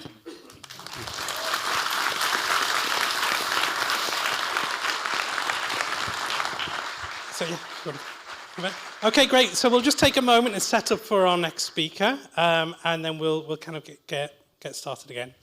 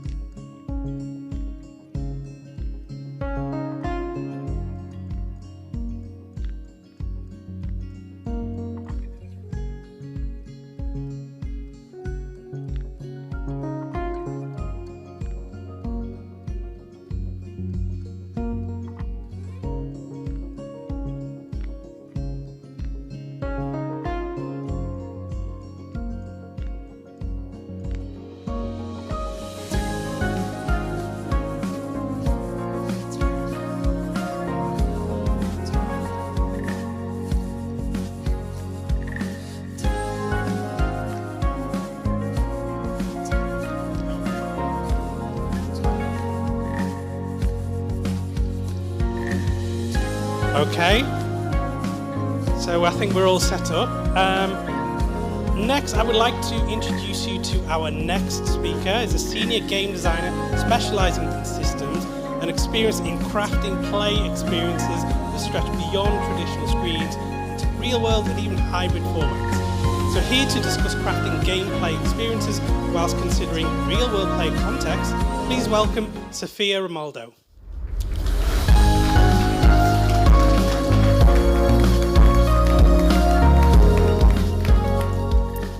Hi everyone, really great to be here, really great to see everyone. So yeah, I'm Sofia Romualdo. I am a senior game designer. My specialty is systems design. And what this talk is about is what happens beyond the screen where video games are played. And so how the context of play can inform our work as game designers and really as all game developers. And I will start by talking about what I mean by the context of play. So when we talk about game design, we usually speak about one of these three things or everything together. We might talk about iterating on game mechanics, core loops. We consider genre, storytelling, systems. We also consider our players. What are their motivations? What's our target group? Where do we want to focus? Do they have a certain play style? Can we design for it? Do they have preferences? Can we design for those as well? When we think about platform, a lot of the times we think about reach. So how popular is the platform that we're considering? How many games are we thinking that it might sell? Do we think about porting? Do we want to port our game, release it PC, all kinds of different consoles? Do we have an exclusivity contract with a certain platform? And we also think about the tech. So what's the performance of it? How worried do we have to be about optimization? All of these things inform our design process. But here's what else you might want to consider. So where are your players playing your game? Are they sitting down to dedicate several hours to it? You know, just playing for a bit while commuting. Maybe they're playing on the bus or on the train ride. Are they going to their friend's house party and playing a VR game while everyone is shouting and eating around them? Are they maybe streaming on Twitch? So they're talking to a camera while they're playing. They're glancing at comments. They're performing for an audience. Maybe they're playing with one hand while using the other hand to rock their baby to sleep, in which case they will probably have the audio off. So it's well known that players now can play while doing something else. Like, you know, maybe they're playing a mobile game while watching a show on Netflix. So play has infiltrated all areas, all times, all spaces that players have available. And you might think, you know what? That's obvious. I play games. I know that they're played in all kinds of contexts at all kinds of different times. But I would argue that as game designers, and really as game developers, we don't often think about that when we are designing a game. And we let these things just sort of happen organically, and we hope that it works out. And I would argue that that's a missed opportunity. So why am I talking about this? Like I said, I'm a game designer. I've been in the industry for just over 7 years. And in those years, I've worked on a lot of different game platforms. So I made a couple of games that I'm going to refer to as flat screen games, and these are the ones that I played. In this case, they were for PC, Xbox, Switch, and PS5. So this is usually what you would think about when you're talking about video games. I've also worked on a couple of VR games. Oh, and to just give you an introduction to those two games, Rico London is an FPS co-op, very fast-paced shooter. Fights in Tight Spaces is a roguelike card building, deck building game. The two VR games that I've worked on, Switchback VR, the Dark Pictures Switchback VR, is an action horror shooter game on a roller coaster, so literally on rails. And Batman Arkham Shadow is an action adventure game where you play as Batman. It's part of the Arkham series, but it's in VR. I've also worked on some more unusual games, and we call these location-based games. So these are mobile games that you play on your mobile device in real-world locations. I've made a lot of museum games and festival games in London and beyond in the UK. You won't have heard of any of these, but you probably have heard of Pokemon Go, which was not the first one, but it was the most famous one of these location-based games. I've also recently become a mom, and the reason why I mentioned this is because it has fundamentally changed how I play video games. And therefore, it made me really think about the difference of how your players can play and where they are playing. And I also mentioned this because, well, I say recently, it hasn't been, she's a 1-year-old now, but it feels recently because time has lost all meaning. And also because I have been severely sleep deprived for many months. So I apologize for any brain fog, and I'm going to be looking at my notes a lot. So, overview of the structure of the talk.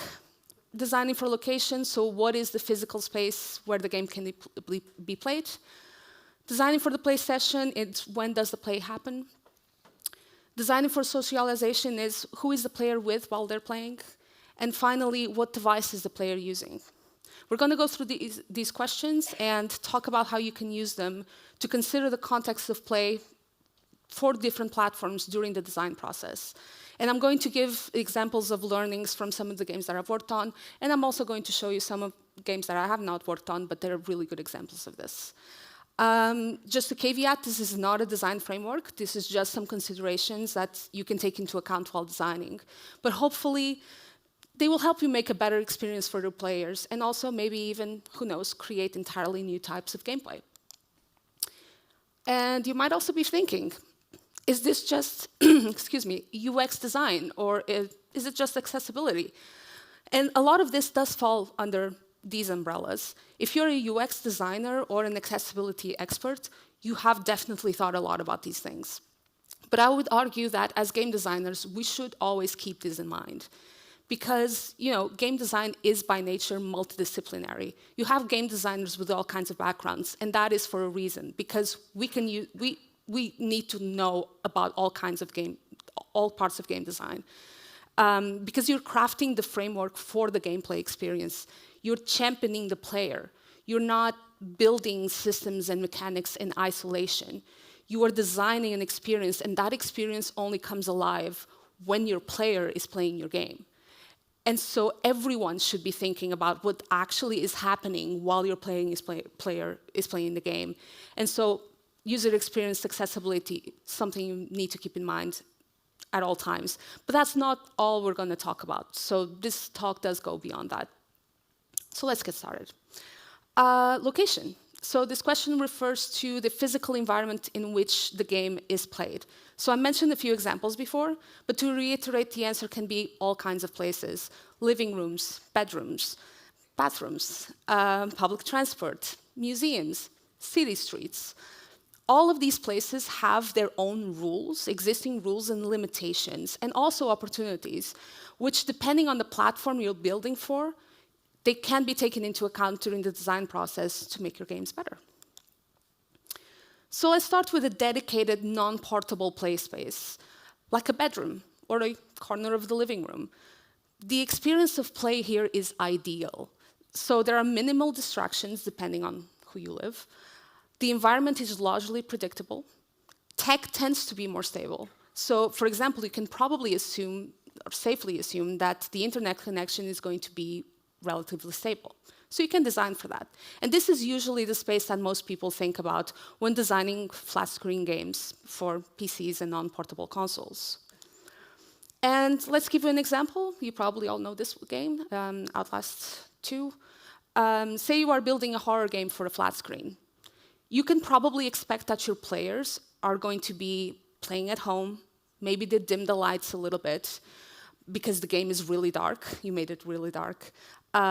Maybe they're wearing headphones, but they do have the audio on. So you can use all of these things to your advantage while trying to make the game as scary as possible. Because you can assume that your players are safely playing in their dedicated spaces. I'm going to show you a short clip from it. We must rise to face them. There's no innocence above the outside. Dost thou forget us, my lover? Yet the sake so long. The club, the friend, if it's all you got. God rejoices in the spilling of wicked blood.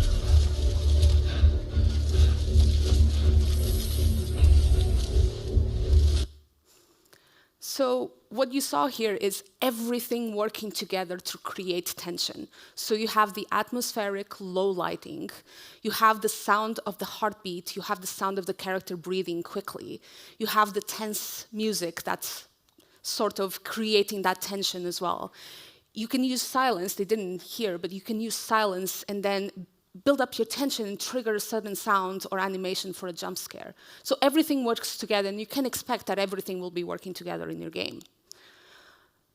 What about a VR game? What happens with a VR game? So you usually think of VR games as, oh, they fully immerse the player in the game world, right? Because you have a headset, and the headset blocks out the real world.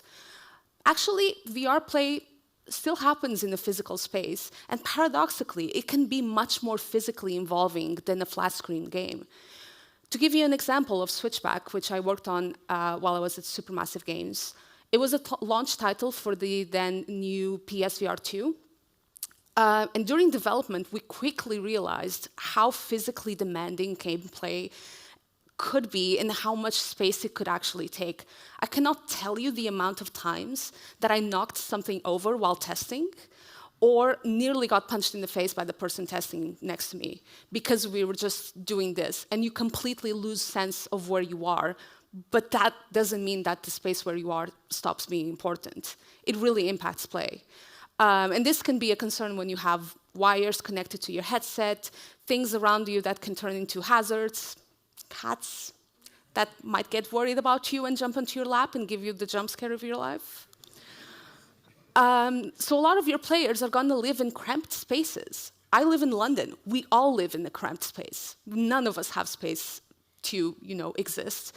So if you're designing a game where the gameplay requires a lot of space to be played, let's say you're standing up, you expect that there's going to be square meters of space around your player.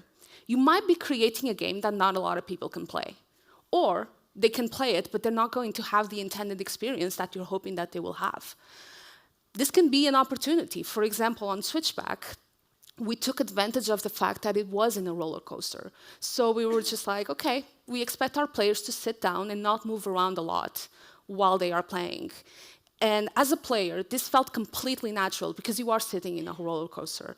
And for us, it was also more comfortable and safer because we knew that our players could be more comfortable and safe this way. I'm going to show you a video of someone playing Switchback.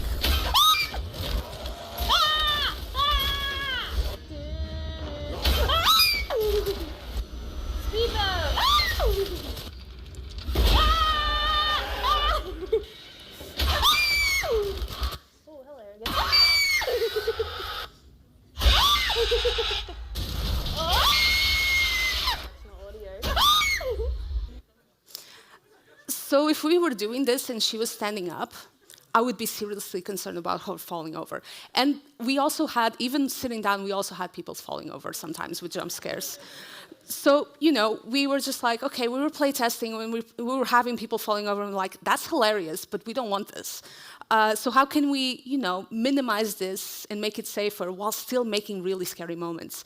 You probably noticed this a lot. Most of these jump scares, the player wasn't actually moving, the roller coaster was not moving. So we didn't want to have a lot of action happen when jump scares happened, because that was going to make it slightly more dangerous. We had a very, very simple narrative, almost non-existent, but it didn't advance at all while the roller coaster was moving. And there was not a lot of action during jump scares.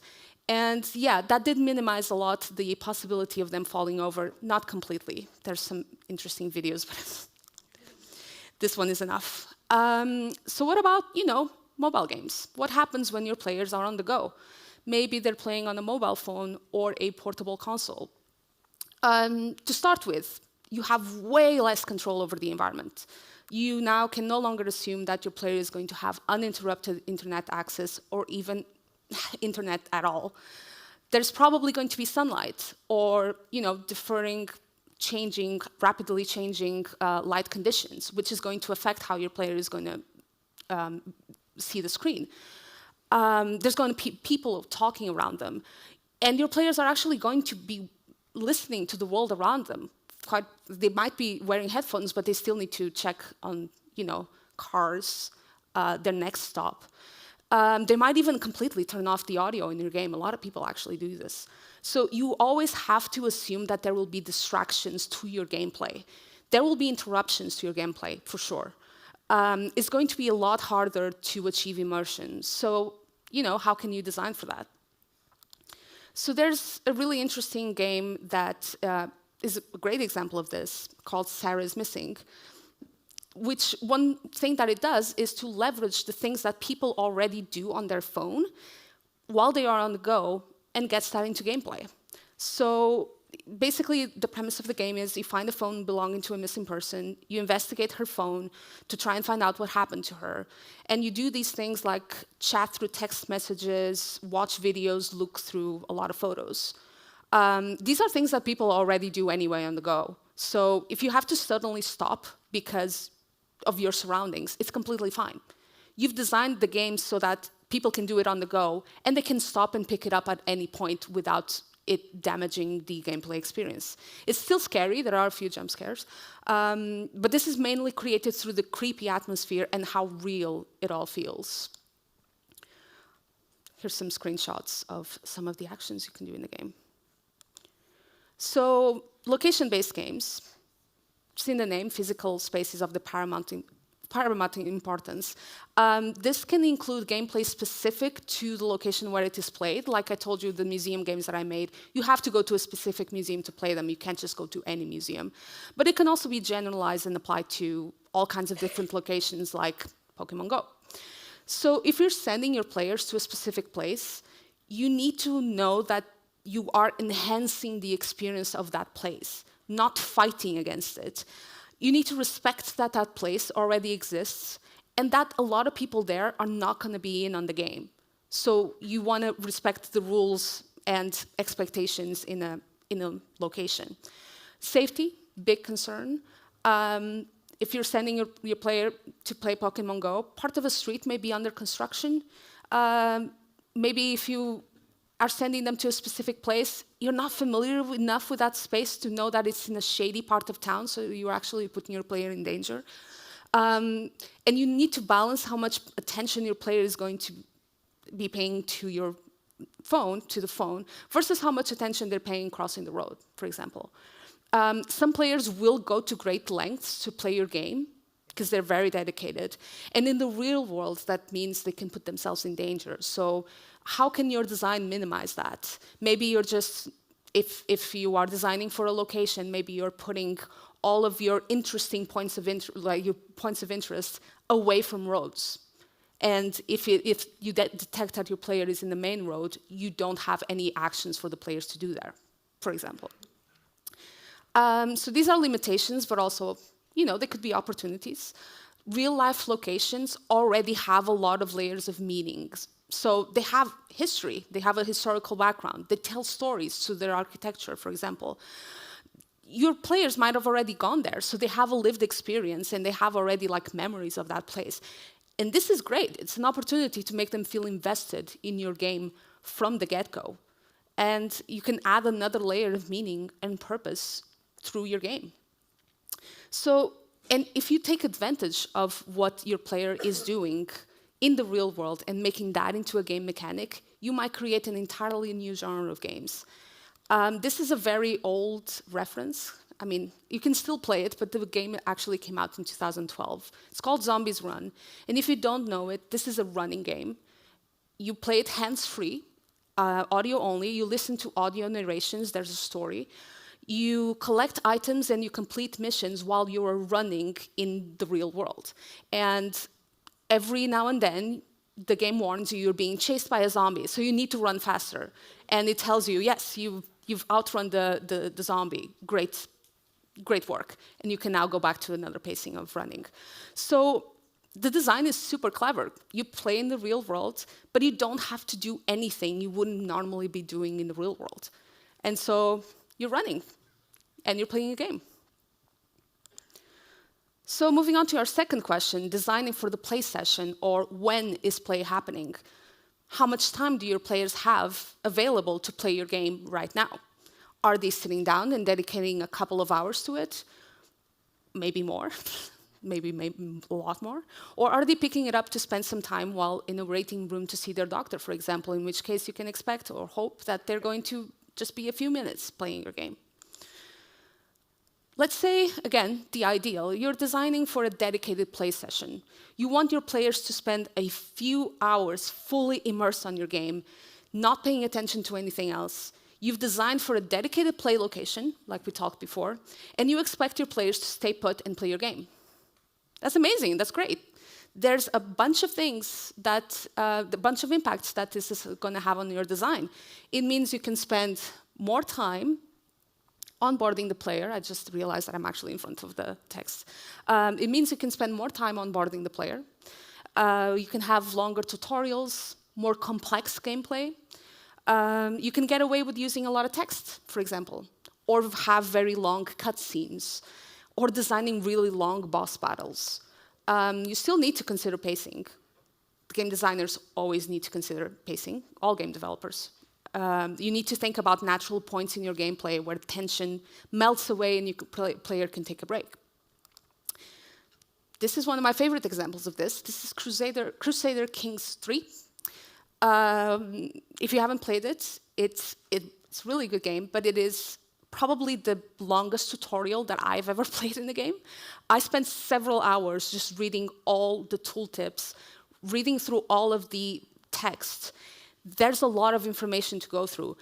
It's really rewarding in the experience that it offers, but onboarding is significant. This would be impossible in a mobile game. Your players would all drop your game and never play it again.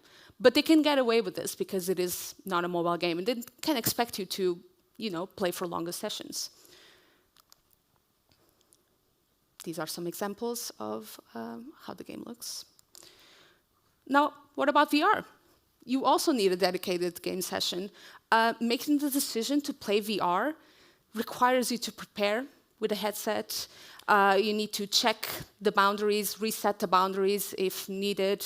You need to make sure that there's space around you. You need to tell the people around you that you're going to be not paying attention. So it's quite a lot of effort to play. It's hard to pick up and play.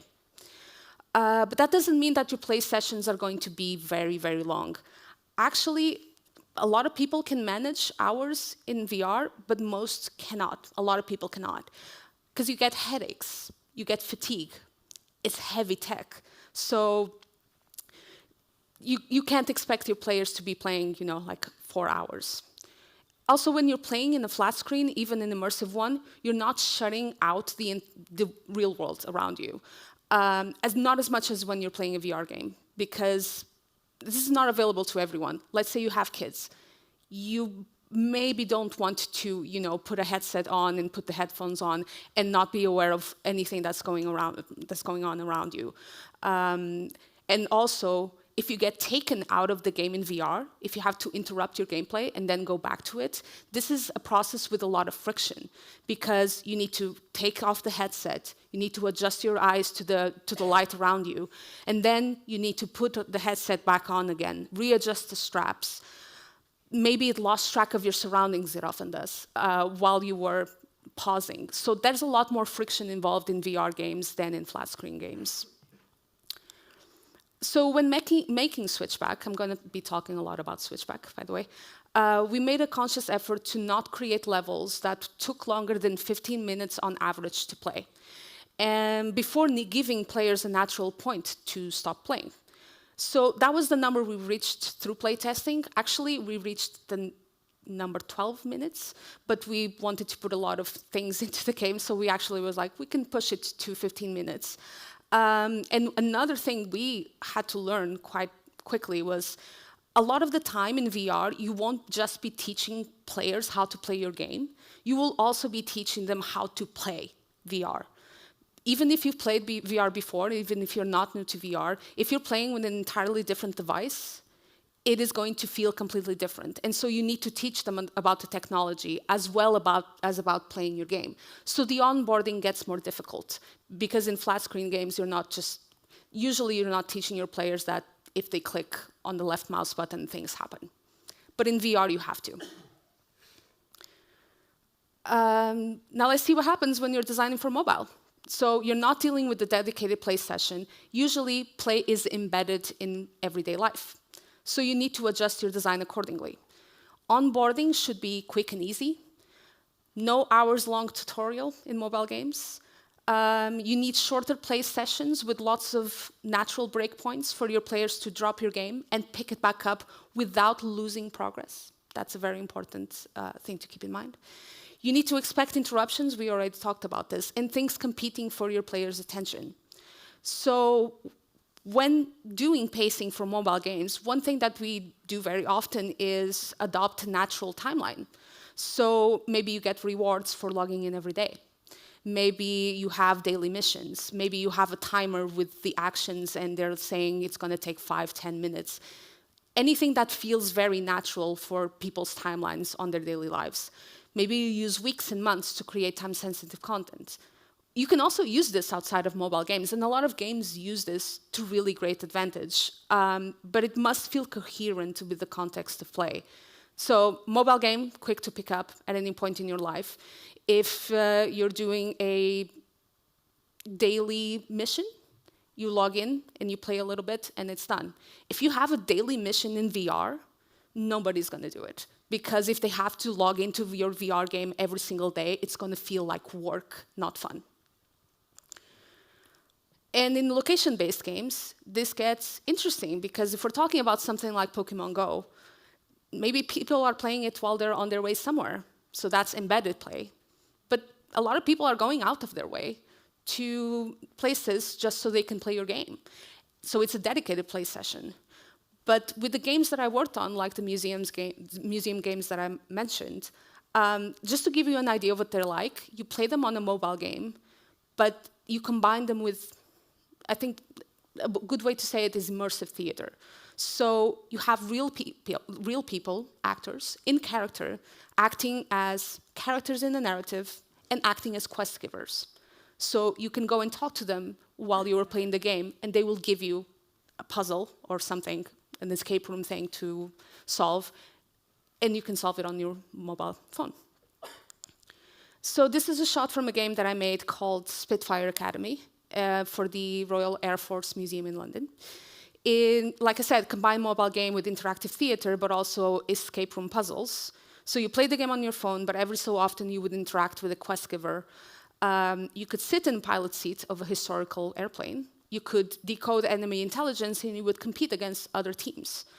So this requires players to visit the museum at a certain time. So it's not embedded play. It's basically creating an event. But a lot of the design rules that we use in mobile games also apply. You do not want complicated onboarding. You want to unleash the players into the space as quickly as you possibly can. But you do have an advantage, which is you know exactly how long the play session will last. And so pacing becomes much, much easier. So moving on to thinking about the social aspects of the context of play, or who is the player with while playing. And that doesn't necessarily mean that I'm only going to talk about multiplayer games. In fact, the first thing that I'm going to talk about is single-player games, because they still have a social context. Maybe your players are watching their brothers and sisters playing, significant other, in the living room. Maybe they're streaming, maybe they're watching streaming. They might be streaming their gameplay to a lot of people around the world, so what was an individual experience is now a shared experience. So this is a great opportunity for designers to, encourage entirely new ways of playing. So going back to the living room example, maybe they're, passing the controller around so everyone can have a go. And we know that some games have leveraged that into their gameplay. So I used to work for Supermassive Games, and they have these narrative games, cinematic games, which have a feature called Movie Night. So each player is responsible for a character, and you pass the controller to that player whenever the character is, that character is in control, and they play until the character dies, which often happens a lot, and often happens when someone else is playing, which is immediately makes everybody angry. I will give context to this image, I promise.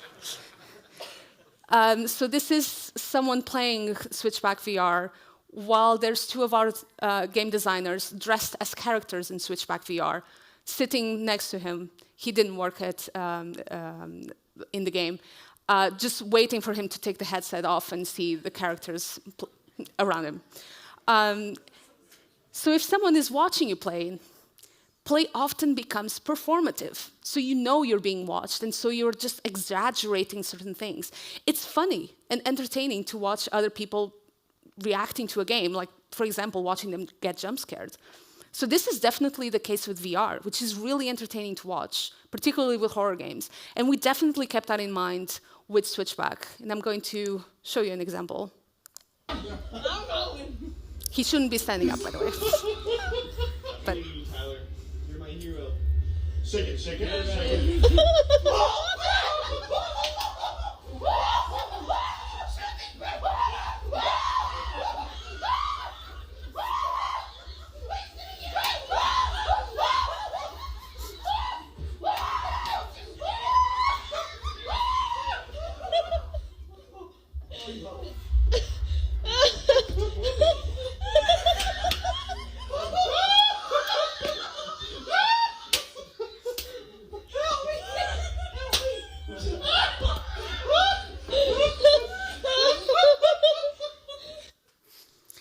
so once you know this does happen naturally, is there anything you can do as designers to, make this happen more often? So moving on to multiplayer games, you could, let's say you are thinking, I'm going to make a multiplayer game. Deciding whether it's going to be local, online, or maybe both. The social experience of your game is going to be different. So people act very differently face-to-face and online. Even people you already know. Face-to-face, you have body language, facial expressions, groups have existing dynamics. There's this really interesting talk, which I will link to at the end, called Designing for Multiple Minds, which is about how to design multiplayer games for player dynamics. But let's say if a party game has players all in the same room, so everyone's in the same room working together, consider how you can leverage that into game design. Maybe you want your players to interact with each other as part of the game mechanics. Maybe the actions that they have to perform are funny to watch. The best part of these games is the shared experience. You are helping your players create memories, so you need to design for that. One thing to keep in mind, one tip, in local multiplayer games, the player's attention is not going to be entirely on the game. So people talk to each other, maybe they're shouting, maybe they're laughing, maybe they're eating, they're drinking. You need to take that into account, for example, when onboarding or doing a tutorial. If you put something on the screen that's really important and it's on a timer, the players are probably going to be looking at somewhere else. So they will completely miss it. So one thing you have to do is just like, yes, have you read this? Click this. So you are respecting the fact that your player is probably interacting with someone around them. VR party games in person, a little tricky because you have an imbalance, so only one person wears a headset at a time. But you can leverage that into your design. An incredible example of this is called Keep Talking and Nobody Explodes, which very well-known game, but if you don't know it, one player is wearing the VR headset and they have to defuse a bomb. And the other player or players looking through a manual and trying to help them defuse the bomb. And so this is a perfect way of leveraging the fact that only one player can be wearing the headset at a time, but it's still a party game, and it's still a party game with local multiplayer. Does the serial number contain a vowel or no vowel? No vowels, no vowels. You said it's flashing red? Yes. So red hit red. So okay. Oh crap! What? Help me! I got a minute and 30 seconds. What does it say? Read the instructions. Read them out to me. Just read them. One of the 4 buttons will flash using the correct table below. Red flash, no strikes, blue. Okay, so I had. That's not it. 1 strike red, 2 strikes yellow. I don't know what that's trying to convey. 2 strikes yellow. Okay, yellow. Okay. What did it do?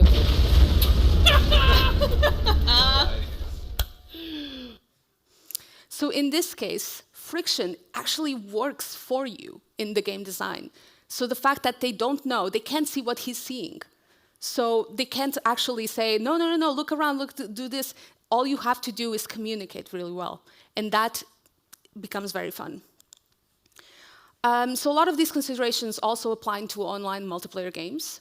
But even if you have the exact same game and you can play it on local multiplayer, couch co-op, or online, it will feel very different.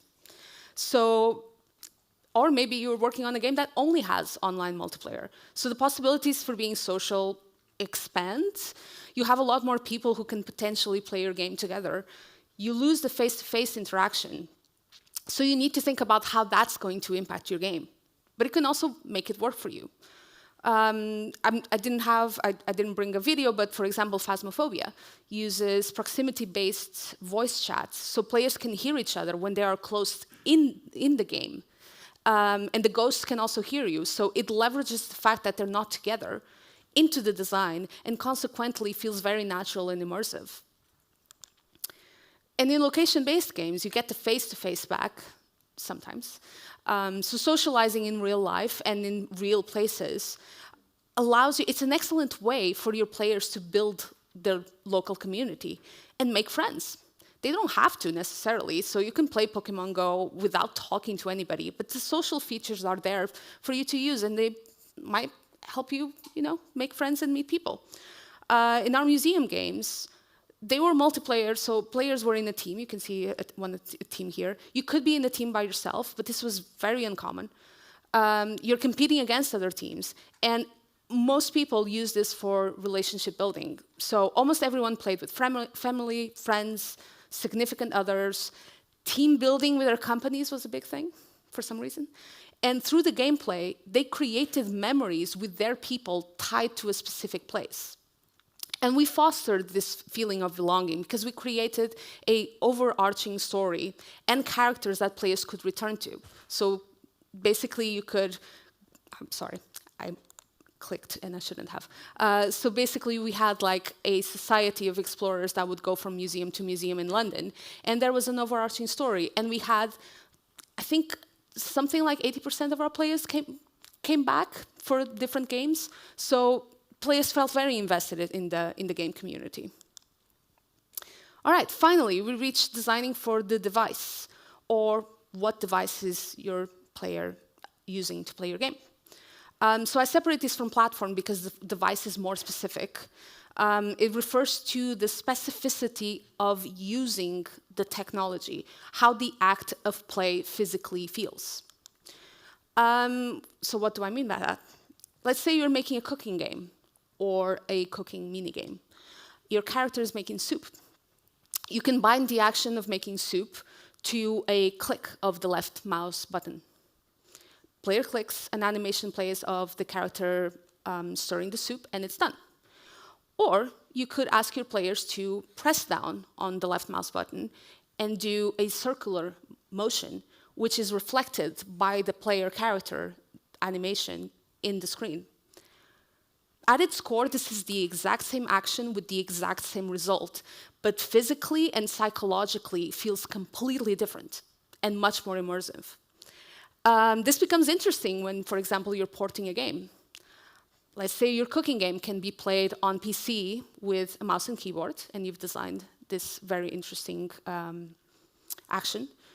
But you can also play them on the Steam Deck.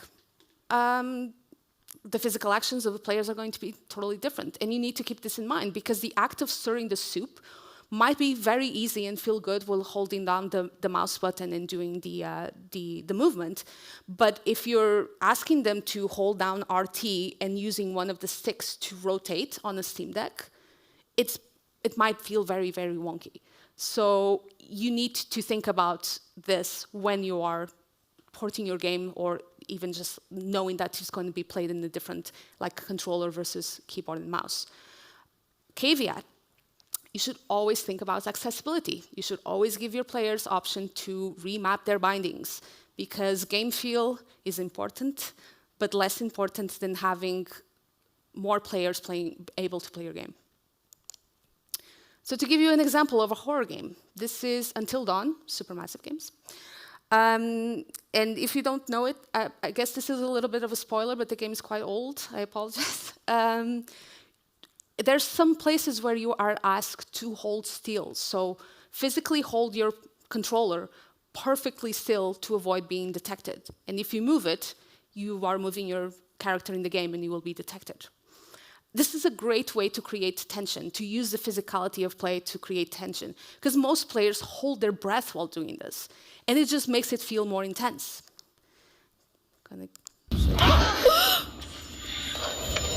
Oh my god, oh my god, oh my god, oh my god, oh my god.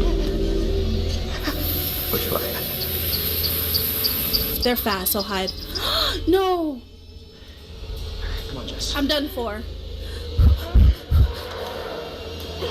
I'm not breathing.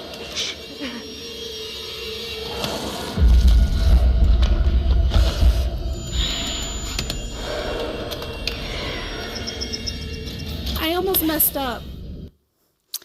So immediately the act of play, the physicality of play, works with you to create a better experience for your player. So think about the physical actions that your player is performing and how it feels in their bodies. And particularly think about how they make sense or not within the game. Because this makes total sense in a horror game, where you are powerless, really. So you want the players to feel the work that goes into surviving. But you don't want players to have to do this, for example, if they're hiding, which is the same action, in an FPS game, because they're just trying to crouch. You're not going to ask them to hold the controller very, very still. That feels completely against the core of the game. So what about VR? Physicality is crucial. We already mentioned this. Usually you're moving around a lot more than you are while you're playing a flat screen game. And so you have to consider what you're asking your players to do with their bodies. Controls should feel natural and, as much as possible, mimic real-world examples or real-world actions. For example, by connecting a hand gesture to their counterpart in the game. But one thing to keep in mind, they should always feel comfortable and safe in the real world. Movements can feel awkward or uncomfortable after a while if you're repeating them often. And if you're wearing a heavy headset, it will place strain on the deck or your eyesight. And yeah, this has an impact on accessibility. Unfortunately, VR is not widely accessible. The tech is on the heavier side. It relies a lot on vision and movement. You can't play it if you get motion sickness or if you get a lot of headaches. There are things you can and should do to make play in VR more accessible, but there are things you can't get around that, at least for now. And I have a lot of examples on Switchback. And I'm going to talk about a couple of the features that we used in PSVR 2 that we then used into the game, and how we then try to make it less or more comfortable for our players. One example that we have, PSVR 2 has eye and blink tracking. So it tracks your eye, your pupil, actually, and it tracks when you're physically blinking. So we use that for a lot of our enemies. And the one that I'm going to show you moves every time the player physically blinks. And you probably, maybe you know the cultural reference that I'm not allowed to say, that we used as an inspiration for this. And this was really effective in terrifying our players, because the moment you start being aware of your own eyes blinking, you can't stop. And what happened is that they panicked, and then the enemies would all be on them at the same time and very quickly. We also had enemies that moved at the corner, only at the corner of your eye. So even if you were facing ahead, but your eye would go to the side, you would not see them move. They would always be moving. We had basically an angle, and they would always be moving whenever you weren't staring directly at them. I'm going to show you don't blink sequence. Don't blink. Don't blink.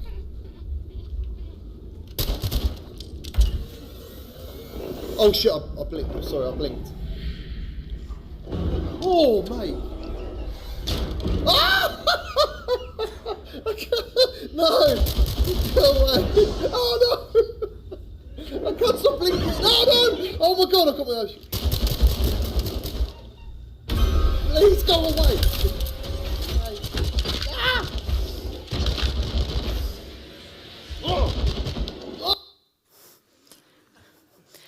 So this works really well. We did include an option to turn off blink and eye tracking, because not everyone wants to or can use it. So with blinking, we simulated your character blinking at a certain pace. So we would make the screen go black at a pace that we felt we play tested and it was comfortable. And with eye tracking, we replaced it with tracking the direction of the headset. we also had, for example, it has haptics on the headset.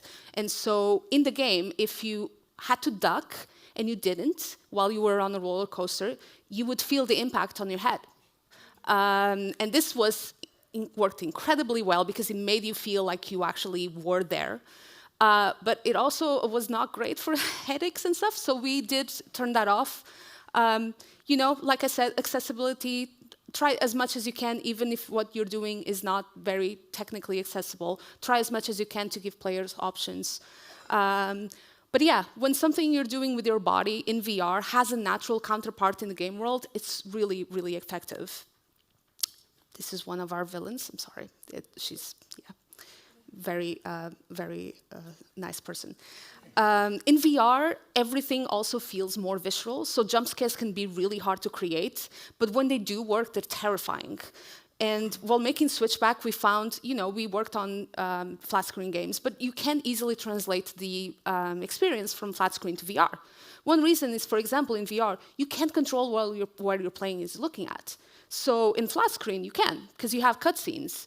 And even with first-player cameras, you can direct where your playing is looking at. In VR cameras, if you try to take control of your player's camera and have them look at somewhere, and they're not actually doing that in real life, it's going to take them completely out of the game. It's going to ruin the immersion, and it's going to feel really jarring. You can still have cinematic sequences inside a VR game, but usually players are not going to be looking where you expect them to be looking. They're probably looking at their hands because it's fun. They're probably reaching to try and touch things and see how much of if they can knock something down in the real world, in the virtual reality world. Their attention wanders. So if you want to do jump scares, for example, we had to use all kinds of tricks to make the player look where we wanted them to look so we could surprise them. We used lighting, we used sound, we used the detection of where you were looking at, all kinds of things just to make sure that we could scare our players, and I think we did do it. So in location-based games, because you are playing on the go, you want your physical actions to feel comfortable and also normal outside. Ideally, you want players to do things that they would normally be doing. For example, we saw Pokemon Go and Zombies Run, moving. You're out and about anyway. Why not make that part of the game? So designing one of these games, you need to think about things that players already do and see how you can make those part of your game. For example, it could be navigating, using GPS, sending messages, swiping, other simple gestures, using the camera, talking to people. Things they already know how to do, so you reduce the onboarding friction. But also, these aren't antisocial things to do in public. Whereas if you were asking, for example, players to, dance in public, they might not want to do it because it just feels odd and it feels like they're going to call too much attention to themselves, feels out of place. This is a photo from a game I worked on called Jekyll and Hyde. We were trying to achieve a creepy atmosphere, so we set it, this is part of the Faults Festival in London, which is an immersive arts festival. This is played around the Waterloo station in London, and we had it scheduled for the evening, so it would be dark, to take advantage of the existing atmosphere of old London streets in the dark. And the game was all about recovering lost memories and finding out the unsavory things your characters had done the night before. Actions included walking, navigating the place, talking to actors again, and solving puzzles on your phone using clues that could be found in the physical environment around you. And if you're panicking right now, because you're like, oh, London in the dark, it gets stabby. Yes. We did spend a lot of time playtesting to ensure that we would never send our players to a place that was unsafe. So if anything, well, playtesting is paramount. You all know this because you all work in games. Really important in here because you don't want to accidentally send your players down a dark alley where they will be, don't want to think about it. All right, so there is more we could talk about here, but we've only scratched the surface. This talk was twice as long initially, by the way.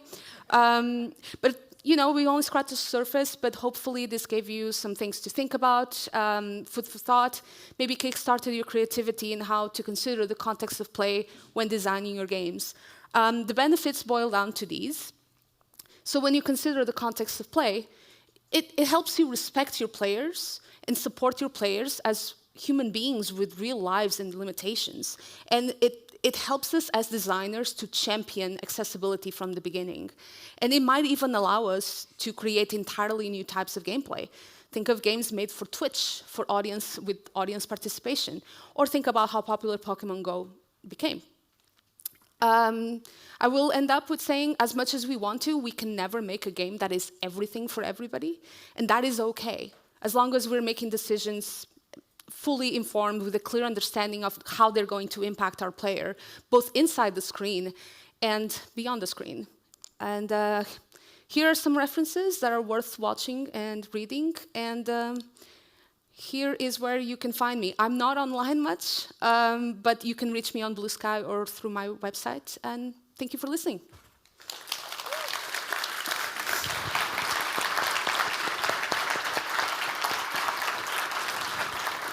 Thank you. Thank you, Sophia. That was a fascinating talk. We're going to break for a little breather in a moment for half an hour, but I think we've got time for one question, maybe. Yeah. If anyone has a burning question you want to ask. Yeah?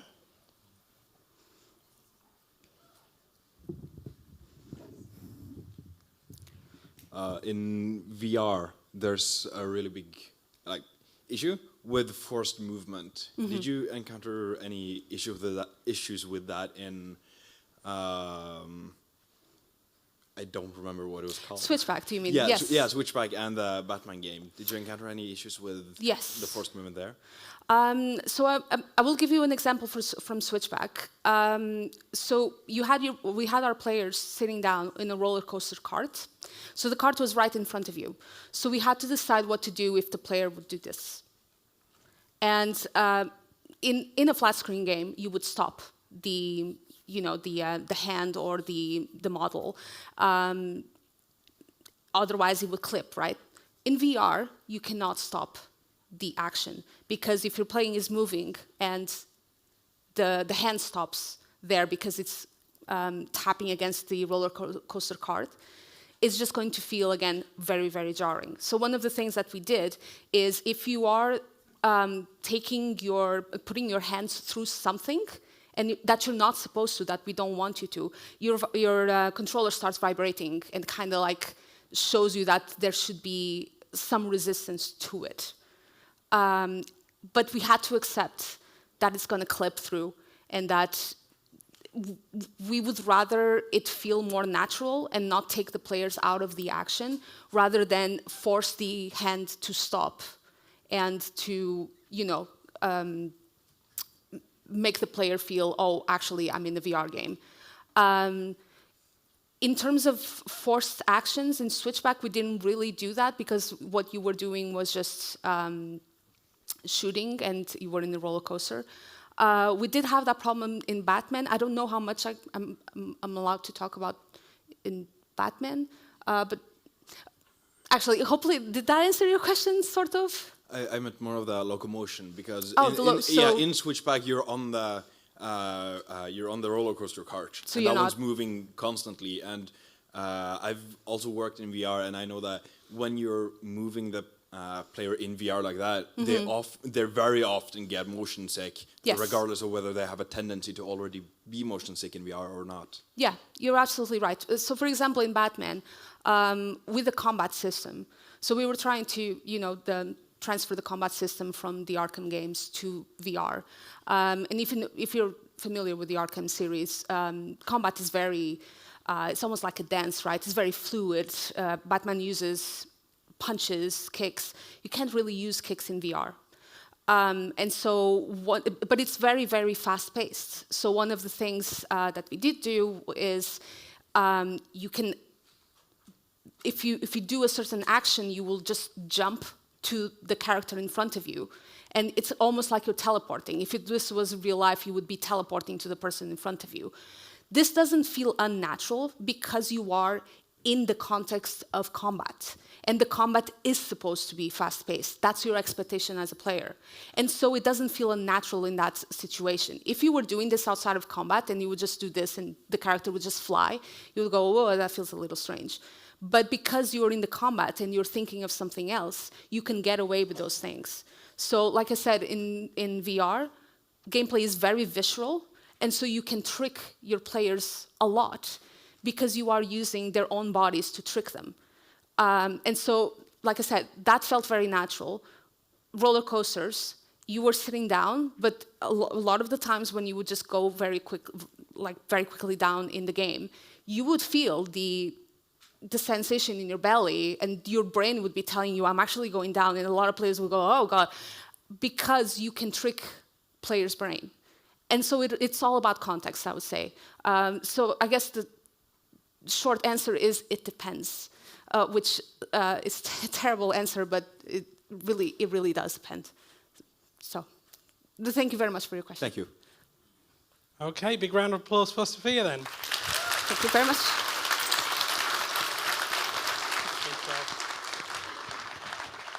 Okay, so we'll take half an hour break. If you want to get a refreshment or nip to the bathroom, you can do, and then come back past for our final talk of today. Thank you.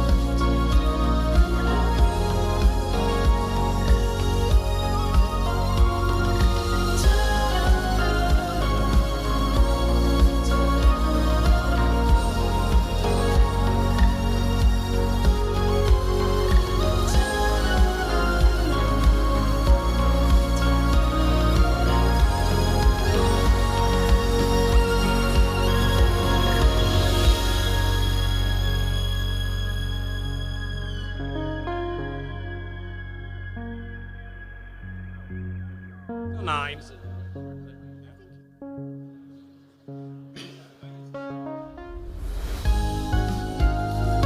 Okay. Welcome back. Hope you've had a quick refreshment. I'm very excited for our next and final talk for today. Because our next speaker is an Emmy Award-winning composer whose work spans across the mediums of games, films, and narrative media, bringing emotional depth and musical storytelling to experiences such as Tales of Konsoll Zhao and Call of Duty Modern Warfare 2. Please welcome Nanita Desai.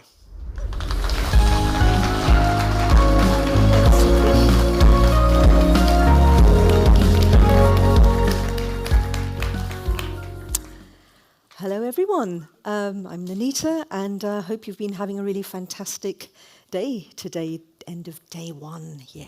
So I am a film and television and games composer. I've been doing it for many, many years, but I'm not going to go into my background in the industry. You can find all that out on websites and online if you want. For this talk, I'd like to take you inside some of the creative process for crafting music that moves with the player. Games transform your sense of time and storytelling. Music must respond to behavior, not dictate it. And in games, music is not just accompaniment. It's a system of emotion that reacts, remembers, and reveals. So how does scoring, from my experience, how does scoring a game compare and different from other forms of composing? Film and TV requires a composer to work around two elements that align with certain events on screen. Cues that are certain points in the film where a defined action or event takes place. Film requires a linear approach to scoring. A story is being told, and a composer's job is to help tell that story through music and to perfectly accompany the events in the film. Therefore, a composer needs to understand the director's vision and the overall narrative. In terms of process, spotting, writing, and recording are basically the three main stages of music production in linear scoring, film, TV. Composing usually begins towards the end or during the post-production of the movies. I'm working alongside the editing of the film or TV show, writing music while the editor and director are piecing the film footage together. And once the music has been written, I will record all the instruments at the end with an orchestra or with soloists, or I'll play it myself using synths and electronics, depending on the scope of the project. Games are active and films are passive. And with games, the narrative is no longer a linear structure. Of course, we all know that. Storylines change and the decisions made by a player affect the direction of the game. So how do you score for such events? Well, through middleware applications like Fmod and Wwise, taking the finished audio and allowing it to be integrated into a game through the game engine. The music underscores nuanced emotional environments, and writing music for specific situations that can last for indeterminate amounts of time, or they may need to segue into another musical piece at any given time. It's a unique challenge. And you know the energy level of the situation, the visual look of the environment, and player objectives, but there's typically no dialogue or on-screen events to hit like you have with film and TV. Unlike films, game scores have two purposes. They must compel us to keep playing as well as involve us emotionally. And while music for film, TV, and games, of course, all sound similar, the compositional process is far more complex. Conventional music relies on building tension and then releasing it. And with games music, players cannot sense the links between these different sections of music, like film. We also have to avoid repetition fatigue. We have to create variety. So, if you're playing a game for 30, 40, 50 hours, you need to keep the player engaged constantly. And there are amazing ways of doing that. So I'd like to talk a little bit about the games I've scored and explain how music can express emotion, shape narrative, and connect players to the heart of a story, turning every score into a living, breathing part of the game world. So, I think the future of entertainment lies in a space somewhere between film and games. The lines are becoming more and more blurred between these mediums, with audiences demanding more agency. So let's look at the first game, Immortality. Immortality is a full-motion video game designed by Sam Barlow, a visionary game developer. It's actually a horror interactive film trilogy that you play in a non-linear way. It deconstructs cinema and deconstructs game mechanics in a way that we've never really seen in recent years. So I'm going to play for you the teaser, the trailer for Immortality.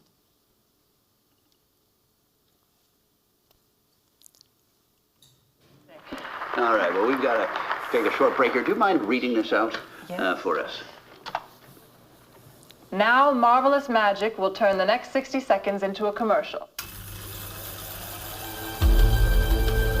To our star, our gorgeous, la bellissima Marissa Marcel.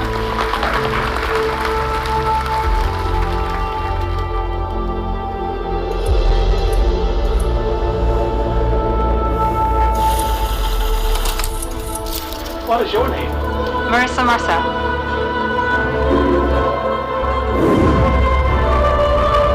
Did we get it right?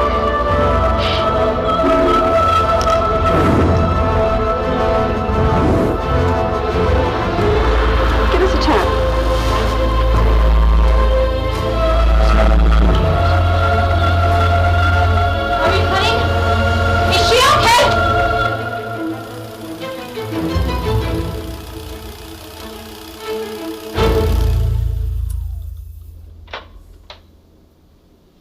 Now you can proposition me. Okay. So the premise of Immortality is that you're trying to uncover the mysterious disappearance of Marissa Marcel, an actress who was set to become a huge star in the 70s, but only ever starred in 3 films that were never publicly released.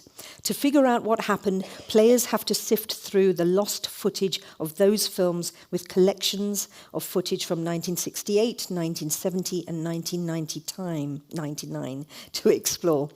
The idea is to make you feel like you're in the edit suite, sorting through these lost footages and images of film, making discoveries, and in this way you get closer to the feel of a film before it's finished. By using a magical new mechanic called the match cut from a visual at any point on screen that you're seeing in a piece of footage, players navigate via cinematic language to dig up the secrets beneath the surface. This is a technique often used in film and TV, where the action will transition from one shot to the next with a matching object, character, or action. So who's seen 2001: A Space Odyssey? Great, quite a lot of you, cool. So there's a scene towards the beginning of the film where you see the apes throwing the bone up into the air, into the sky. And then it amazingly blends and switches to the shot of the International Space Station up in space that looks like the bone. That is called a match cut. And so Sam's device is really, really clever in using that as for a way for the player, for the gamer to navigate between all these scenes and form these connections. Sam was inspired by the works of transgressive British filmmakers from the 70s, like Ken Russell and Nicholas Roeg and Peter Greenaway and Derek Jarman, all films that I was influenced by when I was growing up as a teenager. I couldn't write to any visuals, though, and I had to write all the music to the script. So I got presented with a script that was hundreds of pages long. And Sam wanted the music. So I didn't have a visual mood board or film to watch. I had to rely on the words on that script, like 380-page script, to pick up the essence of each character. Distilling each character down to a single piece of music was the big challenge. And when scoring for film or TV or a more traditional video game, you get given visual inspiration. You know, I will be given gameplay or artwork or visual mood boards. And with film and TV, I get rough edits of the film. Here, I didn't have any of that. I was given a huge script, and I read through it, but was mainly inspired by the long conversations that I would have with Sam for hours, listening to him, trying to dig beneath the essence of the character and the story. And they conjured up amazing visuals in my mind when I was talking to him. So we've got 3 feature films that Sam made in this game. The total was amount of footage was about 8 to 10 hours of material. Scoring it like a linear film just wasn't going to work. I wasn't going to write 10 hours of music for this game. Due to the non-linear way in which you watch the scenes, that process wouldn't have worked. So Sam and I would share musical mood boards and take inspiration from different movies of the period of each film from the 60s, the 70s, and the 90s. We decided to have one style of music throughout the game, so I wasn't going to pay homage to the different musical film genres of those movies. And you know, that functions as a unifying piece. The style of music we chose would work as a unifying piece that works with all of the movies, particularly Marissa's shifting role in them. So we discussed the sound palette and came up with techniques where we really played with the sonic sound of the music that's challenging and experimental. I didn't want to utilize any electronics or synthesizers. This had to be pure acoustic and raw, where you hear the intimate relationship between the player and the musician and their instrument, with the intention being to connect the player directly to the emotional core of the story. So I am going to show you the 3 themes that we came up with. This was a basic, rough, core idea that we had. 3 musical themes, And each theme, so 3 themes, religion, life, and legacy, or as we're calling it, art. Living in the moment, that's how Sam would describe it. So you have a main theme, and each theme is about 3 minutes, 50 seconds, thank you. 3 minutes, 50 seconds, 4 minutes in duration, and we're writing in chunks. It's a common technique for working in games music.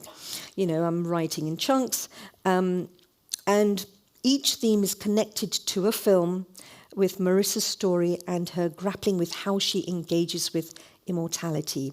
And the themes, each theme represents a different type of magic. I'm not going to go, we just haven't got the time to go into too much detail on each one, but it's a very conceptual theme, covering the sort of existential ideas that are present in the game.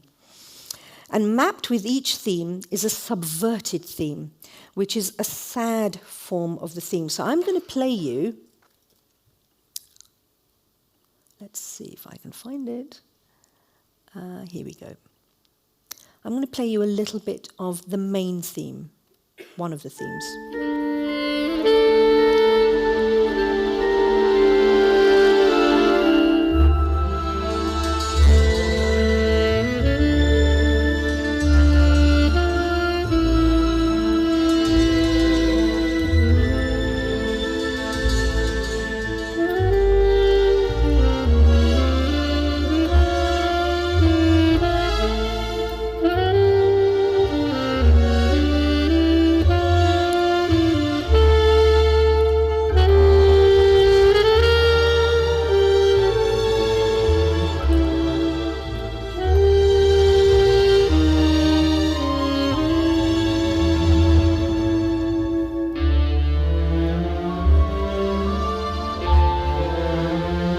Abruptly cut off there.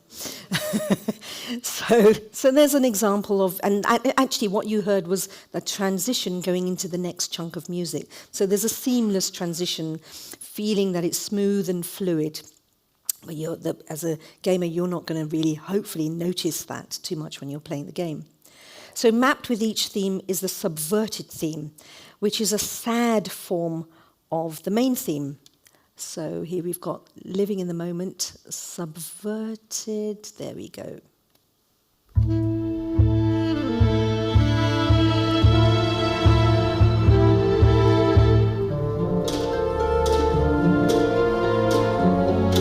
Slightly creepy and mysterious, slightly darker version of the first theme.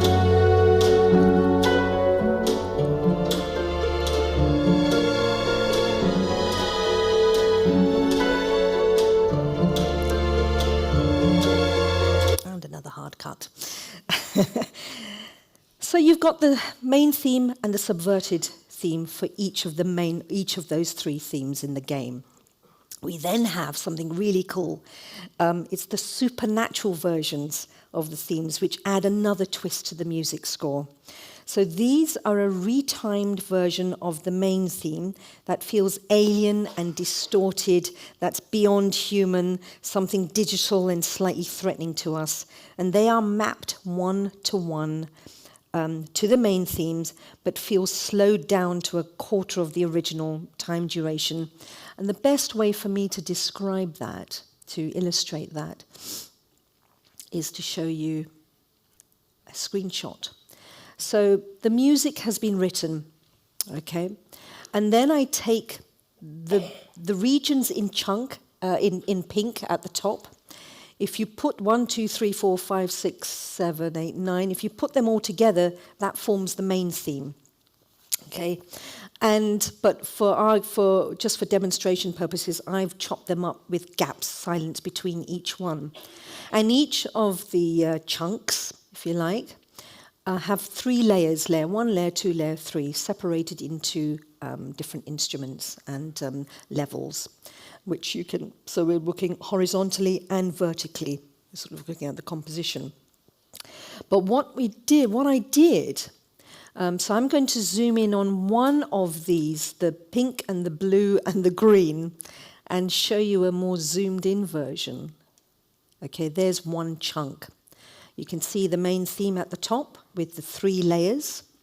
And then underneath that, what I've done is I have taken that theme and I have stretched it and slowed it down and put lots of different effects on it and delays and reverbs and using Paul Stretch. There are lots of free apps out there on the internet, granular synthesis, and stretched it out so that it lasts. In fact, I used Paul Stretch, and when I put the chunk through Paul Stretch, it said that that particular 50-second piece of music was going to last for 28 years if I played it, okay?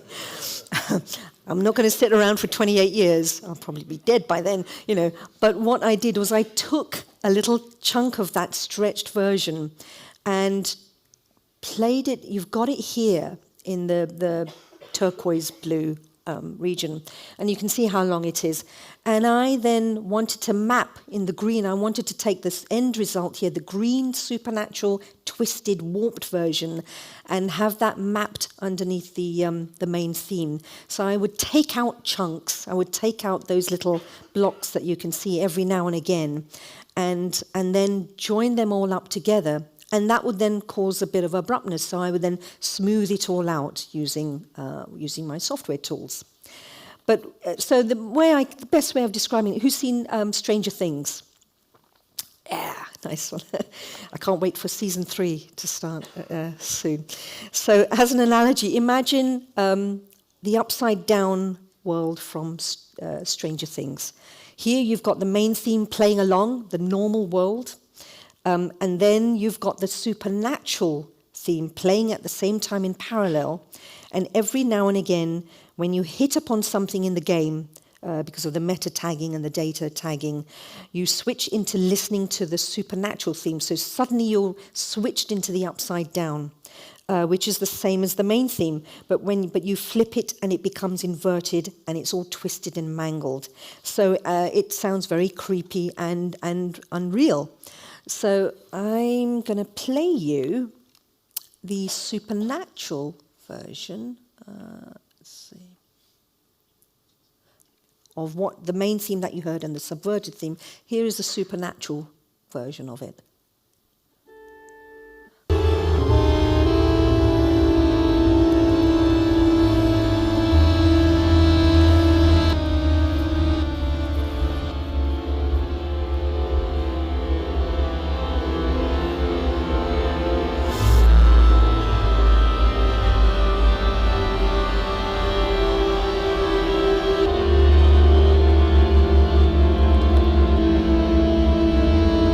Sounds a bit sick, doesn't it?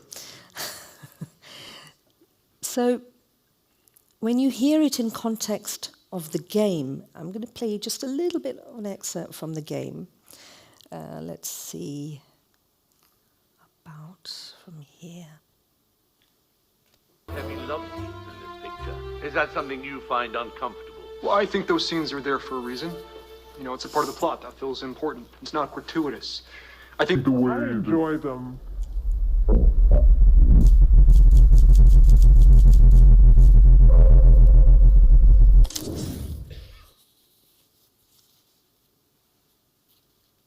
Now we're switching to the supernatural.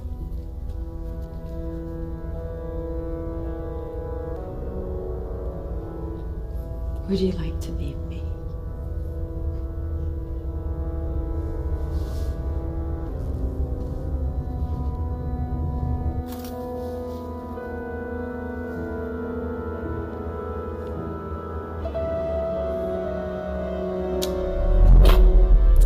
There's the game mechanic, and you're scrubbing between different plan clips. to have children?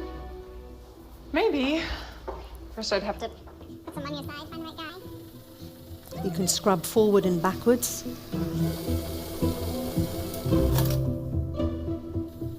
It's now playing the main theme, a layer of the main theme.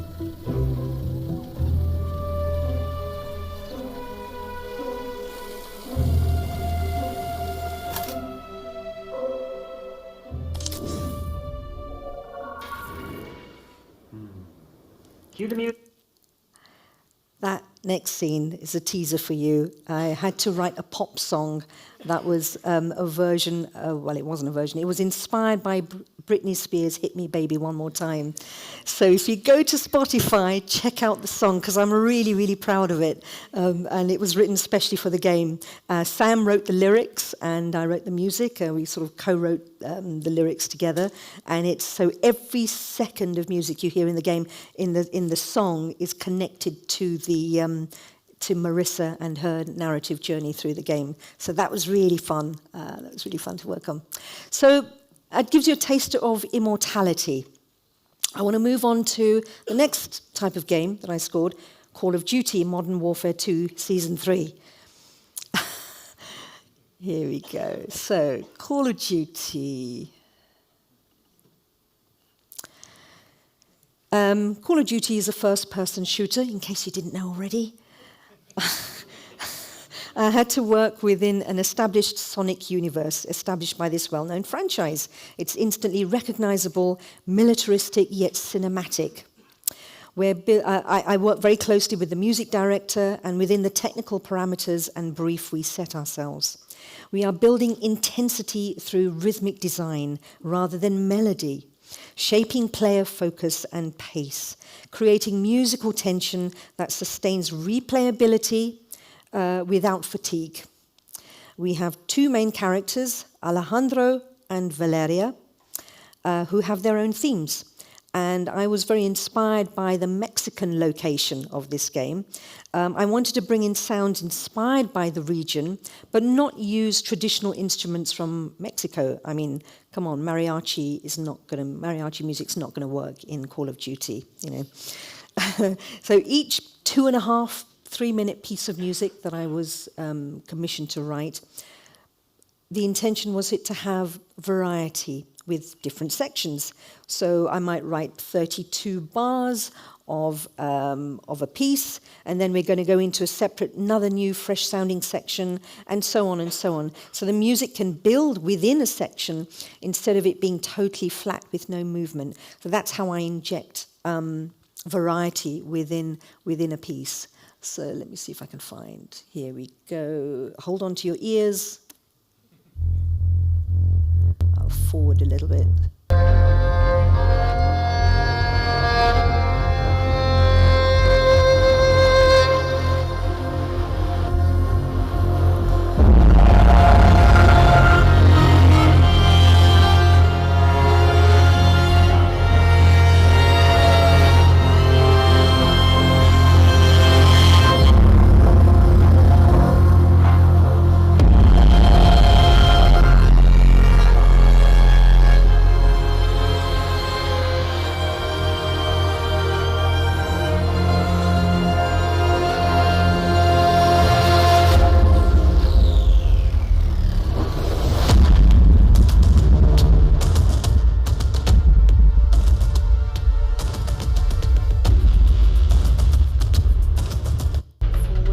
Another section.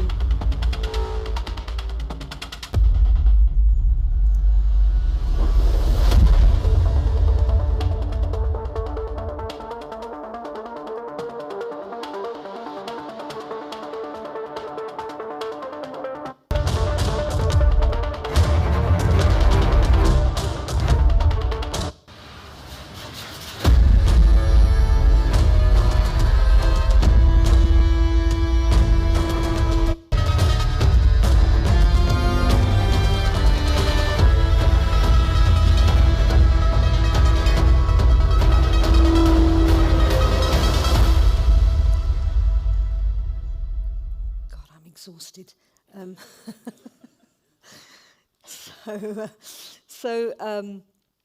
We worked within, I mean, it's an intense, full-on, I don't think I'm writing pretty intense music at the moment for something else, but that is full-on.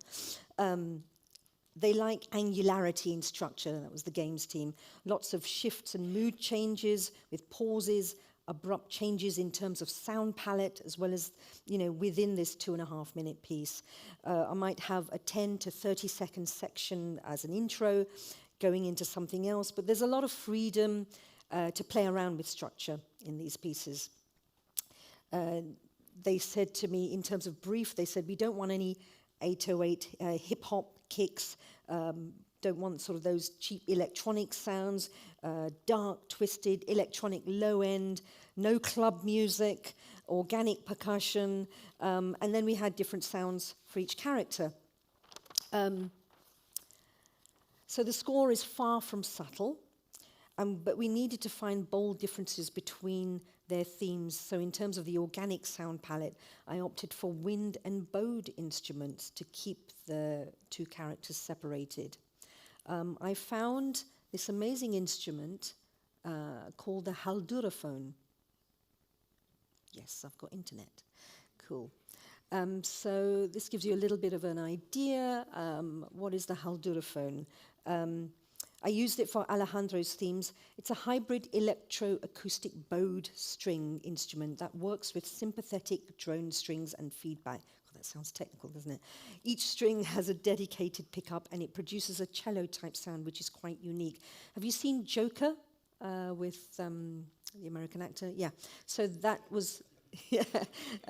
what's his name? I've forgotten his name. Joaquin Phoenix, that's it. So... great film, really dark. And that was his instrument, was actually the halduraphone. There are only a few of them in the world, specially made. In fact, they're made in by an instrument maker in who comes from Iceland, so it's actually of Scandinavian origin. But for me, I chose that instrument because it has a very dark Moorish quality to it. Moorish, I mean the Moors of North Africa and Spain. It's very rare, and the players I found are actually based in Greece, the musicians that played it. It's a very unpredictable and difficult instrument to control, which is what I like, because it's like this feedback monster. You can't sort of wield it like a creature when you're playing it. I've got an example of my musician playing it.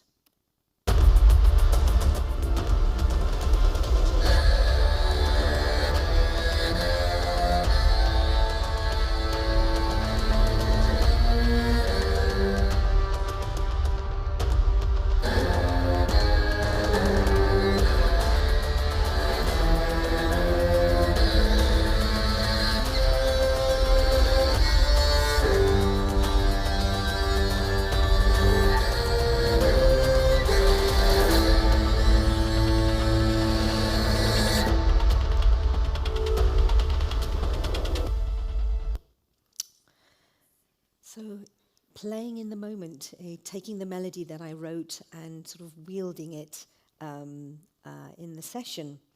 And then for Valeria, we used ethnic flutes, and you do find ethnic flutes in Mexican music, but I was intrigued by the Caval flute in particular, which origins are from the Balkan area, Balkan region.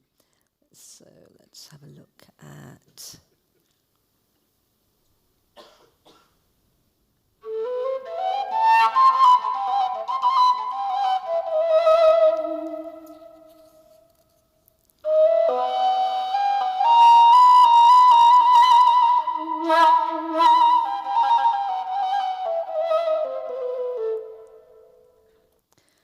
cut off in his prime, okay. Actually, I've got a little thing, I might show it to you. I made a little social media behind the scenes video about the music for the game. It's only a minute and a half. Have a listen to this. This also shows you an example of how I worked with the orchestra as well.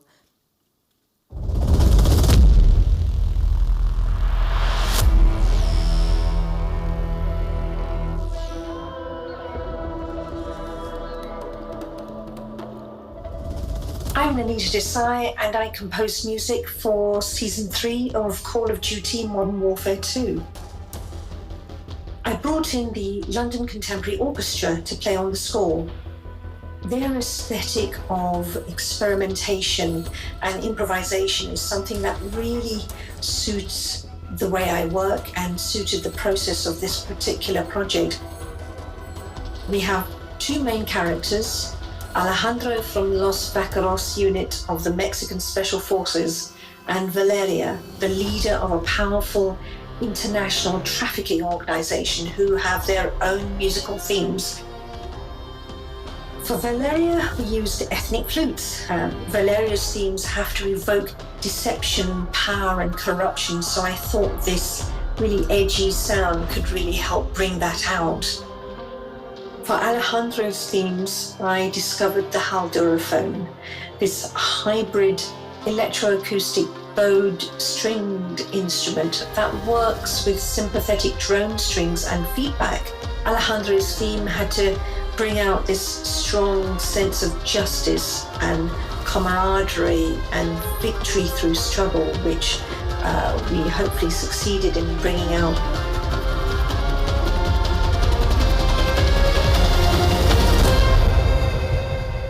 Let's start with S1Bs, please. So, Call of Duty.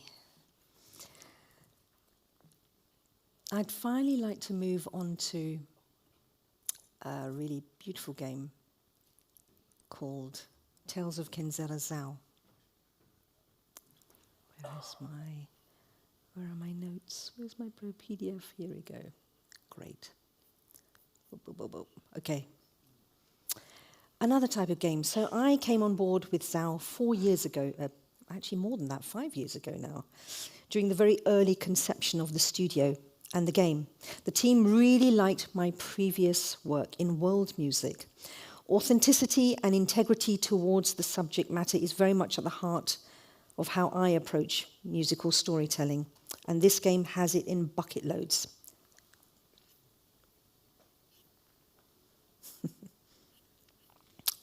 So, those of you not familiar with Zao, it's an action platformer, Metroidvania influences. So think lush environments, fighting restless enemies, confronting great spirits that embody different elements of grief, and blasting your way through the world with your shamanistic powers. The game follows the story of a young boy who loses his father. We start with Zuberi, on the right here, a boy living in the Afrofuturistic sci-fi city of Amani. His late father left him a storybook to help deal with grief, a tale from Kenzera. This storybook follows the young Zao. Zao is a mystical shaman in the fantastical realms of Kenzera. He seeks to barter with the god of death to return his late father's spirit. It's a story about navigating grief and reconciliation. It's a game very much rooted in our creative director, Abubakar Salim's identity. He's a first-generation Brit with Kenyan parents. The game is heavily inspired by Bantu culture. Its oral traditions, the storytelling arts, myth and folklore, and of course, the music, which also takes cues from Abu's black Britishness with Afrofuturistic musical aspirations from modern grime UK drill music. So here's a short trailer.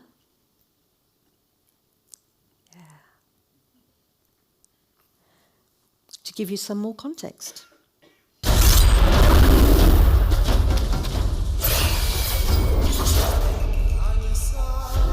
Every story begins at the end of another. Each story carries with it the echoes of those that came before. My Baba, my father, your story was snatched away too soon. My name is Zao, a shaman of Kenzera. Here, I seek my father's return.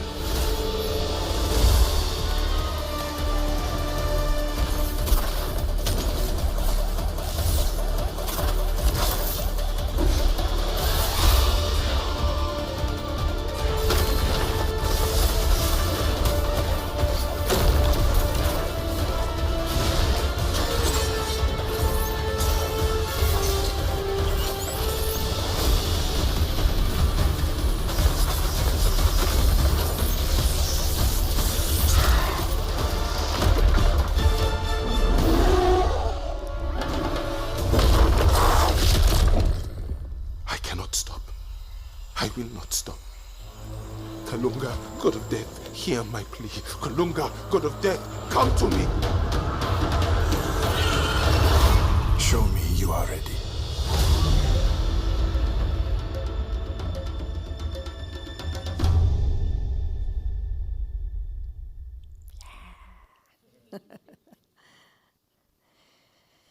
So hopefully that shows you can see how strong the cultural identity of Zao is, the music and its relationship with that culture, how we went about harnessing it, respecting it, celebrating it, and how we made it a priority in development. So I think this quote is perfect. From the Zimbabwean musician and activist Oliver Mtukudzi. Music is not just entertainment, it carries our values, our traditions, and our way of life. It is the heartbeat of our culture. So what is this Bantu culture? It's a collection of Bantu-speaking peoples of sub-Saharan Africa who migrated across the continent over thousands of years. So very migratory and diverse peoples with lots of similarities, but also with very different and varied, with hundreds of languages, various religions, and fantastical myths. So how do you harness all of that? How do you maintain a clear heading with your artistic intent? Pillars. We have 3 pillars. Storytelling, of course, the story of Zao and the complexity of grief were obvious touchstones, but also wrapping that all up in the oral traditions of Bantu, the griots, and the story within a story perspective. Culture is a big one. Kenzera being a mythical version of sub-Saharan Africa, untouched by colonization and exploitation. The god of death, shamanism, the tribes all stem from the Bantu culture at the heart of this game. And fantasy, reminding us that the story of Zao, the shaman, is a book read by a young Zuberi whose love of comics and superhero stories imparts a fantastical element. These pillars fed into everything we did for the audio direction on Zao, most of all the music. So we have the 3 musical pillars for the musical voice of Zao. Our fantasy pillar became Afrofuturism in the score. We use gritty, edgy synths and very contemporary drill beats to encapsulate the anger and vigor of youth, usually used in big moments of battle or tension or boss fights. The storytelling pillar was conveyed by the orchestra. It helped convey the vast array of deep, dramatic emotions of Zao's journey, but written with authentic African DNA at its core. And then culture was represented by ethnicity. This was evoked with African traditional instruments and the use of Swahili and Zulu voices. So we really wanted to avoid the tired tropes of just sticking to jungle drums, the overuse of thumb pianos and other tuned percussion that you find in African music. We ended up using these 3 core elements, Afrofuturism, the orchestra, and ethnicity, as guiding points in our discussions and treated them like adjustable sliders, assigning a specific percentage to each when talking about specific pieces of music. This allowed us to fine-tune the balance for every cue. It was a great communication tool for us to get on the same page quickly. So here's an example from one of the more Afrofuturistic tracks, one of the chase sequences.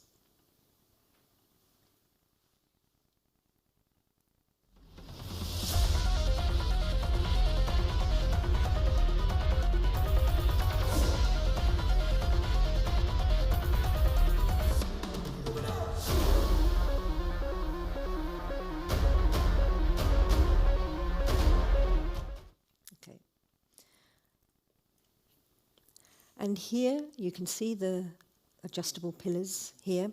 So here's a different excerpt from one of the opening cinematics that prioritized that emotional storytelling using the orchestra.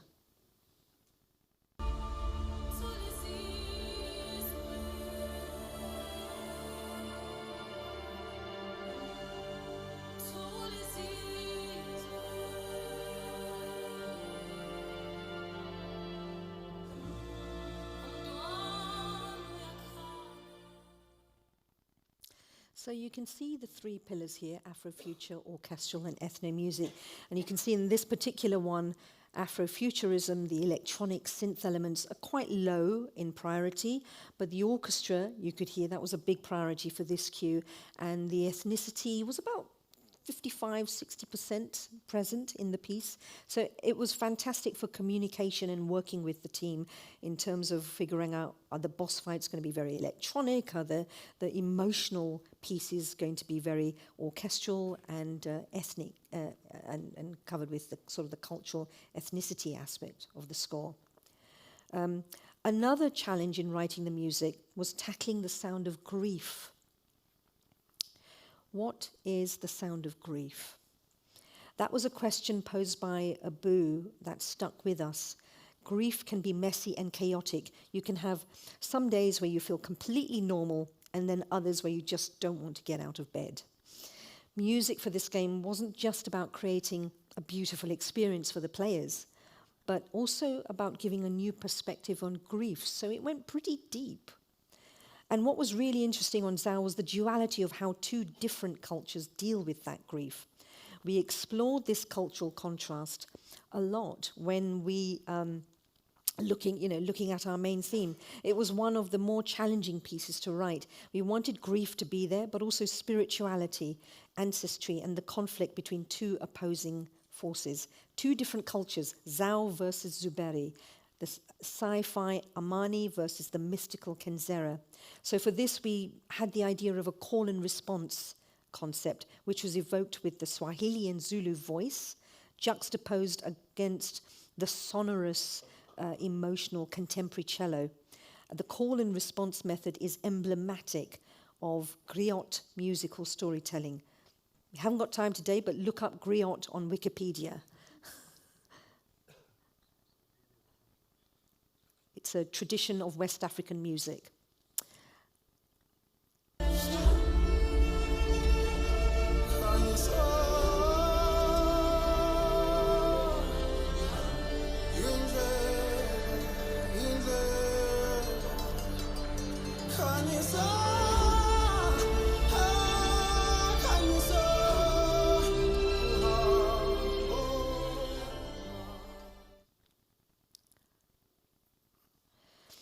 So a track that was born out of the main theme was one I wrote for Patakatifu. Patakatifu is the main central crossroads of Kenzera, the main central hub that you keep coming back to in the game. It's a very special site in Kenzera. It's home to the sacred waters of the realm of the dead, where we have a beautiful aurora present. But most importantly, Patakatifu is where we have the statues of the three great spirits. When the player first arrives, the place is a bit run down and neglected, and the statues are disheveled. After each great spirit is put to rest by Zao with the boss fight, Patakatifu revitalizes itself a little more. So the music for this area was written with 4 stages of this theme in mind, starting very melancholic, but over time becoming stronger and richer as the land flourishes. And you can hear the piece, you can see the evolution of the piece here.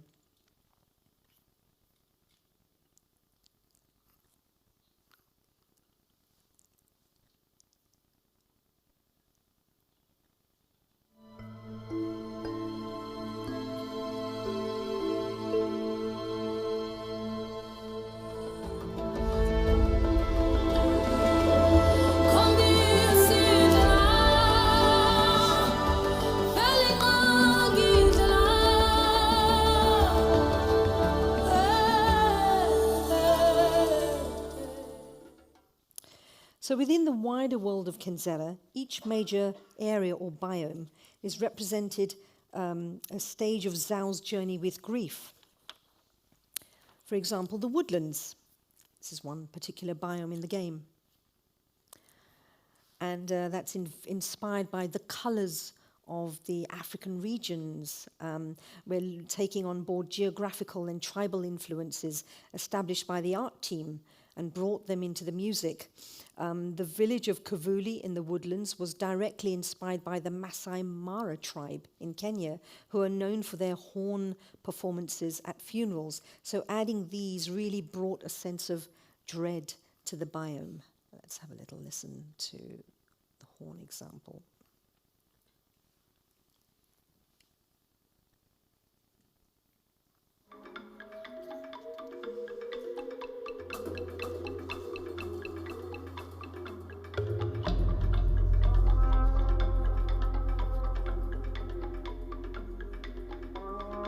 is the Masai Mara horn influence.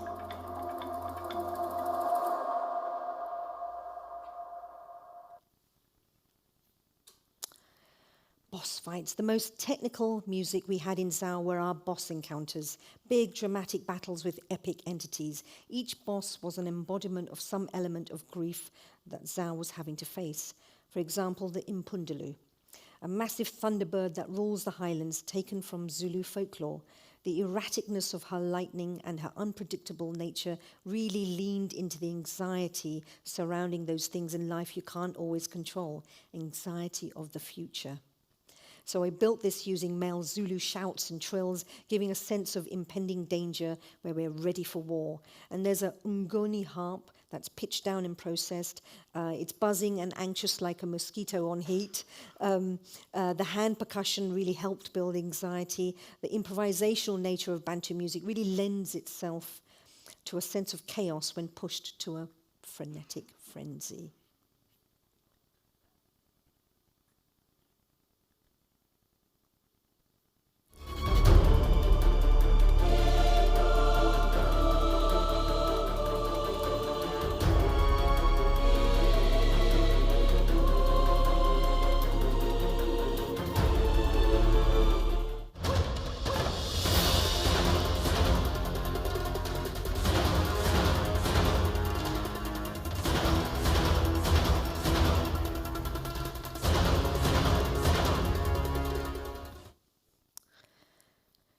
So one big challenge we had, in fact one of the biggest challenges we had, was working out what to record and where on a very small budget, actually.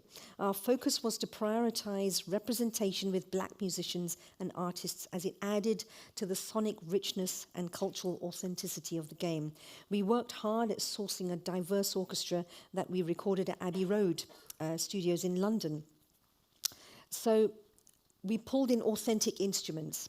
It took a long time to find and coax specialist musicians to play them. And many of these soloists, they don't actually even read music. So I had to guide their performances in the studio, and we improvised a lot, in fact, being true to their traditions. Initially, I found a West African master musician, Sidiki Dembele. This is my home studio in London. He's from Mali and the Ivory Coast. The djembe is an extremely versatile drum. It's rope-tuned and skin-covered and played with bare hands. So let's see him he's an incredible player. Okay.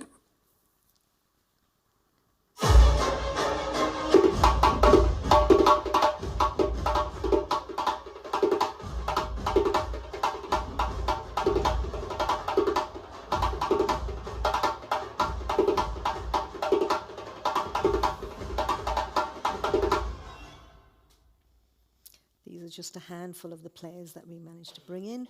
Babagale Kante, he plays the Fulani flute. He's the only player in the UK that I could find. He speaks French, I speak English, and we communicated through the universal language of music, which was an interesting challenge, but great fun.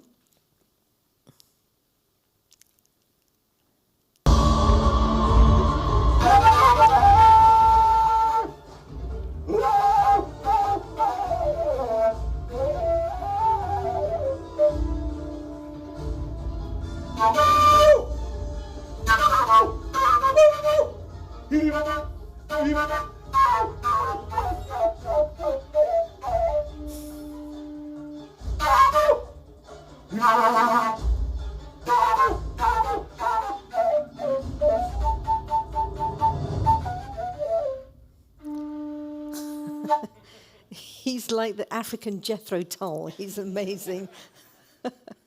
Kadiali Koyate, who plays the kora, is like an African harp. Do you want to hear a bit of it? Yeah, why not? Yeah.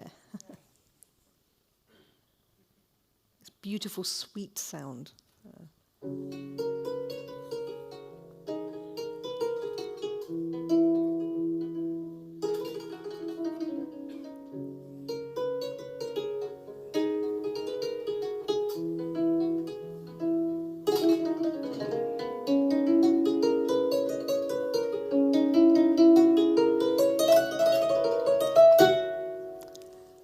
strings are made from fish gut, believe it or not. And then vocals.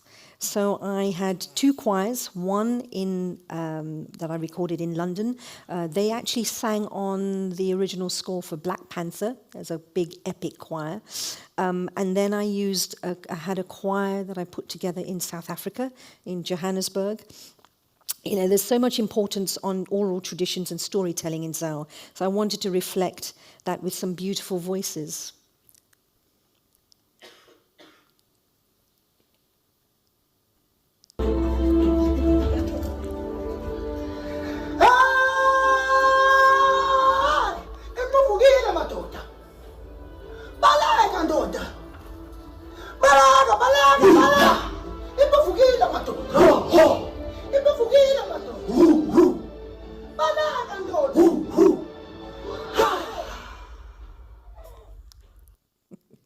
Great fun. We had an amazing time.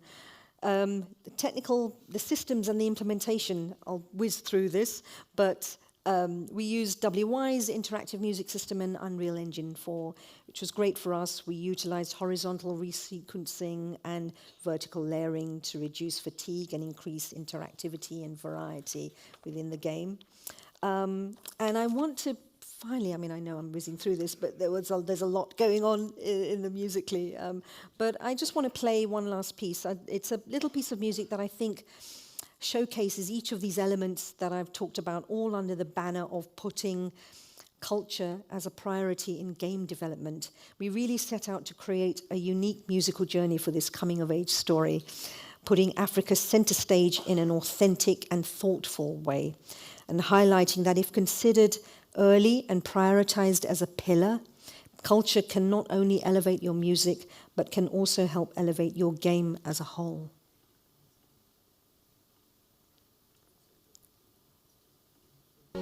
Zao, my son, perform your duty.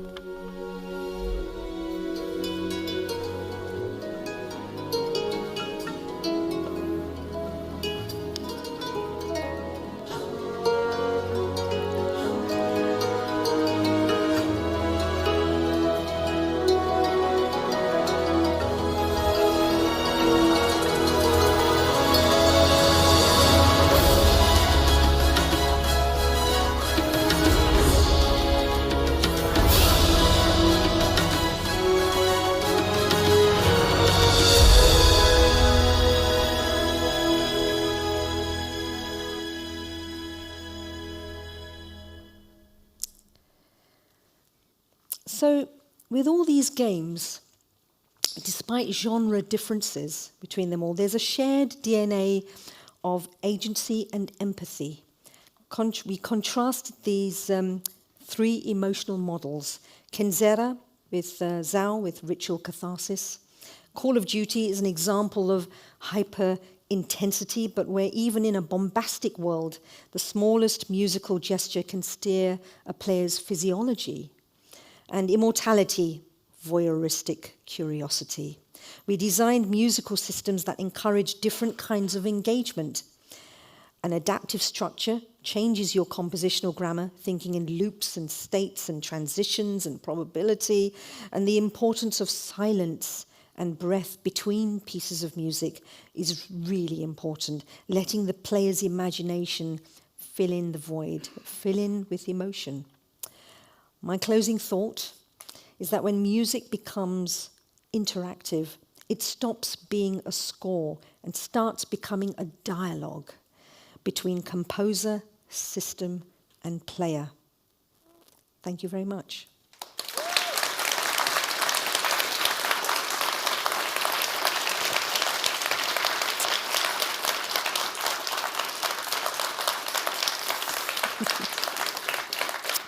I think we've got just a very brief amount of time. I don't know if we've got any time. I think for any Anita was quite. questions. You were worried you're going to be massively over, but I think you've timed that perfectly. So that was a brilliant talk, and I think we do have a couple of minutes left. So if we do have any final questions for today, Anita's here. She'll hopefully be here at the party as well. So if you want to come up to the microphone in the centre, that'd be great.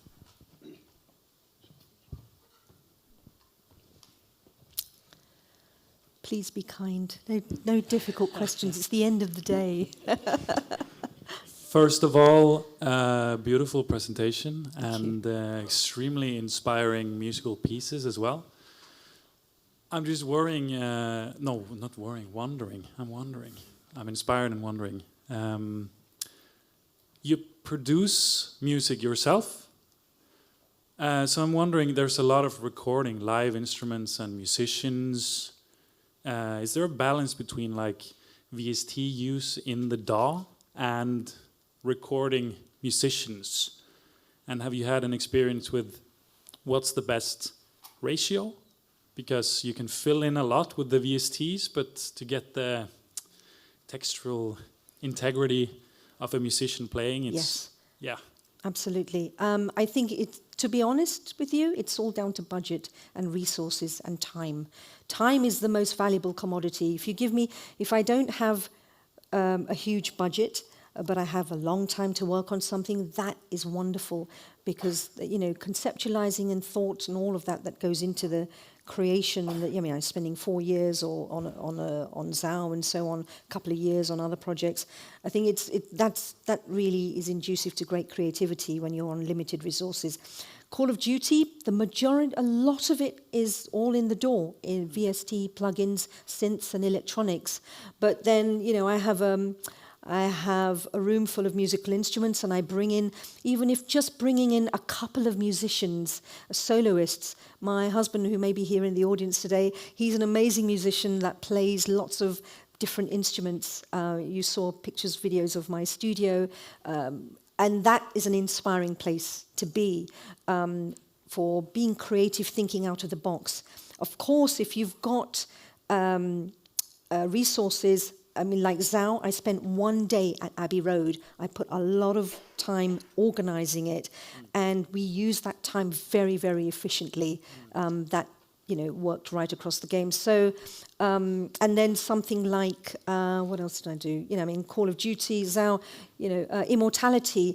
I do a lot of my demos and mock-ups myself, all in the computer using orchestral sample libraries, and then replaying them, just bringing in a handful of musicians. You don't have to have a massive budget. Right. I'm not saying, I'm working on some projects where I've got some wonderful budgets to record with, at Abbey Road and other Air Studios and other places.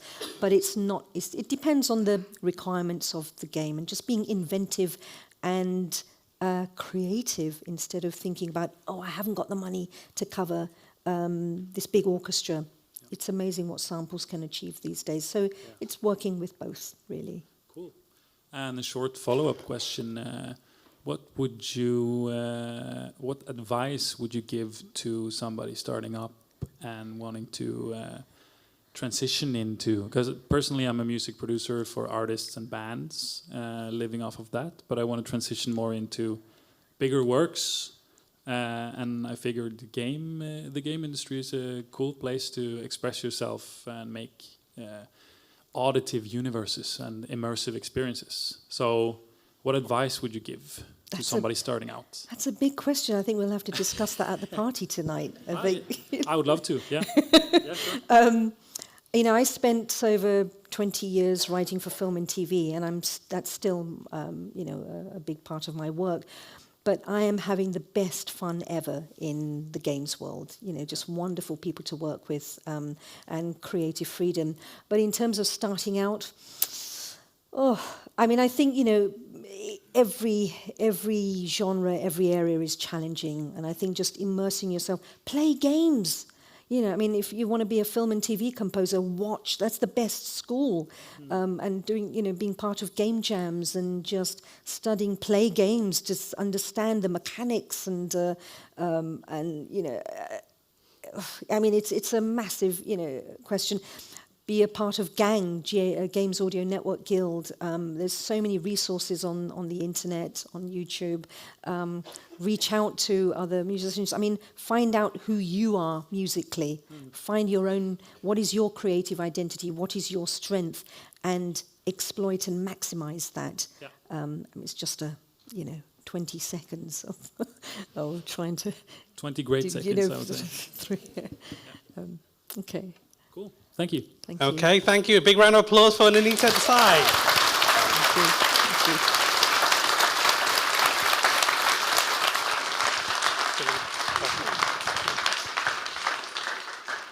So just a couple of words, just say thank you for everyone for taking part in today and enjoying the workshops.